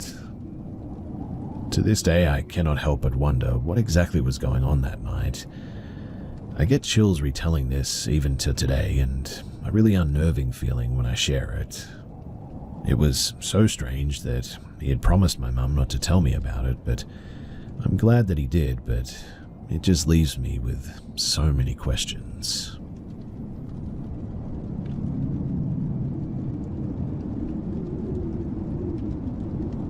I've always believed that my parents' house was haunted. I was born and raised in that house, and from ages 4 to 6, I saw some things that I still don't believe. Unfortunately, my parents saw or heard them too. That's not what this story is about though, but that's just a little bit of context. We moved into a new house the year that I turned 6. My parents hoped that nothing would haunt it, but I always had these weird feelings about it. This one room, we call it the orange room, due to the bright orange carpet that it had when we moved in, was sort of an in-between room, I guess. It sat directly in the middle of the house and acted as a sort of secondary living room. This room connected the main living room, the kitchen, and the bedrooms together, so you had to walk through it to go anywhere in the house. and I absolutely hated it. Something about that room just always felt so off. The first few years that we lived there, nothing ever really happened though. My consistent and repetitive nightmares from my old house, also another story for another time, they had stopped. I thought that maybe nothing would be wrong with this place, until one night. This new house sat on old train tracks. The tracks were pulled up and turned into a road, but the old wood still was used in some of the construction of the new housing. I didn't know this at the time, but I was about 9 when I started to hear it. The train whistle. I was sitting in the orange living room playing with Legos. I looked outside of the large bay windows and saw nothing, no one. We no longer have any trains running anywhere within a 50-mile radius of the house. But I would ask my mother about it, and she'd just say that I probably just heard a truck horn. The thing is that I was pretty obsessed with trains at the time, and I knew the difference between a train's whistle and a truck's horn, and this was definitely a train. In any case, I tried to ignore it, chalking it up to my imagination, until one day when my neighbor mentioned that she had wood from the old train tracks in her house. I got chills from that, and I knew that I wasn't crazy any longer. Things seemingly got worse after that, though. My mum tried to hide it, but I knew that she was scared too. One night, something that she couldn't explain happened, and I didn't know if I could believe her or not, but I was 12 at the time and knew about the small weird things my mum heard and saw, like the shadow of a cat sprinting behind a car, or some pictures being knocked over on a table, or once a Christmas bell ringing when she was home alone. She kept chalking it up to minor things, like the window was open, or the air was on, or it was a breeze, etc. One night, though, she really couldn't explain. The clock in the main living room was heavy and hung on a wall above our fireplace. Beneath the clock was the mantel, where my mother kept all of the picture frames with pictures of myself, my sister, and my cousins. It was fall, so there were added Halloween decorations around as well. I don't remember exactly how late it was, but we were all fast asleep. My mum heard a loud crashing sound coming from the living room. Obviously, she freaked out. She woke my dad up and urged him to go and take a look, but he was exhausted, so she dragged him out of bed, and they both made their way to the living room. And what they saw, neither of them could explain. The clock, it had fallen off of the fireplace.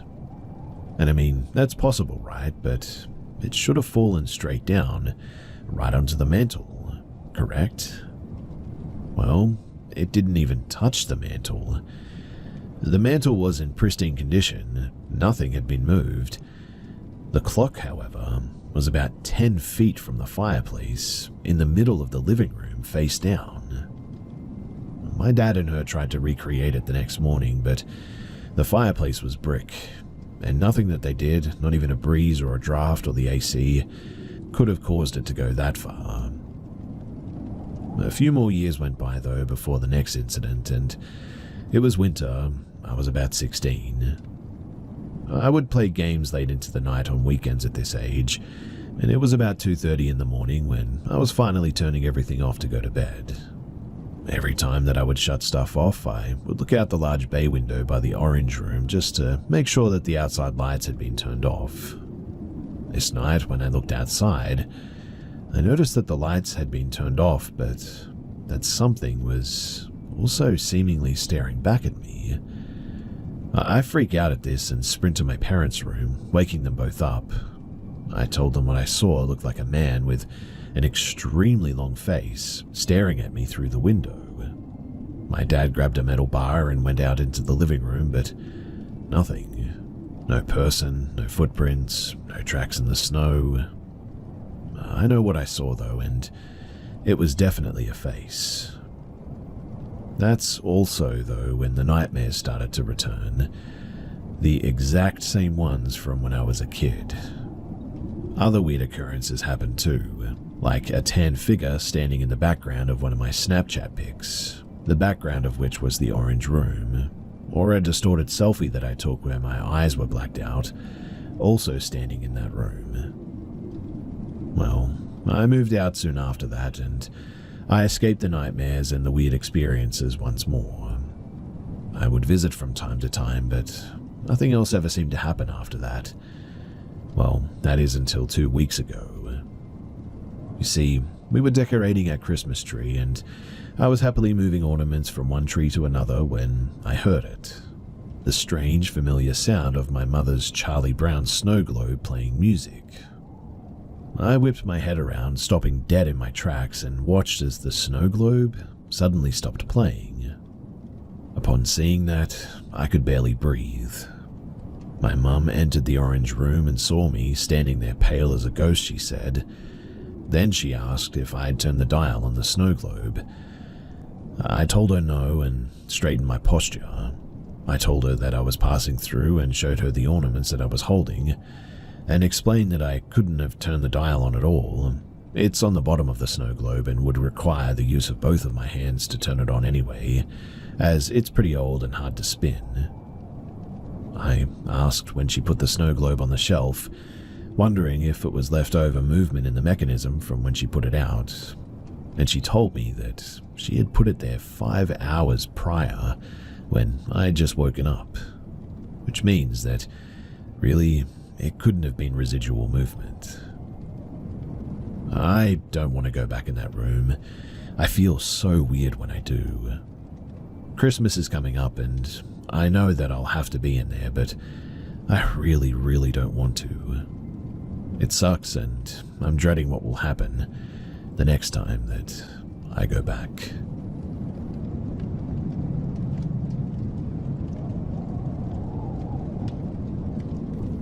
I moved to Georgia when I was 13 years old, into a fairly nice neighborhood after my dad got a promotion.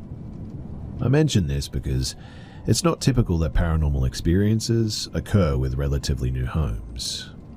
It was maybe a 10-year-old house, no deaths in the house, and we got the house from a nice young family looking for a larger home.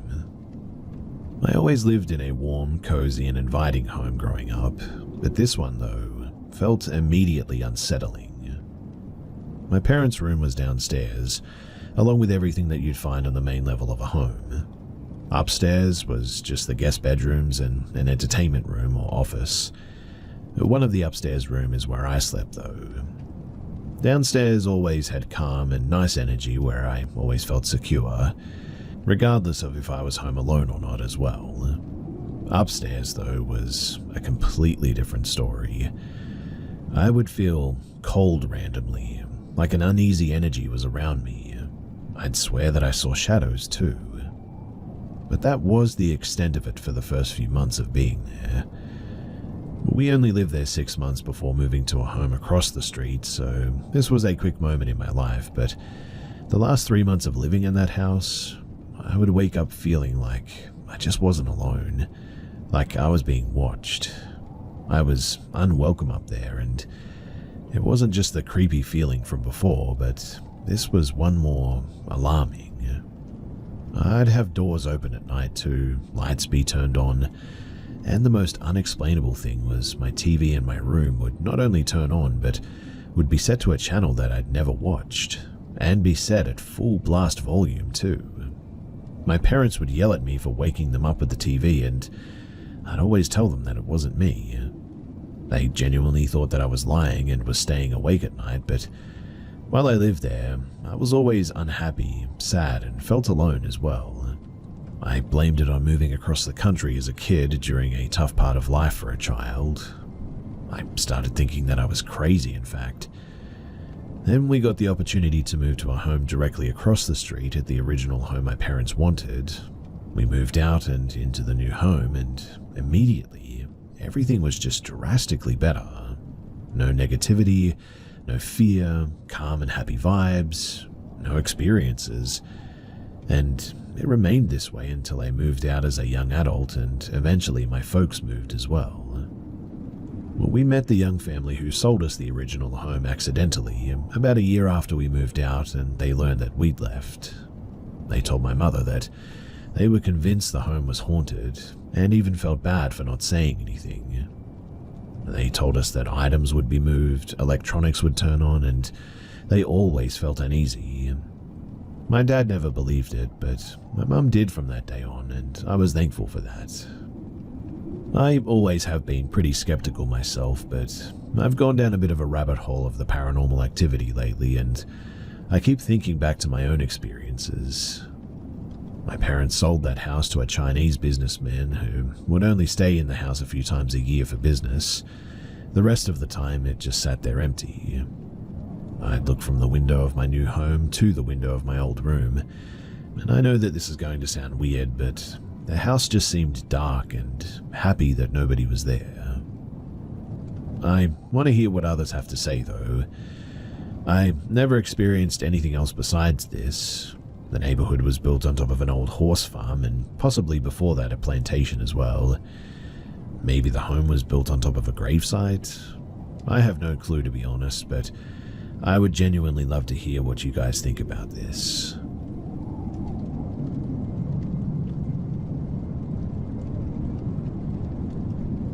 For a little bit of background information, I come from a group of people whose cultural and religious beliefs surround shamanism.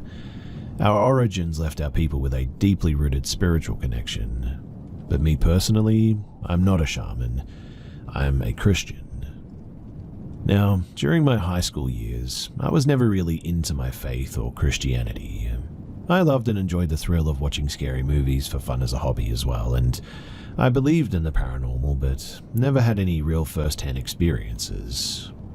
Because of my ethnicity and culture, I heard a lot of scary ghost stories through friends and family members, including their own personal experiences even.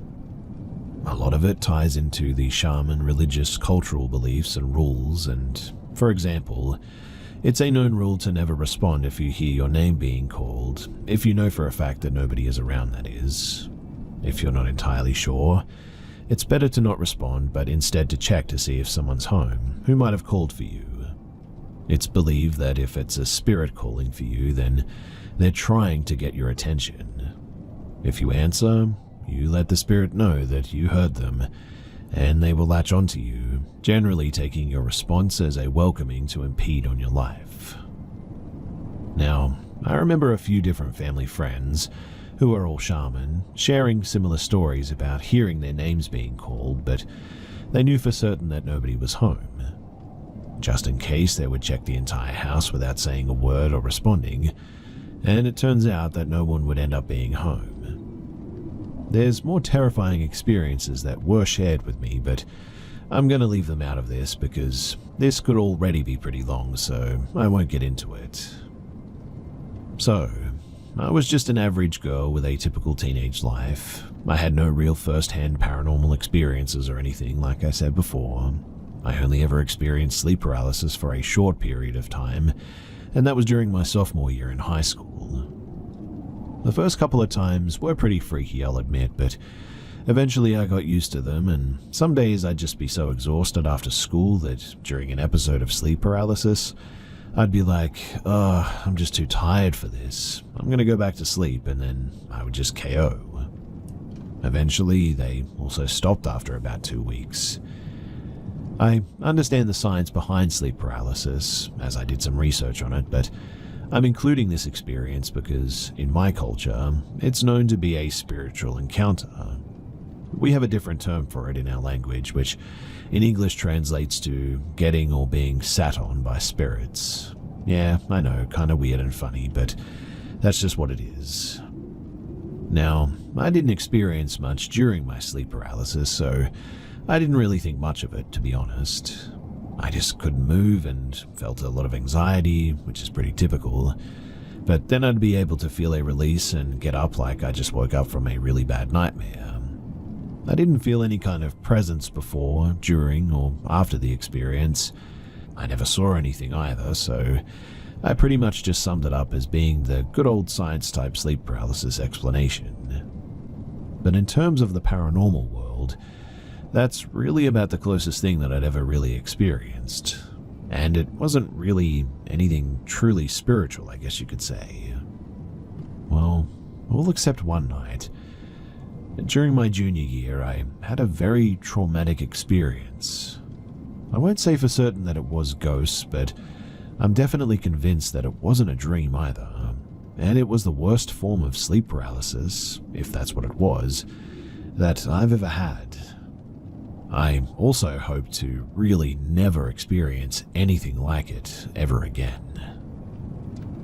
So it was a normal Saturday, and at bedtime I tucked myself in with my phone charging on my pillow, next to my head. I had an old Verizon flip phone since this was the year 2011, and my folks couldn't afford to get me an Apple phone at the time. Anyway, I always charged my phone during the night, and I would place it front side up on my pillow next to my head. While charging, the front screen would stay on and it would light up the surface of my ceiling. Everything was normal, everything felt fine. Eventually I fell asleep, but later woke up in a bit of a daze because I felt someone was calling for me from the door of my bedroom and was standing out in the hallway. It was really strange though, because I didn't actually hear anyone or see anyone, but I knew someone was there. It's sort of the same sense as you know someone's in the bathroom, or someone just entered the room, or a car even if you don't look to see. I was in a bit of a daze, almost like half being awake and half asleep. I thought it must have been my baby sister, a 12-year-old at the time, trying to wake me up. I said aloud, "Hannah, what do you want?"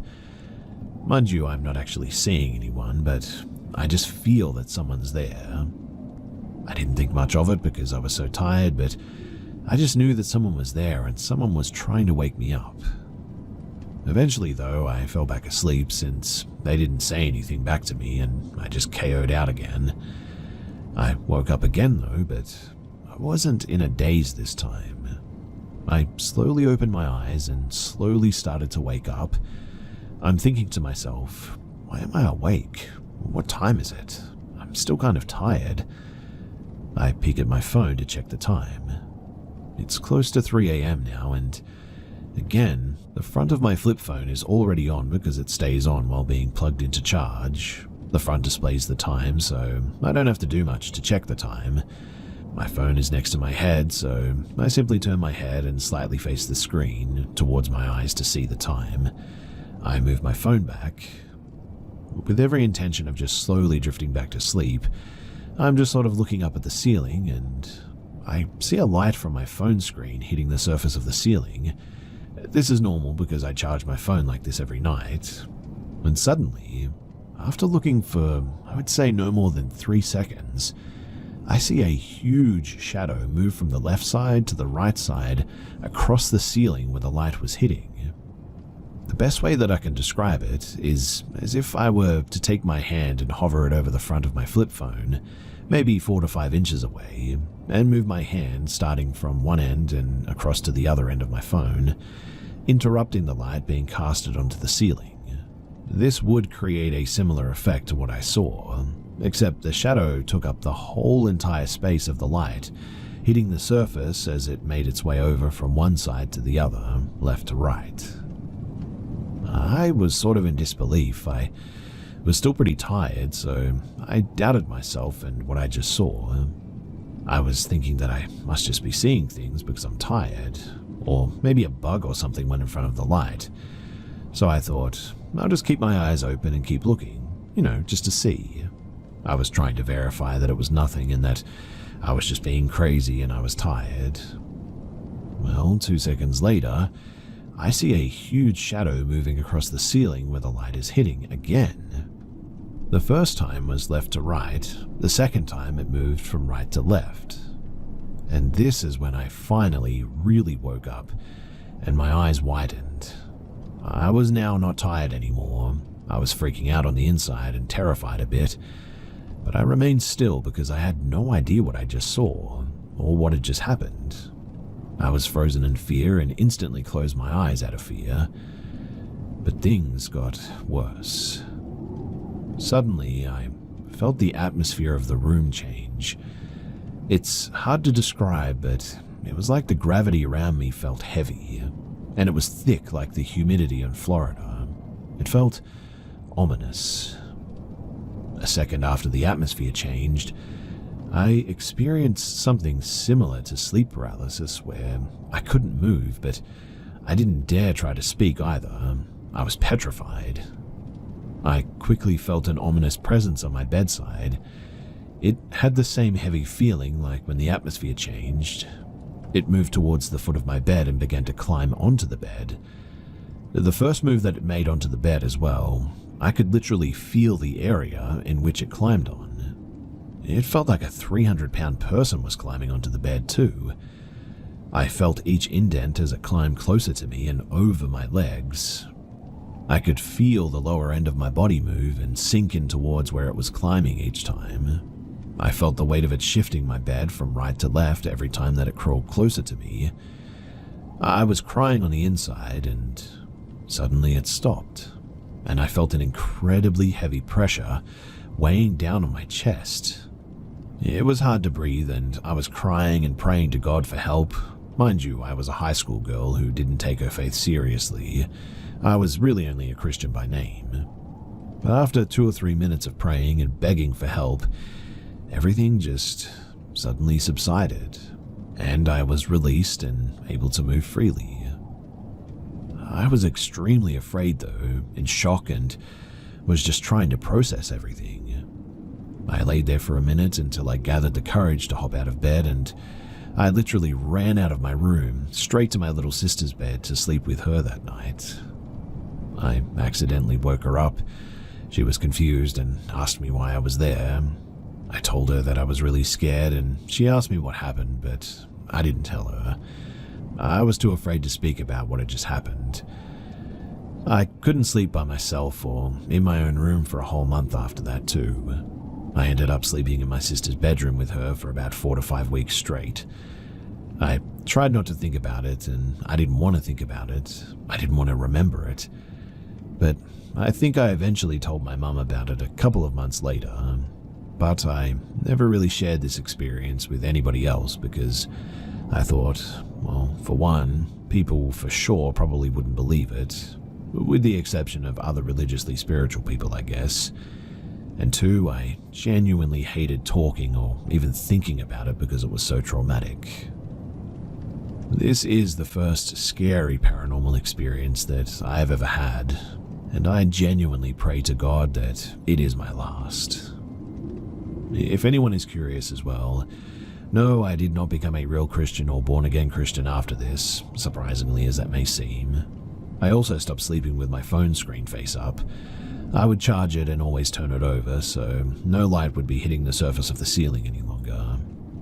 I never experienced anything after that like that ever again. And as I said, the reason why I don't believe that it was sleep paralysis or why I was dreaming or anything is because I distinctly remember being awake before it happened.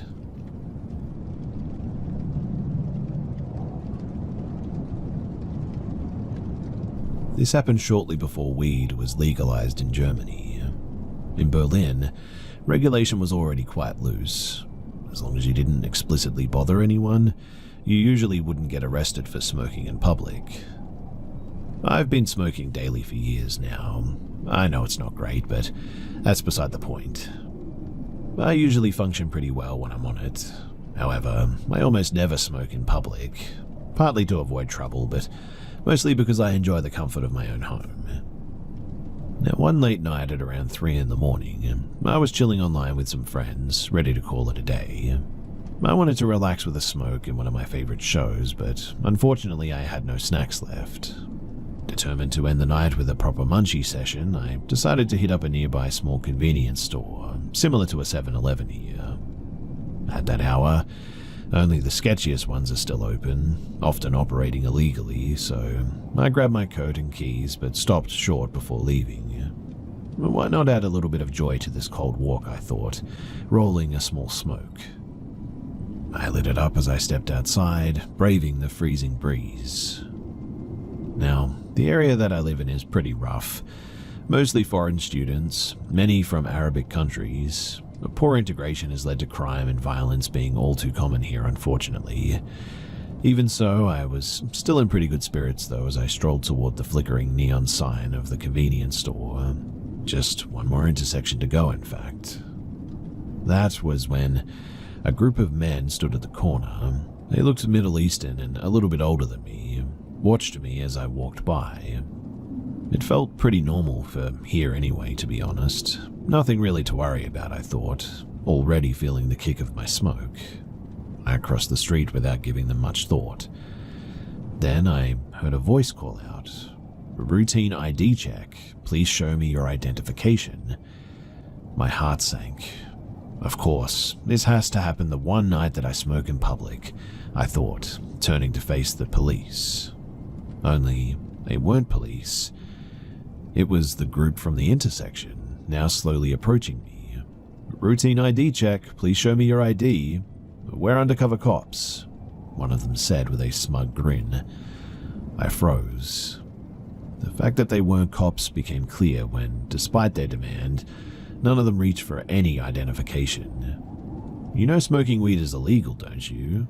the man continued. His pupils were enormous as well, like saucers. They began circling me like predators. "Show us what's in your pocket," the leader demanded. So it's a robbery, I thought. Well, as long as I don't resist, maybe I'll only lose my phone and the few bills that I brought for snacks. But then, a wave of dread suddenly hit me. My weekly tips, about 300 euros in cash, were also in my pocket. I had forgotten to deposit it earlier, and losing that money would crush my tight budget for the month. So, what now? As I slowly reached into my pocket, the leader pressed me. "What's taking so long?" I pulled out an old pack of gum and some broken headphones, hoping to satisfy them. "Where's your wallet? I need your ID," he insisted. Still fumbling, too stubborn and stupid to hand over my tips, he inadvertently revealed something that shocked even me, the glint of a Glock tucked into his belt. Now, knives and metal rods are typical weapons here, but a gun? That was kind of insane for Germany, even by local standards. German gun laws are incredibly strict. My adrenaline suddenly spiked upon seeing it. Slowly, I pulled out the €5 bill I'd planned to use for my snacks, trying to keep my expression neutral. "You've got no wallet?" he growled, his face darkening. My brain screamed at me to do something, anything before this escalated further. Then a desperate thought flashed through my mind. These Arabic men in this area had a well-known fear of Russians. There were frequent clashes between the two groups. So maybe, just maybe I could use this. So in the best and heaviest Russian accent that I could muster, I stammered, "My friends have my wallet. They're coming soon. We meet here." To my surprise, their poor English comprehension worked in my favor as well. They exchanged glances, muttering in German, and decided to wait.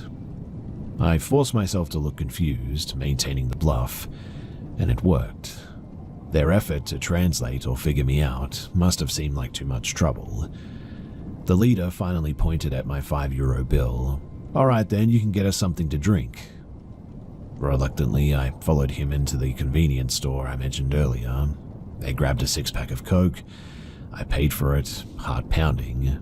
I was certain that this wasn't going to be over, that they'd either search me themselves or retaliate when my non-existent friends didn't show up. But then, thank the heavens, just like that, they left. No violence, no further questions, nothing. I stood there in shock, unable to process what had just happened.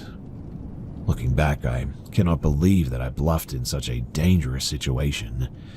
It genuinely could have been my last day on Earth, and all over 300 euros.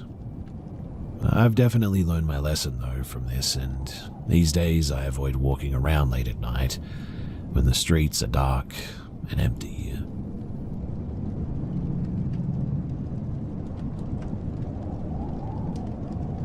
This happened to me yesterday, late in the afternoon. I had just finished buying some snacks from the gas station when a man approached me as I was walking home. It was dark out, so the only thing that I could make out was that he was about 2 inches taller than me, had a green jacket with a hood on, and had fair skin. He asks me what's in my backpack. I try walking away, but he then grabs my bag and refuses to let me go. He demands that I hand him the bag. I try my best to plead with him, saying that he could have the food inside if he was hungry. He didn't care though. He just kept fighting me for that bag. I did my best holding my ground and putting up a bit of a fight. Several drivers sped past me and none of them bothered to stop and help me. I was all alone on a dark and empty sidewalk. This gas station was in a pretty ghetto part of town. A bunch of drug addicts and violent people were around. I used to live there, so I knew that cops were regularly called into that neighborhood. I'm glad that I managed to escape that environment 2 years ago, but anyway, eventually the man removes his hand from his pocket, and I start fearing for the worst. I almost expected him to pull out a knife, but thankfully it was only his fist. He begins banging hard against my fists to the point that they bleed. I couldn't take it anymore, so in the end I handed him the bag and watched him run off. There were only some chips and some juice in there, so it's not like I lost anything super valuable or whatever. But I walked the entire way home, constantly looking over my shoulder, just in case that guy came back for more. I didn't call the cops because I knew that nothing would be done about it. I barely even had a description of the guy, so they wouldn't really have anything to go off of anyway.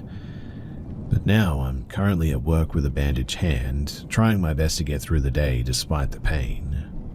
I hope the guy who did all this ends up messing with the wrong person and gets the heck beaten out of him. I wish I never went to that neighborhood, and I wish that I would have just stayed home.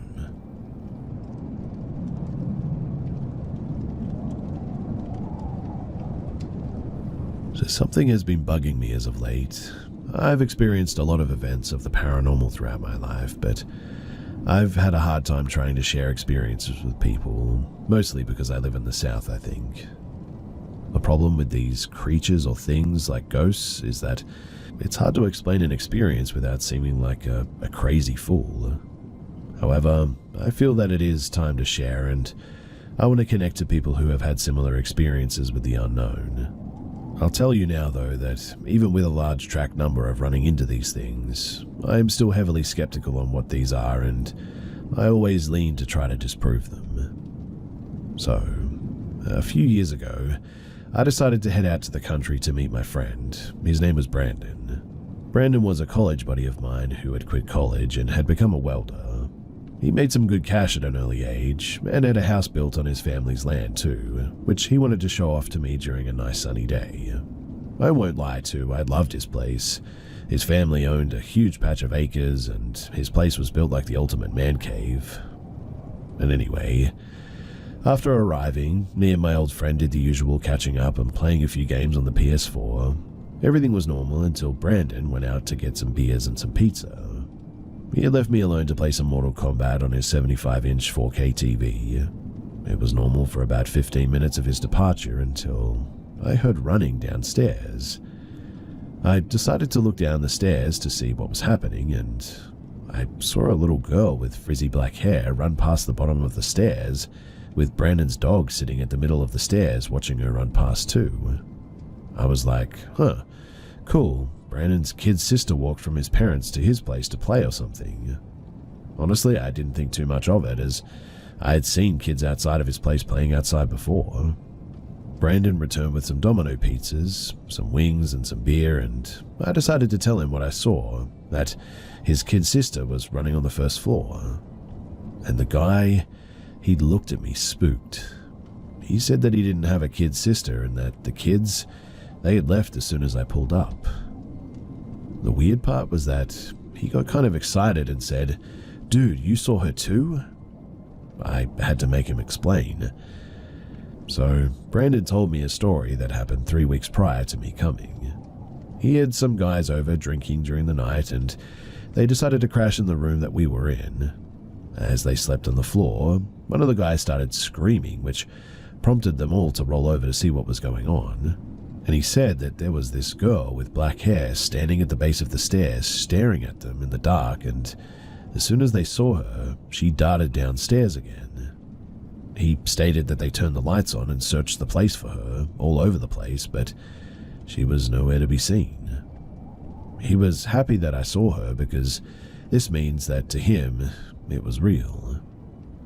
When I analyzed the event myself, I noticed that there wasn't a back door to the house that he built, and when the girl appeared, there was a lot of dust that sort of looked like smoke as she ran past the stairs. Usually ghosts or entities, they always seem to be made of this sort of smoke that has properties of like mist or something. Strangely though, she seemed so solid and full of saturation when she ran past.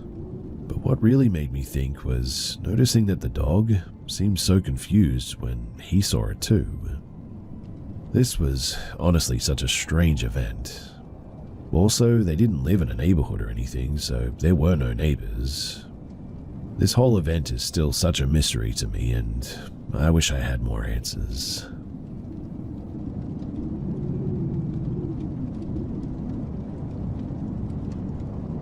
Around 3 months ago, my younger brother woke up screaming bloody murder at around 4 a.m. in the morning, waking up the entire house. After my mother and I came running to see what was happening, he was downstairs crying and screaming that there was a man in his room. After calming him down, he told us the full story. At first, he was dreaming about hands coming from the curtains and reaching out to grab him. After waking up, the hands were still there apparently, but now they were around him on the bed. He shot out of bed screaming, only to be met by a dark figure lurking in the corner of his bedroom. He ran out of his room, down the stairs, and saw my mother standing there. Only my mother and I were just coming out of our rooms to see what all the screaming was about, so that wasn't our mother. My mother and I never saw the figures, only heard the screaming, but my brother swears that they were real and he wasn't dreaming anymore. He did see the real us coming down the stairs, and when he looked back, my mother was gone. He describes it as the scariest thing that he's ever been involved in. Now, about a week ago, a similar thing happened once again, and there were screams. Not as severe as the first time, but still loud enough to wake all of us up. My brother, he was in the hallway crying again. He had seen my deceased dog on her hind legs, with red eyes and a satanic symbol staring at him. I'm not entirely sure if this was a nightmare this time, but my brother is not someone who is easily scared or panicked, so it definitely leaves a bit of a bad taste in my mouth. My first instincts say that it was just dreams and maybe sleep paralysis. I'm not too familiar with paranormal things, so I was hoping to maybe get some pointers here as to what this could be. I'd be lying if I said that I've never felt weird in our house, but I never thought much about it, I guess. It's just an ordinary Dutch family house with no prior history of paranormal activity. I'll try and answer any questions below in the comments section, since I don't really know what other info you might need to help, but I'm happy to provide whatever you need.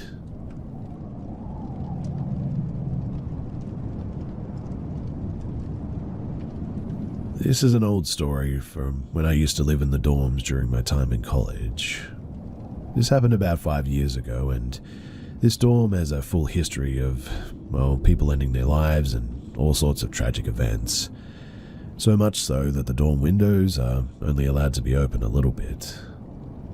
So, I lived in a huge apartment in New York City with 3 big rooms. 3 in one, 3 in the second, and 2 in the third, my room. The rooms were really far apart, and there were 2 bathrooms too. One nice one, and the other bathroom with showers was a bit like a jail, to be honest. That was my bathroom. So, I lived there with a girl that we called T. Every night, T and I would have long conversations until the early morning. She was a bit insane, and so was I at the time. I was 19 years old, and I was going through depression and mental issues. So that already makes the whole story a bit dark, I know, but during the times we all lived there, here are some things that I personally encountered and some that were confirmed by others as well. The first thing was that lights were turning on and off by themselves all the time. One night I left the shower and I was the only one awake. I turned off the light, and immediately as I walked out, I saw that the light came right back on. It gave me shivers, but I didn't suspect anything until the next few encounters. And so the second thing that would happen was the smell of sulfur appearing for like 2 minutes and disappearing just as fast as it came. T and I, we were in the bedroom with the door locked and shut, no windows open, only the air conditioner. I asked my roommate if she had farted, and she said no, did you? And as soon as we stopped talking about it, it left with no trace, but the smell was just terrible.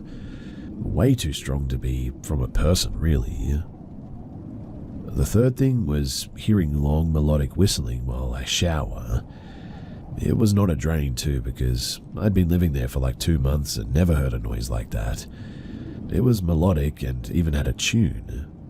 I am a very spiritual person, so this didn't scare me that much, but I definitely felt uncomfortable, so I left the shower in the end. And the fourth thing were entire objects falling off of a bolted desk that they gave you in the dorms. So one evening, my roommate and I were out of the bedroom. T was in the kitchen and I was in the bathroom, and we both heard a loud bang. When we walked in, everything on our desks was on the floor. But we had those tiered desks where there's a base level and shelves above it. T's desk was against the wall of the outside of the building, and mine shared a wall with the other room. I asked the other girls if they were moving around, and they were literally just there, sort of studying and relaxing, and they said no, and also none of their stuff was moved. It wasn't just like a few things fell off too. I mean, every single thing was now on the floor, almost like something or someone just swiped everything off to one side. A normal bang would probably cause just a few items to fall off, right? But not everything. I got uncomfortable with these experiences, so I decided to place my solid gold crucifix charm with a depiction of Jesus in the room. I also started praying at night, and weirdly enough, nothing ever happened after that. But man, I feel bad for anyone who stays in that room in the future, because it is genuinely terrifying.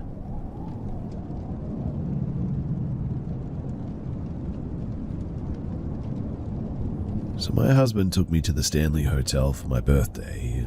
We stayed only one night, and when we got there, we joined this ghost tour that they had going on, and they talked about the history of the hotel and whatnot. I leave during the tour to go to the bathroom, come back, and the tour is pretty much done. No biggie though, right? Fast forward to the crack of dawn, and I'm the lightest sleeper on earth pretty much. And I hear this loud scratching at our door, and am immediately wide awake. It stops after about 20 seconds, and I lay back down, and a few seconds later, the scratching starts again. I sit up in bed at this point and was weirded out because to get to our room you had to go through this corridor where our room was, and furthermore, you had to have a key pass to get through the first door, so it wasn't like you could just walk up to our door or anything, and there was nothing outside our door when we went to bed. The scratching, though, was loud and sounded like claws on a door, and you could tell it was coming from the bottom part of the door. I woke up my husband finally and asked, "Can you hear that scratching at the door?" But the scratching stopped the second that he woke up. He thought that I was crazy and laughed. He said that it was probably people outside, and I said no, it was coming from the door. I was adamant that it was the door too, because I got close enough to confirm it. I could hear it as clearly as I could hear him. He said that I was just looking for a reason to be scared by a ghost, so I must have imagined it. I was getting annoyed because I never mentioned anything about a ghost. All I said is that there was a loud scratching at the door and was wondering what it could possibly be because, I mean, we're in a corridor and it sure as heck wasn't people outside of our door. I was dumbfounded and irritated because I had no clue what it was and it was bothering me. I mean, like, what the heck was that, right? I didn't imagine it. So we went to check it out, and I asked the worker what could possibly be scratching at my door that early in the morning. His eyes got big all of a sudden, though, and he went and got another worker who worked there for a long time. I told him everything, and he said that it was a ghost dog that used to wake people up at the crack of dawn by scratching at their door. My husband chimes in at that point and says, "Oh yeah, you were in the bathroom when the guy was talking about the ghost dog." I could have choked him out, honestly, but anyway, I don't know what it was in the end. I didn't see anything, but I sure as heck heard it. And I had to get all of this off my chest because it's been bothering me ever since it happened. My husband, he still thinks I imagined it, but I know for sure that I didn't.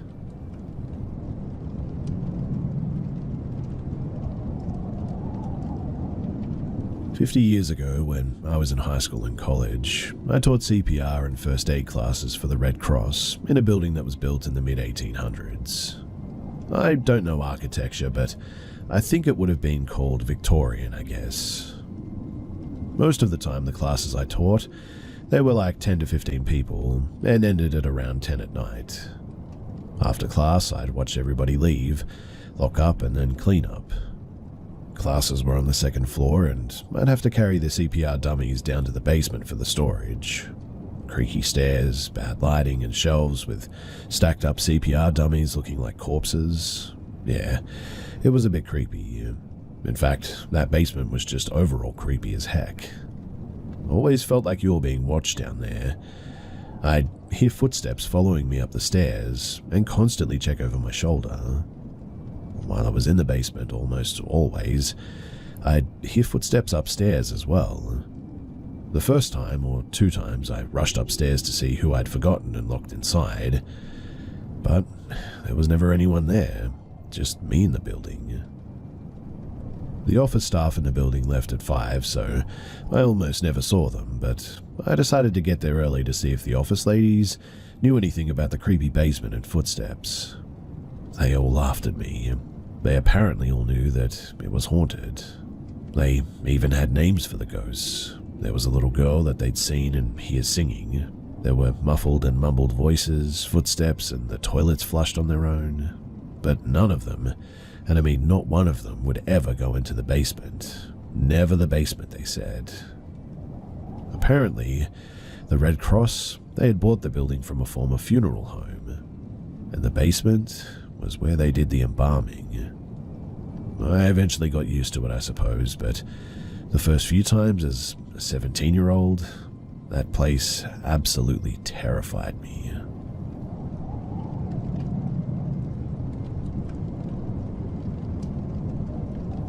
I've had many paranormal encounters in my life, whether it be seeing things, hearing things, or even feeling things.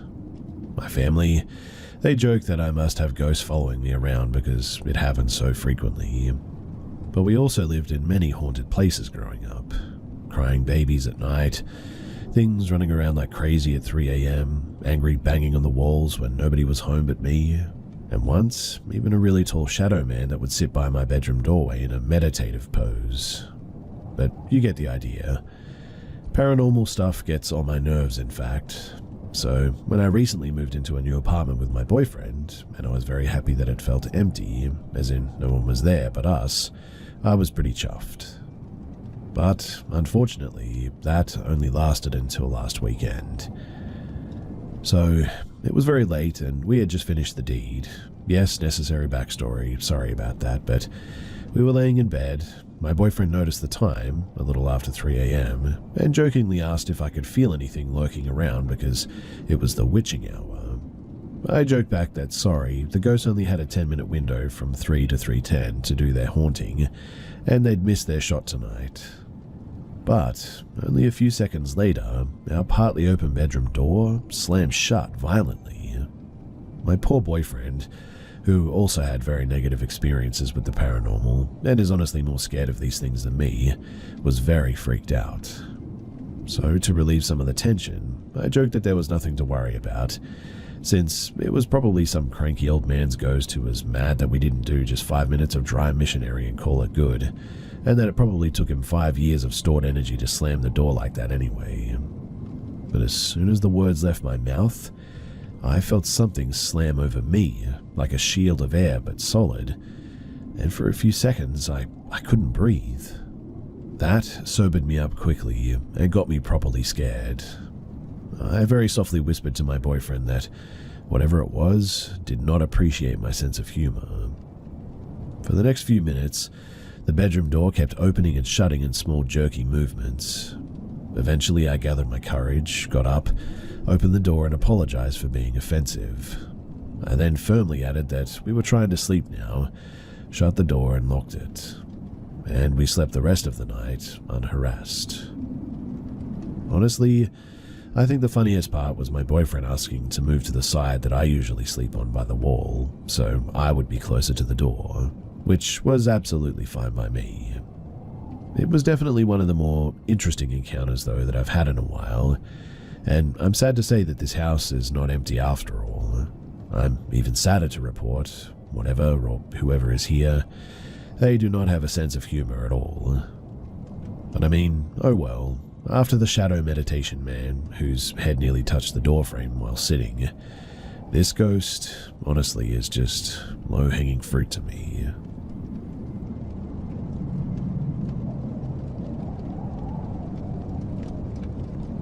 To preface this, I just want to say that me and my wife are both of sound body and mind. We're both military retirees living aboard Camp Pendleton. So last night, my wife was in the garage around midnight painting her toenails. I was upstairs watching X-Men 97. Both of our dogs were with her in the garage. She had her headphones on, but heard the dogs growling and hair standing up on their backs. The garage door was all the way up, and she looks up to see what they were growling at. It's super dark on base at night, and off in a distance, maybe 100 or so feet, she says that she sees two bright white circle lights, kind of stacked up atop of one another, one smaller, one a little bit bigger. She says that when she looked up, the lights were initially by a tree and then floated to the center of the field and seemingly began coming towards our house. She says that she hurriedly grabbed the dogs and let the garage door down. She's an East Texas, rough and rugged sort of gal and not easily scared by much. She said that it wasn't a person and that it was just two balls of light floating there. She's not into UFOs or aliens in a big way. She does believe that they exist though. She's just not into researching and seeking info out on them. And honestly, I'm pretty mad because she didn't tell me anything till the morning. She was like, dude, I forgot to tell you, last night this happened. I was low-key sort of heated because I research this stuff a lot and I enjoy it. But what do you guys think she actually saw? Was it just balls of lightning that we hear about all the time as one possible answer for this? Or was there something more to it?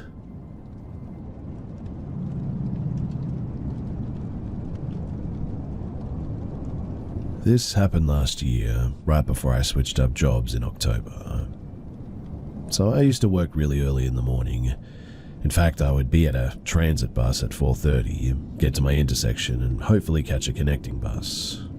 I didn't like walking in this neighborhood for two reasons as well. One, I was almost hit by a drunk driver one time while walking to work. And two, I have a lot of body pain that made walking distances a little bit difficult.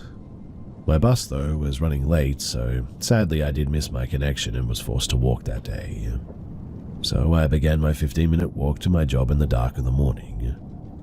Now, this neighborhood is a bit strange. One of those where you simply cross a street and you're in the other good or bad side of the neighborhood, if you catch my drift. And I was in what was the newer or good side of this area. To add into this too, the area is barely lit with hardly any streetlights, so it was an anxiety-inducing walk, that much is for sure. But as I'm walking, I see headlights down one of the darkened streets. It catches my attention, and I glance down it for a split second just to see what it was doing, and then I focus back on the path ahead of me. Suddenly, though, the car is peeling out of that street and does a sharp turn to pull up right next to me. In the car were 3 or 4 guys. I want to say that they were early to mid-20s, but it was hard to tell, but I immediately went on high alert. When they got up beside me, they started screaming at me about how they were going to kill me and a bunch of other stuff before they eventually made a U-turn on the road and peeled off into the opposite direction. My heart was absolutely racing and I was shaking. It was the second time something bad had happened in that neighborhood that put me off, that I couldn't wait to get a new job away from this area. While their threats were empty and probably just a bunch of dudes being idiots, it didn't take away the fact that for a split second, I was genuinely afraid that they were going to mow me down with their car or jump out and beat the ever-living, well, you get it. And it only added fuel to the growing PTSD fire of almost getting rammed by a drunk driver one time.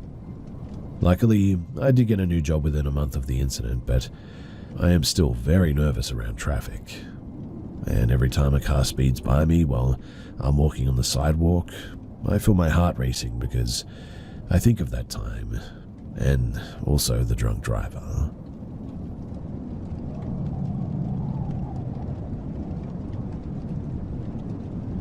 So I'm not big on the paranormal by any means. In fact, I don't really even believe in this stuff for years. I've always thought that this kind of stuff was just total and utter nonsense, really. But for the last year, I have been experiencing some of the weirdest stuff, and genuinely, I cannot explain any of it. I live in a relatively small house, 1,100 square feet, 2 bedrooms, only an attic, no upstairs, attached garage, and the house we lived in was built in the 50s. My family have lived in this house for about 5 years now. We love this house too, and for the first 4 years, we had none of these issues. This all started in about August of last year. I'm going to give you a bit of a list of events here that I now suspect are all related. So the first event was while I was backing into my driveway one day, while switching cars so my wife could leave for work, I saw what looked like a shadowy man on the backup camera enter my house. My heart raced, but I flew into my house, grabbed the bat, and checked every room top to bottom because I was certain I saw someone break in. And in the end, I found nobody. The second event was in September. We started hearing weird sounds, like knocking in the walls. I thought maybe we had mice, but no. The knocking never lasted long. It always was just 3 knocks. Sometimes we would hear it on the doors and on the windows, but that was it. The third event was in November, and I started hearing the sounds of like our old switches in the other rooms flipping on and off. It would only happen like one time, but it's always on and immediately off. This would mainly be in the kitchen. Sometimes I heard it in the bathroom though, but might I add that I never see the lights go on, but I clearly hear the switches going on and off. The fourth event, and this is when it got really weird. This happened in December one night at exactly 10:30 p.m. while listening to YouTube in the garage and working on my motorcycle. I heard something like slide and fall in the living room. Everybody in my house was asleep, so I head to the living room to see where it was. Now, in order to get into the living room from the garage, you have to go through the kitchen, and when I got to the microwave stand, I heard clear as day my voice calling my son's name. It only did it once, but I flew into the living room with my fist cocked, but saw nothing. But when I looked around the living room, one of the pictures above my couch, it had fallen down, and it was the one of my son. Now, the fifth event, we hear stomping between our rooms and my son's room. It sounds like it's pacing between our rooms, and it is a short hallway, maybe like 18 feet. It never lasts long, but it's weird. The sixth event, random toys are making noise now. We're still hearing the footsteps too, but they're not stamps or stomps anymore. More like sprinting, in fact. Like something is sprinting back and forth in the hallway, and always just the hallways. Weirdly, all of this stopped in February, until today when we started hearing weird knocks again, and now both me and my wife have the weird feeling that we're being watched. In fact, my arm hair has been standing up on its own for no reason. It's really weird to me, and I don't know what to do. And that's it. Nothing too crazy, I guess, but it's just all really weird stuff that I really cannot explain. Again, I don't know what this is or how to explain it, but if you guys have any ideas of how to make any of this stop, then I am genuinely all ears.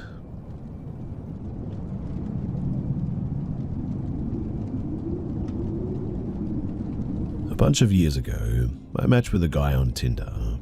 I was a freshman in college and just got out of a relationship, and I was having fun. I matched with this guy, male and 24, and his name was D.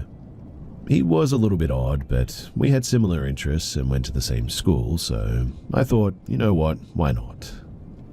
The red flags, they started rolling in immediately when I said that I would go on a date with him. Of course, the fact that he was so much older isn't lost on me as the initial red flag, I guess, but at this time, I didn't have a car and D offers to pick me up, but tells me that he's not in town, but he would leave his grandmother's funeral early, which was at a minimum 5 hours away, to come and pick me up. He showed up in sweatpants, a wife beater, and flip-flops, which struck me as odd because he said that he was coming from a funeral. We hadn't made any plans, really, just to go out and get a bite to eat and hang out, I guess. Since he had been out of town, he asked if it was okay if we stopped to pick up his dog. He had left the dog with a friend, apparently. I like dogs, so I was like, yeah, sure, no problem. It's dark, and we pull up to an apartment complex, and he leaves me in the car and comes back with a golden retriever.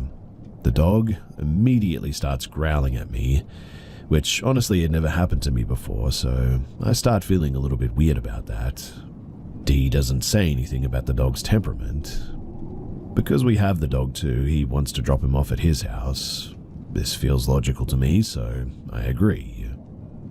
Now, when we pull up to D's house, he asks if I want to come in, and not wanting to sit in the car, I do. The moment that I walked in, I immediately knew that this was the wrong choice. This house was trashed. There is garbage everywhere, trash bags full along the front entry, bottles and wrappers on the couch, and just generally just stuff everywhere. D lets me know that he has a roommate, but that the roommate isn't home. I assume that this is to imply that the mess isn't actually his. After brushing the trash off of the couch, he asks if I want to sit and play chess. I had expressed that I was interested in learning, and he seemed more than happy to help me learn, but this too was a huge mistake. D begins explaining the game to me, and it isn't fun first date explaining. He has suddenly gotten very serious and is showing me each piece while telling me what it is, what it does, and how it moves. D then begins questioning me over every piece, which most I got wrong. Every time I get one wrong, he then yells at me the correct answer and tells me to try again. He got more and more frustrated, and it made me very uncomfortable, so I suggested that we pause chess and do something else. D suggests watching a movie, which honestly is fine with me at this point. The idea of us leaving and going to get food seemingly forgotten. D tells me that we can watch a movie in his room, and I oblige, but then he explains that he has to put clean sheets on the bed. I assumed that we were moving to his bedroom because it may have been cleaner, but when we got in there, it's not, and there is no TV in his room. He proceeds to put Iron Man 2 onto his phone to have us watch it. We watched about 10 minutes of it before things got sexual. I won't tell you strangers the details, but short story short, we didn't have sex, but other things went down. I'll say that those things were consensual, but after they occurred, I was feeling really odd about the whole situation and told him that I didn't want to have sex. D was confused, but didn't push it at first. He said fine, and we watched maybe 5 more minutes of the movie before he said that he didn't want to watch the movie anymore. He started complaining and asking me why I didn't want to have sex with him, and I simply said that I wasn't in the mood anymore. He then began pressuring me to tell him exactly what it was about him that made me feel that way. At this point, we had moved from the bedroom back into the dirty living room. You might be thinking, seems like a perfect time to leave, and I thought so too, but this is where things start to get scary. As if he knows I'm thinking about how I'm leaving, he explodes and begins to scream at me. This is a 6-foot-something man screaming in the face of like a 5-foot-nothing young girl. Of course, I'm internally freaking out, but I'm trying to make sure that I don't tick him off anymore, but also not agreeing to anything. For the next 5 to 10 minutes, D screams at me about why I don't like him, why I don't want him, and continuously asks what's wrong with him and to tell him. I tried to placate him as best as possible, saying the old, "It's not you, it's me, and no, I don't want to leave." Again, this man is my only ride home, and I am truthfully not sure exactly where I was anyway. Although I did have my phone and Google Maps, I didn't have an Uber at the time. D finally calms down when he believes that I'm going to stay, then suggests that we try playing some video games. I was in full internal freakout mode, trying to make sure that I was playing the part of the interested date because I was terrified that if he felt I wanted to leave, that he would freak out again. We played this game for a while, then out of nowhere D starts getting upset again. He started yelling about why no one likes him, why no one wants to get to know him, and why no one loves him, saying that he has never had a girlfriend and all his dates have been one-night stands. Again, I placate him with, I don't know, lots of girls are just snooty like that. At this point, I'm saying anything and everything that he wants to hear. He even starts crying about how his mother never loved him, and telling me very deep, dark things about what his mother has said to him and treated him. After he finally calms down once more, he gets up and goes to the kitchen to fix us some drinks. Now, if you're anyone with a brain, you're thinking absolutely not, which was my exact thought at that moment too. I decline his multiple offers for a drink. He asks if instead of alcohol I wanted water, and of course I declined that too, feigning that I just wasn't thirsty. I stayed at his apartment until 1 a.m. because I was sitting next to him terrified to 1. Ask him to take me home, 2. Say I'd walk home, or 3. Figure out how to get an Uber. I had been trying to download Uber on my phone without him noticing, but then it asks for card information and that was too hard to do without him noticing. So, at around 1 a.m. I yawn very loudly and say, "Oh wow, it's 1 a.m. My roommate's going to be so worried about me." I laugh as if my roommate would be stupid to worry, and that I hadn't been watching the clock since he picked me up at like 9 p.m, and then said, "I'm so tired, I should get home soon." Again, I was super scared that he would freak out, but he didn't explode. He just looked at the clock and said, "Yeah, it was late." But I wasn't taking any chances, so I said, "I have a great idea. If I get to bed, soon I'd love to have breakfast with you on campus." I was hoping that my offer convinced him that I was intending to see him again. And it did. He seemed very happy at the prospect of it, and jumped up, walking me out of the house and to his car even. The drive back, though, was excruciatingly long. The ride was completely silent, neither of us spoke. It was only a 10-minute drive, but I could have sworn that he slowed down every time that we got to a particularly dark area or underpass. He dropped me off and I smiled and made a good show of being tired yet excited to see him tomorrow. He offered multiple times to walk me to my door, but I declined every time and said that I didn't want to bother him and that I'd see him tomorrow. I walked myself to the building, and the moment that I got around that corner, I sprinted so fast up those stairs and to my door before he could change his mind and follow me to the door. When I got in my dorm room, I genuinely felt like I had just escaped a serial killer. Even now, sharing this, it genuinely makes my heart race a bit. I never met up with him, obviously, but he begged me for multiple days after to meet up with him again. He even asked to pay me $20 an hour to sit near him in the library. I declined, obviously, and I only ever saw him once after the gym on campus. He didn't see me, and I just left immediately. I've thought about D occasionally since that date, and wondered if all those girls that he had one-night stands with had the same experience that I did. I still sometimes wonder how many girls were there after me, and if they got away like I did.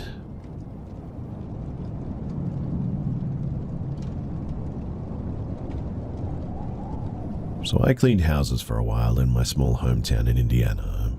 A new woman moved in a few houses down, and my boss at the restaurant that I worked at told her about me cleaning houses. The woman asked if I would be willing to clean her house twice a week and walk her dogs daily. I agreed, and it was fine for the first couple of weeks. She kept all the pet stuff at the top of the basement stairs and the leashes and harnesses on the back of the basement door.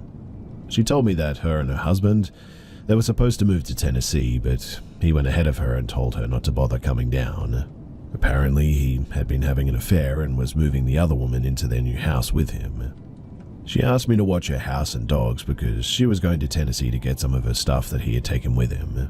When she returned, her basement door now had 2 new padlocks on them, and I was told not to bother going down in there as she had moved the pet stuff apparently. She left for work and I went about cleaning. There were weird dragging and banging sounds from the basement the entire time that I was there though. When I saw her the next morning, she told me that any weird noises from the basement was just from the furnace which she had turned on the day before, which was weird as it was May and already getting hot out and her house wasn't warm at all. And then she became obsessed with me. She wanted me to go to dinner with her all the time or stay at her house. I went to dinner a couple of times, but she was always weird towards me. I ended up having to move suddenly and told her about it, and she almost had a breakdown. She tried to get me to move in with her, in fact, and her reaction just freaked me out. Almost 2 weeks later, she came to the restaurant that I worked at and asked for boxes. She told me that she didn't need my help anymore and that she was moving away. She was acting odd though and like she was in a hurry to leave, and 2 days later, she was gone. Honestly, I think she brought her husband and his girlfriend back from Tennessee and killed them. I moved away about a month later, and I never heard much else about her.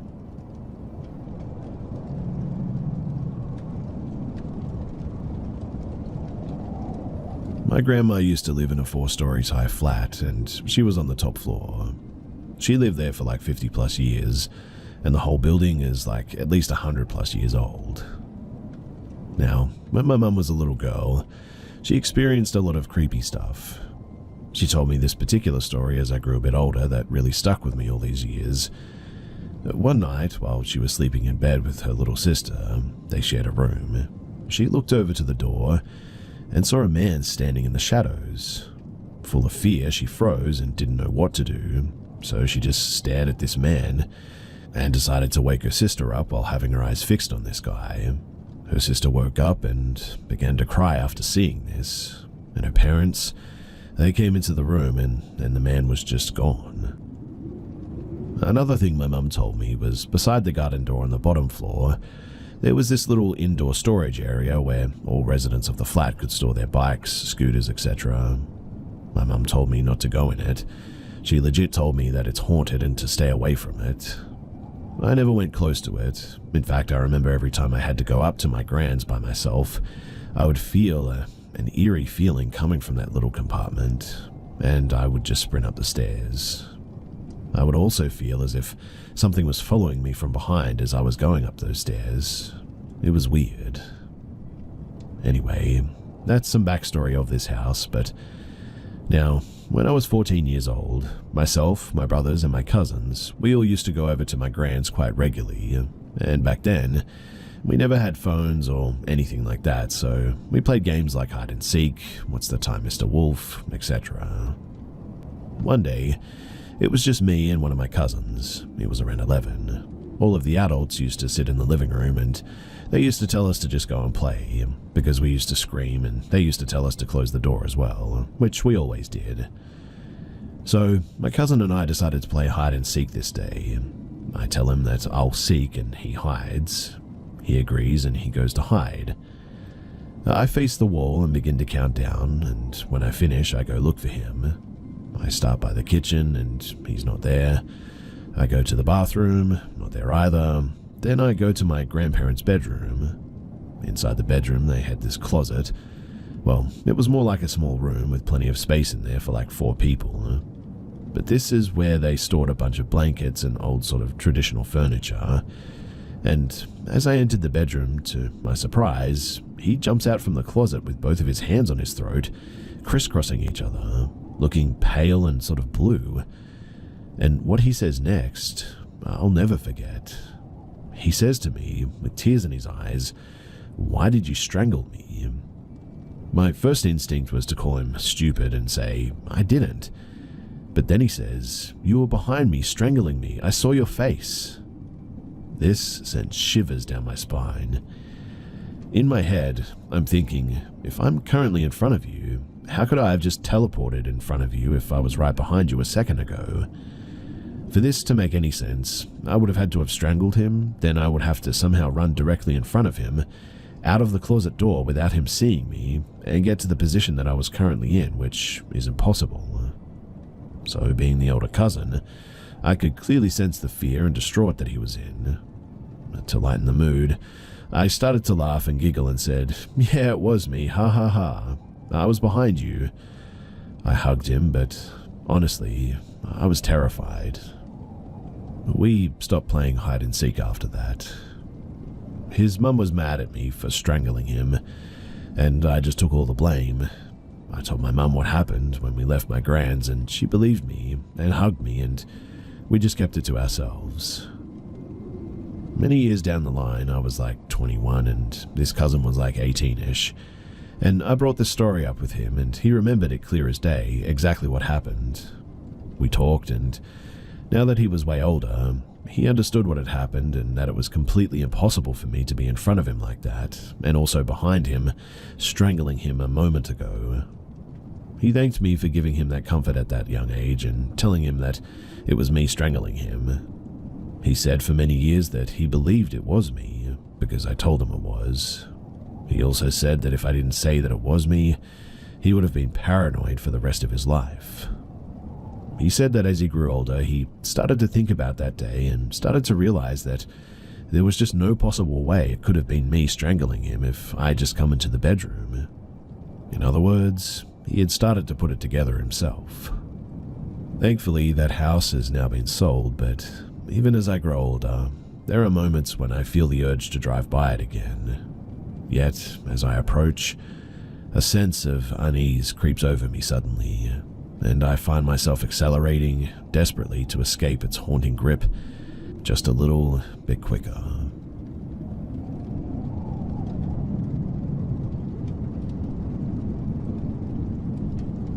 Two years ago, I met a guy on Tinder. Good feeling from the start, so we quickly decided to see each other. He asked me to come and sleep at his place, which I accepted because we had mutual friends. I told myself that he was definitely someone that I can trust. I arrive at his house at 9 p.m. and I immediately see that he's not as I imagined. He looked dirty, his apartment looked like a squatter's house, and there was a smell of stale tobacco in every room. I also see a stack of books on autism when I come into his home, and so I ask about it. I learned at this moment that he is autistic with Asperger's and that he has difficulty differentiating right from wrong. He also tells me that he knows how to analyze nonverbal language really well, and that he knows what a person is thinking just by their attitude. I don't know anything about neurodivergence, but I directly wondered what his inability to recognize right from wrong meant. Anyway, he offers me a glass of alcohol, which I accept, and as I follow him into the kitchen, I see a weapon placed on the counter. I'm a little panicked when I see this, and seeing my look, he explains to me that it's not charged and that it really belongs to his father. I never knew if it was a real weapon, but I'm starting to get a little bit uneasy by seeing it. On Tinder, he told me that he wrote quite a bit as well, like me, so he shows me a poem that he wrote on his computer. And let's just say that it was an absolutely horrific poem. I freaked out at that. I pretended to appreciate his talent because he was really starting to scare me. We then talk about his ex, and he tells me that they'd had fun choking and drowning each other in the shower because they wanted to know what it felt like to have control over the other's life. It was too much at this point. I had swept away a lot of red flags in just a few hours, but I just wanted to leave. Problem was, I had to sleep at his house, so I had to find a plausible excuse to leave without him understanding that I was fleeing the situation. Honestly, I was afraid that he had bad intentions and would come after me if he understood that I was afraid and that I had understood his little game. I discreetly sent a message to my father with the address so that he can come and pick me up immediately. I explained to the boy that ultimately I couldn't stay, but that I was really disgusted at not being able to stay longer. I played the hypocrite to perfection. At that moment, we were both in bed, and I was just looking at my phone, waiting for only one thing, to find out when my father was going to be there. At one point, he asks if I'm in a hurry to leave, though, because he notices that I'm looking at my phone regularly. I was scared because I remember him saying that he knew what a person was thinking just by his attitude. I told myself that he was going to take action if I didn't hide my fear, so I managed to make him believe, at least I had that impression, that everything was fine and that I was in absolutely no hurry to leave. He offers me a massage, which I try to refuse, but not wanting him to understand my discomfort, especially since I was soon out of trouble, I accepted. I eventually find myself in my underwear, him on top, and it was horrible. And just as he was about to touch my chest, my phone rang. My father was in front of his house, so I get dressed quickly and barely say goodbye to him as I leave the apartment. I sent him one last message explaining that I didn't want to follow up because his behavior really freaked me out, and then I blocked him. Believe it or not, too, one of my friends matched with him on Tinder a few days later. He had offered to come and sleep at his place, and obviously I warned my friend, who didn't follow up with this guy. Now, I don't know if he was just weird or if something could have happened to me, but I guess the moral of the story is to be careful on Tinder, because it's true that you never really know a person.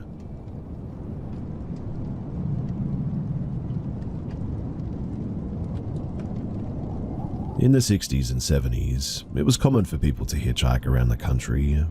My father is blue-collar through and through, and before he got married and had kids, he worked on oil rigs, tarred and gravelled roofs, hopped freight trains with his friends, and even hitched to Woodstock.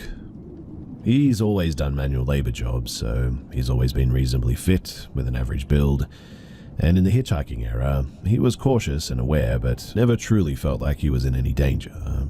They even hitchhiked off and on job sites as well. During a snowstorm in New England in the 70s, he was hitchhiking from Massachusetts to see some friends in New York. He said that he would be cautious and choose cars and drivers that looked neat and clean. He wouldn't take any weed or food or drinks offered to him, and he'd be pleasant when talking, but wouldn't give too much personal information away. It was semi-late in the evening, though, and a nice car pulls up. The driver was a man who looked to be in his late 40s, early 50s. He remembers the inside of the car was very clean, and the man driving was white, well-dressed and groomed, and drove along at a reasonable speed in comfortable silence through the sleet and snow. When the car finally approached the exit where my father needed to be dropped off, my dad said that he told the man, "Hey buddy, right up here is perfect. You can just let me out and I know where I'm going after that." The man said nothing, kept looking ahead, driving, and didn't slow the car down. My dad said he then was getting a little bit nervous, so he put his tough guy voice on and went, "Hey man, I'm not looking for trouble here. I told you that you can pull over and I'll handle it from here. Pull the car over, man." The driver then turned to face my dad, and he could feel the car starting to speed up faster, and the guy started smiling. The way he described it made it sound like the creepypasta story The Smiling Man, to be honest. It didn't matter that my father was cursing him out, he just had a blank look behind his eyes and a giant smile. The man then said really quietly to my father, "And where do you think you're going?" He still kept the big moony smile on his face. Dad told me that he thought about grabbing the wheel and making them crash, but he didn't know where he was, and he didn't know if the guy had a weapon on him.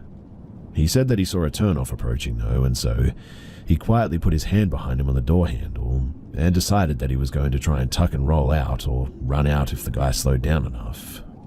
The guy driving started slowing down enough at the turn for my father to jump out, and he did hit his shoulder on the concrete but was wearing a jacket and work boots, so it sort of cushioned him. He saw an embankment leading up into some trees, so he just used his hands to climb up the grass and snow, ran into the trees and flattened himself on the ground and hid. He said that he thought at the time, no way will this guy come after me. And he saw the man from below get out of his car and start quickly climbing up the embankment after him on all fours. Dad said that he just sprinted further into the woods out of sheer terror. He was banged up by some branches and didn't know if he was about to run into a retaining pond and drown or go off the side of a cliff, but he wasn't going to lie there and wait for this guy to find him. He laid down again and covered himself with some wet leaves at one point. He was too scared to look up and check if the guy was coming after him. He heard noises in the distance, and he believes the man at least attempted to enter the woods. So he laid on the leaves and slush for a long time until he had the courage to slowly move out towards the highway and the off-ramp. In the car, he had left his scarf and a duffel bag of clothes and stuff, but thankfully nothing with his ID. Dad said that he ended up just huddling into himself and kept walking as fast as he could on the shoulder of the road, occasionally ducking into the woods when he heard a lone car coming, and he didn't stop walking until he found the closest town to call someone for help. He never did report it, never hitchhiked again either, even with his friend in a group. He says that even after all these years, he can still picture the guy's face, exactly what he looked like, what he was wearing, and even what the car looked like. I once offered would he like to look at some true crime things to see if he can match the face in case there were actual active serial killers in the area, but he doesn't like to go there and didn't want to do it. He tries to scoff it off and joke about it a lot, but I know that this has stayed with him his whole life because it has honestly really scared him.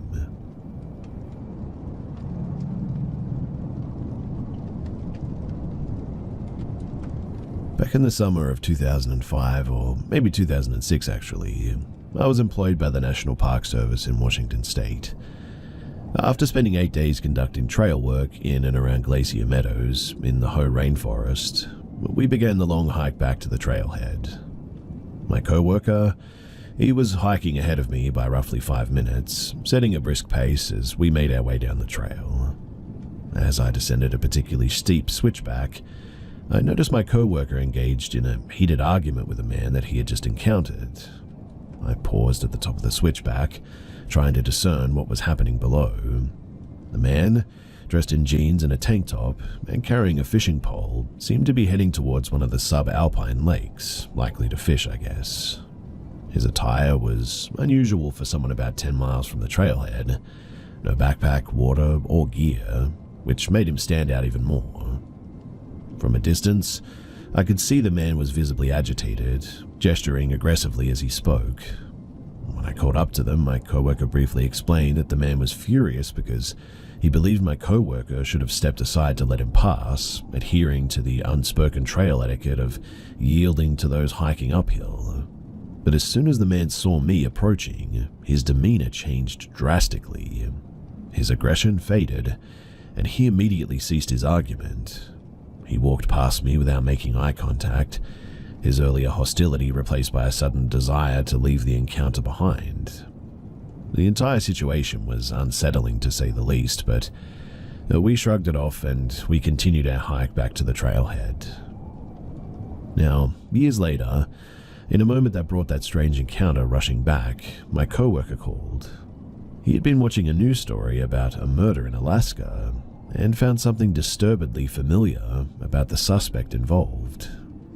Without revealing any specifics of the case or our encounter, he emailed me a photo of the suspect and asked me what I thought.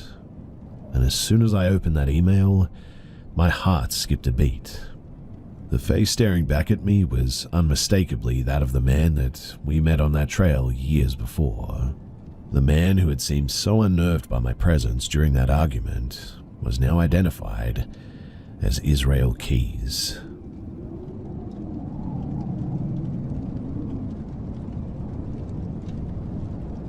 I've always believed in the paranormal. That saying, I still sometimes tend to want to debunk paranormal experiences because, honestly, it's, well, just downright terrifying. This is one experience that still freaks me out, but I sometimes like to play it off as just sleep paralysis, I guess. The experience, it happened late one night in my bedroom. Now, my bedroom was super small and I had bunk beds even though I was an only child. I always slept on the bottom bunk and, like usual, that's where I was. I had finally decided to lay down and try to fall asleep. I was lying on my side facing the wall when I felt like I was being watched. You know when the hairs on the back of your neck stand up and it just feels like somebody's in the room with you? Well, that's the feeling that slowly started to creep up on me. My room was pitch black, and as a kid I had caught myself staring into the dark and seeing things in the corners of my room. But this night, I was facing away from the rest of the room, which was a bit odd. Suddenly, though, the feeling changed to not just being watched, but it genuinely felt like somebody was right behind me. That's when I felt someone breathe down my neck. I remember going stiff because it felt like someone was hovering over my back and breathing on my neck. I had this surge to turn around and see what it was, or if it was just my overactive imagination, but I was too scared to even move. My eyes were still open, just staring at my bedroom wall as I felt the hot air on my neck. Finally, I got up the courage to whip my body around so that I wasn't wondering what was behind me when I heard this deep male voice that said, "Don't turn around." So in the end, I didn't. I just slammed my eyes shut and I laid there in absolute terror until I felt the presence behind me leave, the adrenaline pumping through my dissipate, and then, eventually, I must have just fell asleep. So, I need some thoughts on what you guys think. If whether or not this was sleep paralysis or a genuine paranormal encounter.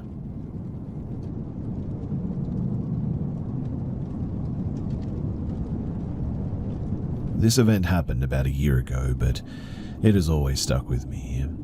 I haven't been able to find a lot of clear information about it, so I would love to hear any possible explanations that you might have. So, my family recently moved to rural Pennsylvania, about 10 minutes from the West Virginia border and about 20 minutes from Ohio. To get home now, I drive through a lot of farmland. One afternoon, while heading home, I was passing a cornfield, going about 45 miles per hour, when I immediately felt my whole body stiffen and had an overwhelming feeling of just being watched.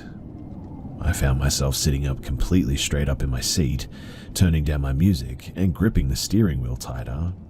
I was on an empty back road, so I figured if my instincts were kicking in, there must be an animal nearby or something.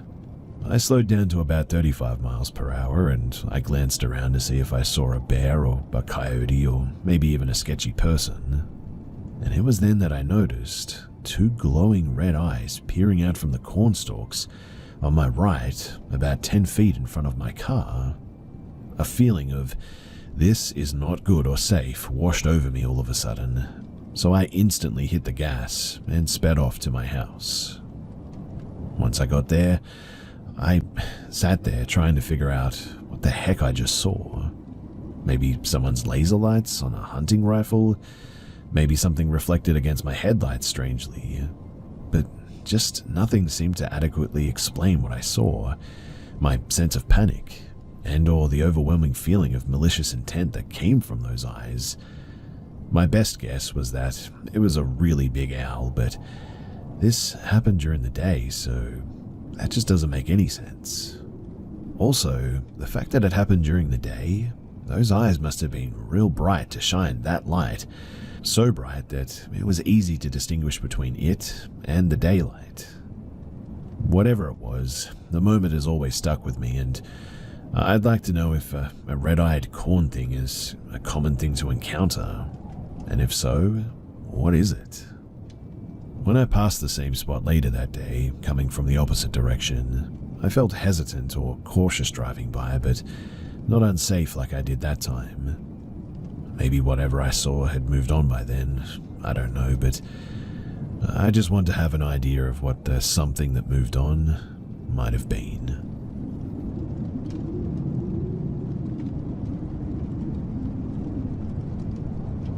I live on this big piece of a sort of farmland, I guess, with two homes. The house my husband and I live in and the house that is owned by his grandparents is a short walking distance away.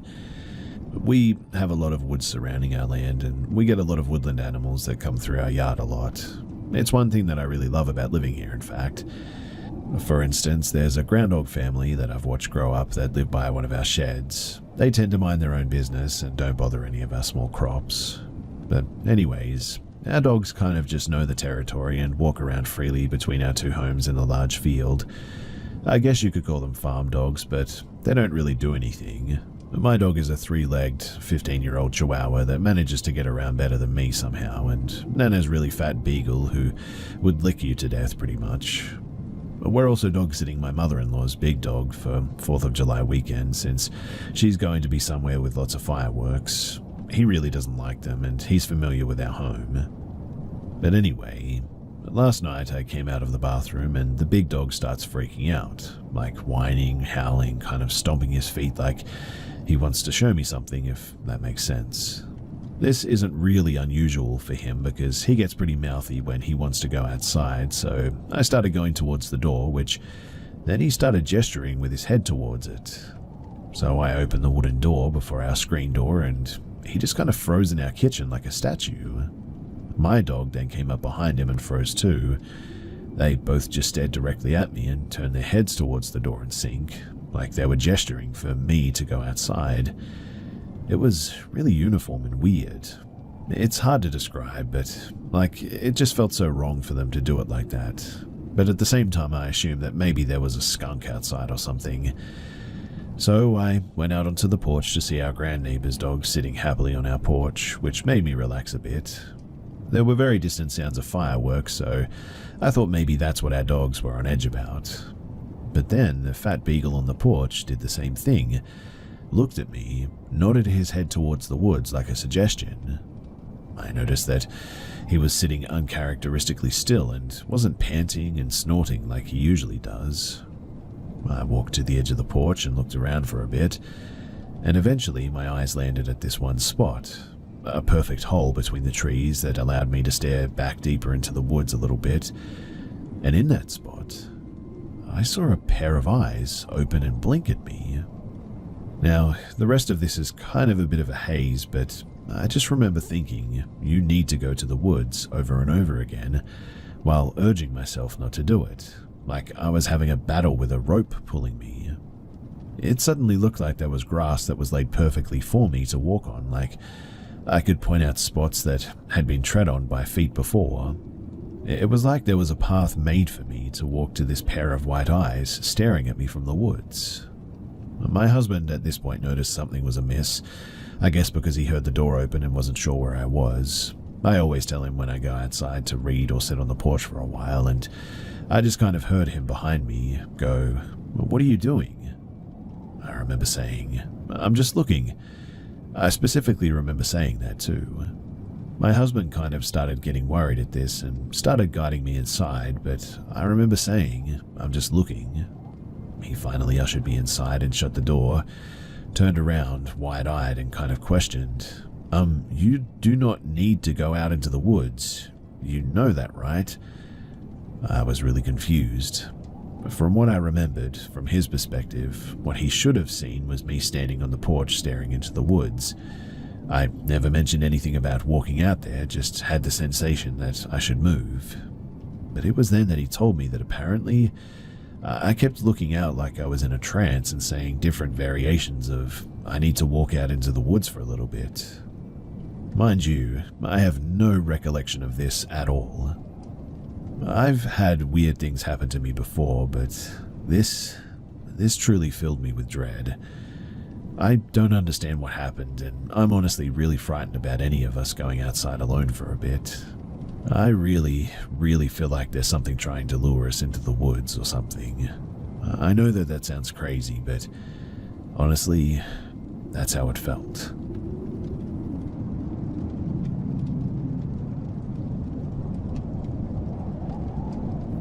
So my husband and I were watching a scary movie the other night. We don't usually watch scary movies, but we thought that it would be fun since our kid was staying with his grandparents for the night. And about halfway through the movie, we got bored of it and decided to call it a night. It was around 11:30 at this point. We were watching it in our bed, so we just turned it off and the lights and laid down. Within maybe 30 seconds of turning off the movie, though, I begin to hear a man talking. It sounded like it was coming from our basement. We live in a log home and we sleep in the loft, which is open to the rest of the house. The stairs leading up to our room are made of half logs, so you can just peer through them and see down into the stairs leading directly below into the basement, which also has no door. At first, I thought maybe I was imagining it. I think that I've had auditory hallucinations before I fall asleep before, so I thought that that's what this was. But we have a German Shepherd who sleeps at the top of the stairs in the loft with us, and she hadn't seemed to notice anything. About 10 seconds after hearing this voice, I hear several other sounds. Sounds of something moving in the basement, jostling and sort of gentle thuds. At this point, my husband whispers, "Did you hear that?" And I'm like, "Yeah." And he says, "It sounded like a man talking." And I was like, "Yeah, I heard it too." So he jumps out of bed, puts on his robe and gets the gun, and starts checking around the house. I have my phone up, ready to dial 911 if need be. He starts in the basement, nothing. All the windows are closed and locked, and the alarms on them are undisturbed. Same with the sliding door. We check the rest of the house and still nothing. I'm super freaked out at this point. He has to get up early for work though, so we go back upstairs to our bed. He goes to sleep, but I am just too freaked out, and I stay up with a lamp on ready to attack this sneaky intruder until about 2 in the morning, when I was just too tired to stay up any longer, and so I fell asleep. I heard a couple more strange noises up until I fell asleep. Most of them I just attributed to the house shifting. My box fan made a high-pitched squealing noise a few times, which I've never noticed before. Almost sounded like bats squeaking. In the end, I just couldn't relax about the situation because I just can't come up with a solution as to why this happened. I mean, the house was secured. There was no way anyone could get inside. We live in a rural area and know our neighbors. They don't wander around our property. It just doesn't make any sense. The voice didn't sound particularly threatening or anything. It sounded like a country boy talking to his buddy. Not super loud, not quiet, just a sort of casual interaction. I don't know, guys. The whole thing is weird and I just don't know what to do.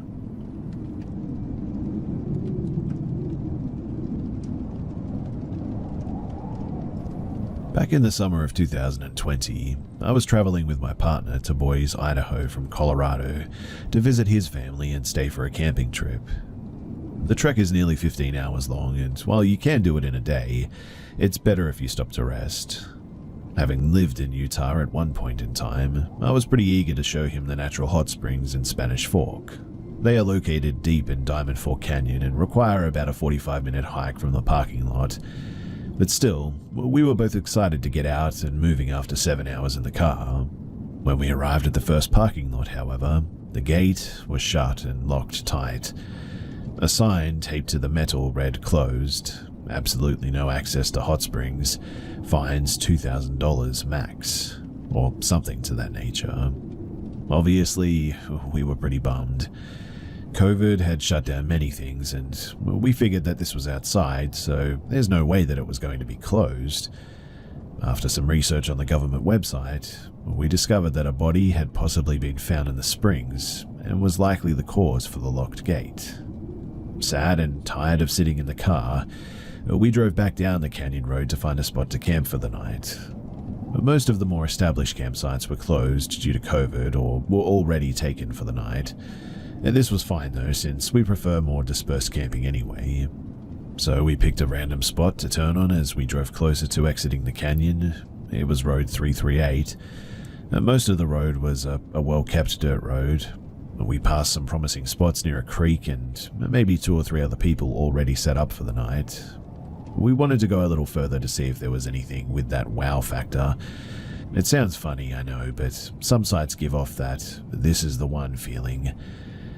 Finally, though, we came to a dead end in the main road with a fire mitigation road to the right. At this very spot, there was a strange boulder with some type of inscription on it, partially surrounded by a wooden fence, and I had to investigate.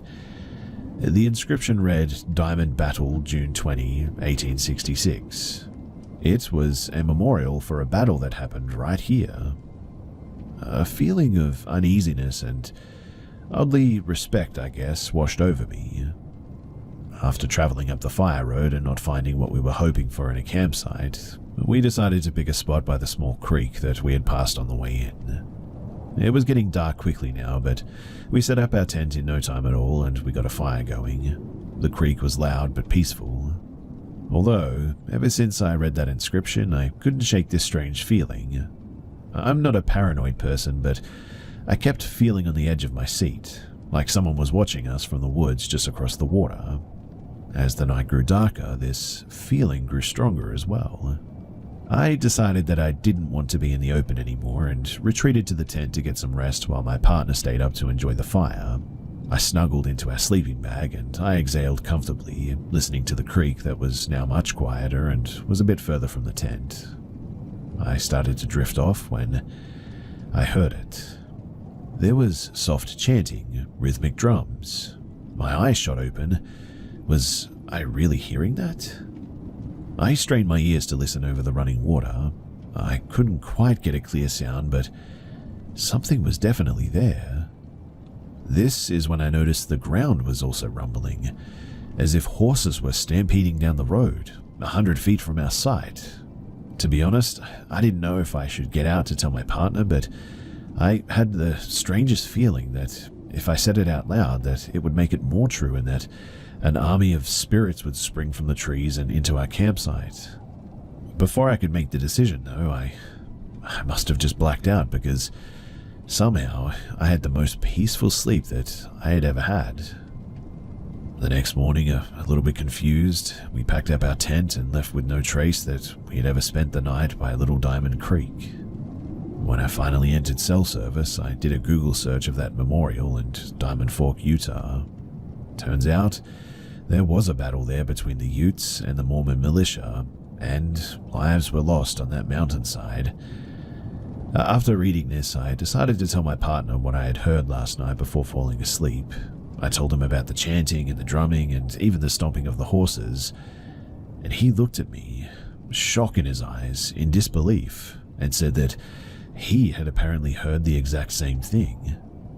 And now that I think about it, I guess I was only in the tent maybe 10 minutes before he seemed to get spooked, standing alone by the fire, hearing this distant chanting and drums. And apparently, he came into the tent and experienced that same sort of peaceful blackout that I had. When I think back about it though, I feel as though we were being watched over by some Native Americans or something that lost their lives there. A strong but calm and protective presence, I guess. If you're ever on Diamond Park Road, I do hope you visit and pay respects to that memorial of the Diamond Battle. And who knows, maybe you'll experience